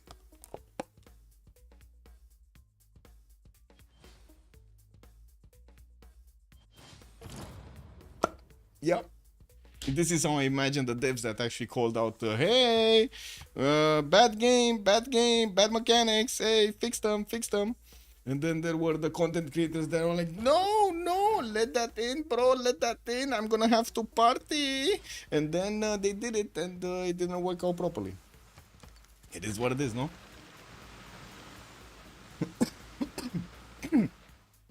Wait, I mean, yeah, but I don't know anything about CivFR, so I want to know more. No problem. Just keep asking questions. That's why I'm here. That's why we're here.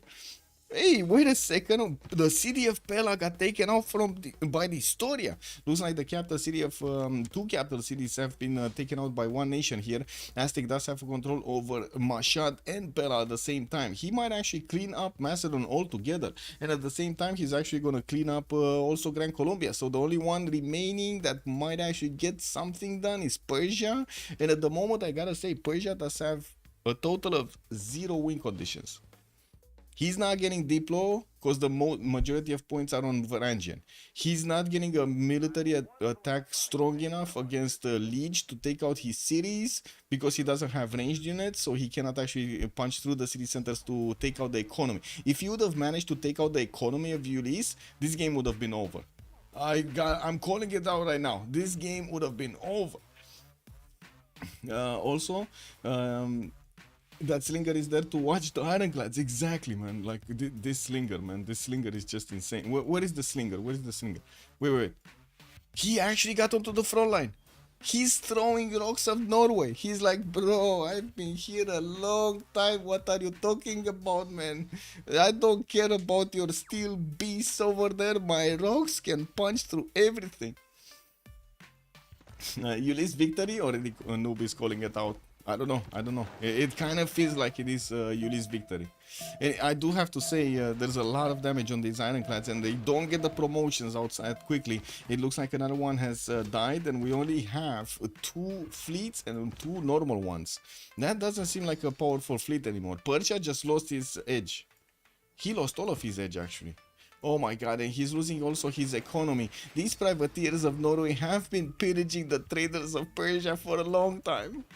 Oh man. Anyway, now he's forced to actually do some land units to defend himself against both Mongolia and Gran Colombia. Gran Colombia was forced to retreat from attacking Mongolia. He let loose the beast. He let loose the beast, man. Look at these Cuirassier corps. We got Cav corps. We do have some level 3 Keshiks coming around. Aztec smashing through Cartagena de Indias and immediately getting one of his infantry armies against Bogota. That is just a bit too much, I gotta say. And since he did manage to get another city from another continent, didn't he get access to like cocotiles and stuff like that? I think he did, no? So that's like what, +9? Plus 11, plus whatever he is, plus 10. He's right, plus 10 right now. Still needs to get a wine tile that's gonna be plus 11. Whew. It's gonna be so much damage on this Storia, man. So much damage. Johannesburg has been defeated. What WTF was even that city center, man? I don't even know what that city center was. Anyway. The Aztec Steamroller, yeah. Yeah, man, I gotta say, it's been so long since we've seen this happening, right? It's been so long. Bueno, good evening, sir. Why Aztec didn't push with tanks? Because he could have done it with infantries. I don't know. He did it with infantries. I do have to say, Aztec does have an advantage of actually building melee units, so maybe he just wanted to use that advantage. Chemistry is coming up in 2 turns here, and his infantry corps were kind of on the way, right, towards chemistry. While tanks are not really on the way towards chemistry, and you do need quite a bit of gold to upgrade them. Anyway, the infantry did amazing. Like, he went initially attacking Susa with muskets, did manage to take down Susa, waited for 9 infantries, took down Mashhad. By the time he got to Mashhad, he got infantries. He upgraded all of them in the borders of Mashhad, attack Rey, attack Hamatana, and now look at him go. He's just clearing the pathways to his opponents so quickly. What's this? Oh, we got another World Congress. Wow. Okay, I think I'm on the A one, right? So I got a faith, a recruit partisans. In this, I don't think it matters anymore, but I'm just gonna put it. Gonna see it here. Mega Godzilla. Yeah, we got Mega God Aztec. Or Mega God Distoria, I would say. No? Beep boop, beep beep. Wow, so many infantries have been on the defense of Mongolia here. He cleared them out, all of them. And now Aztec just needs to figure out a way to actually get all of his troops into Gran Colombia's territory. And then guess what? There's a road pathway connecting him to Persia. No problem to actually get those units from Gran Colombia's main capital city, Bogota, to the capital city of Persia. All of this is connected. All of this is connected. Want to save a victory for the condition for La Limareria? Yeah, yeah. At the moment, they don't have one. They did have the opportunity to create themselves the condition, right? If they would have taken out the Norwegian cities, okay, that's a GG. If they would have taken out the Norwegian cities on the coast, the economy would have been in shambles for his opponents, and they couldn't have actually pressed on with their military that hard. But yeah, it didn't happen. So there we go. We got Team Ulyss snatching this victory. This story is actually really good. Yes, by your actions this day. Really good. You can actually check him out on his stream over there. He's streaming, right? Even right now, I think he's streaming. Distoria. That's his actually. Yeah, even right now he's streaming. So just check out his stream. Distoria. He's French, so he's gonna be talking the majority of time in French. Wait, what is this? What did you write to me? The video link on the correct place. Yes, thank you. Thank you, Echo. Much appreciated, sir. Just, by the way, guys, if you find funny stuff, just throw it over there in the Discord. Would really love to watch. Or tech stuff, or like anything like discovery-wise and so on. Would really love to watch.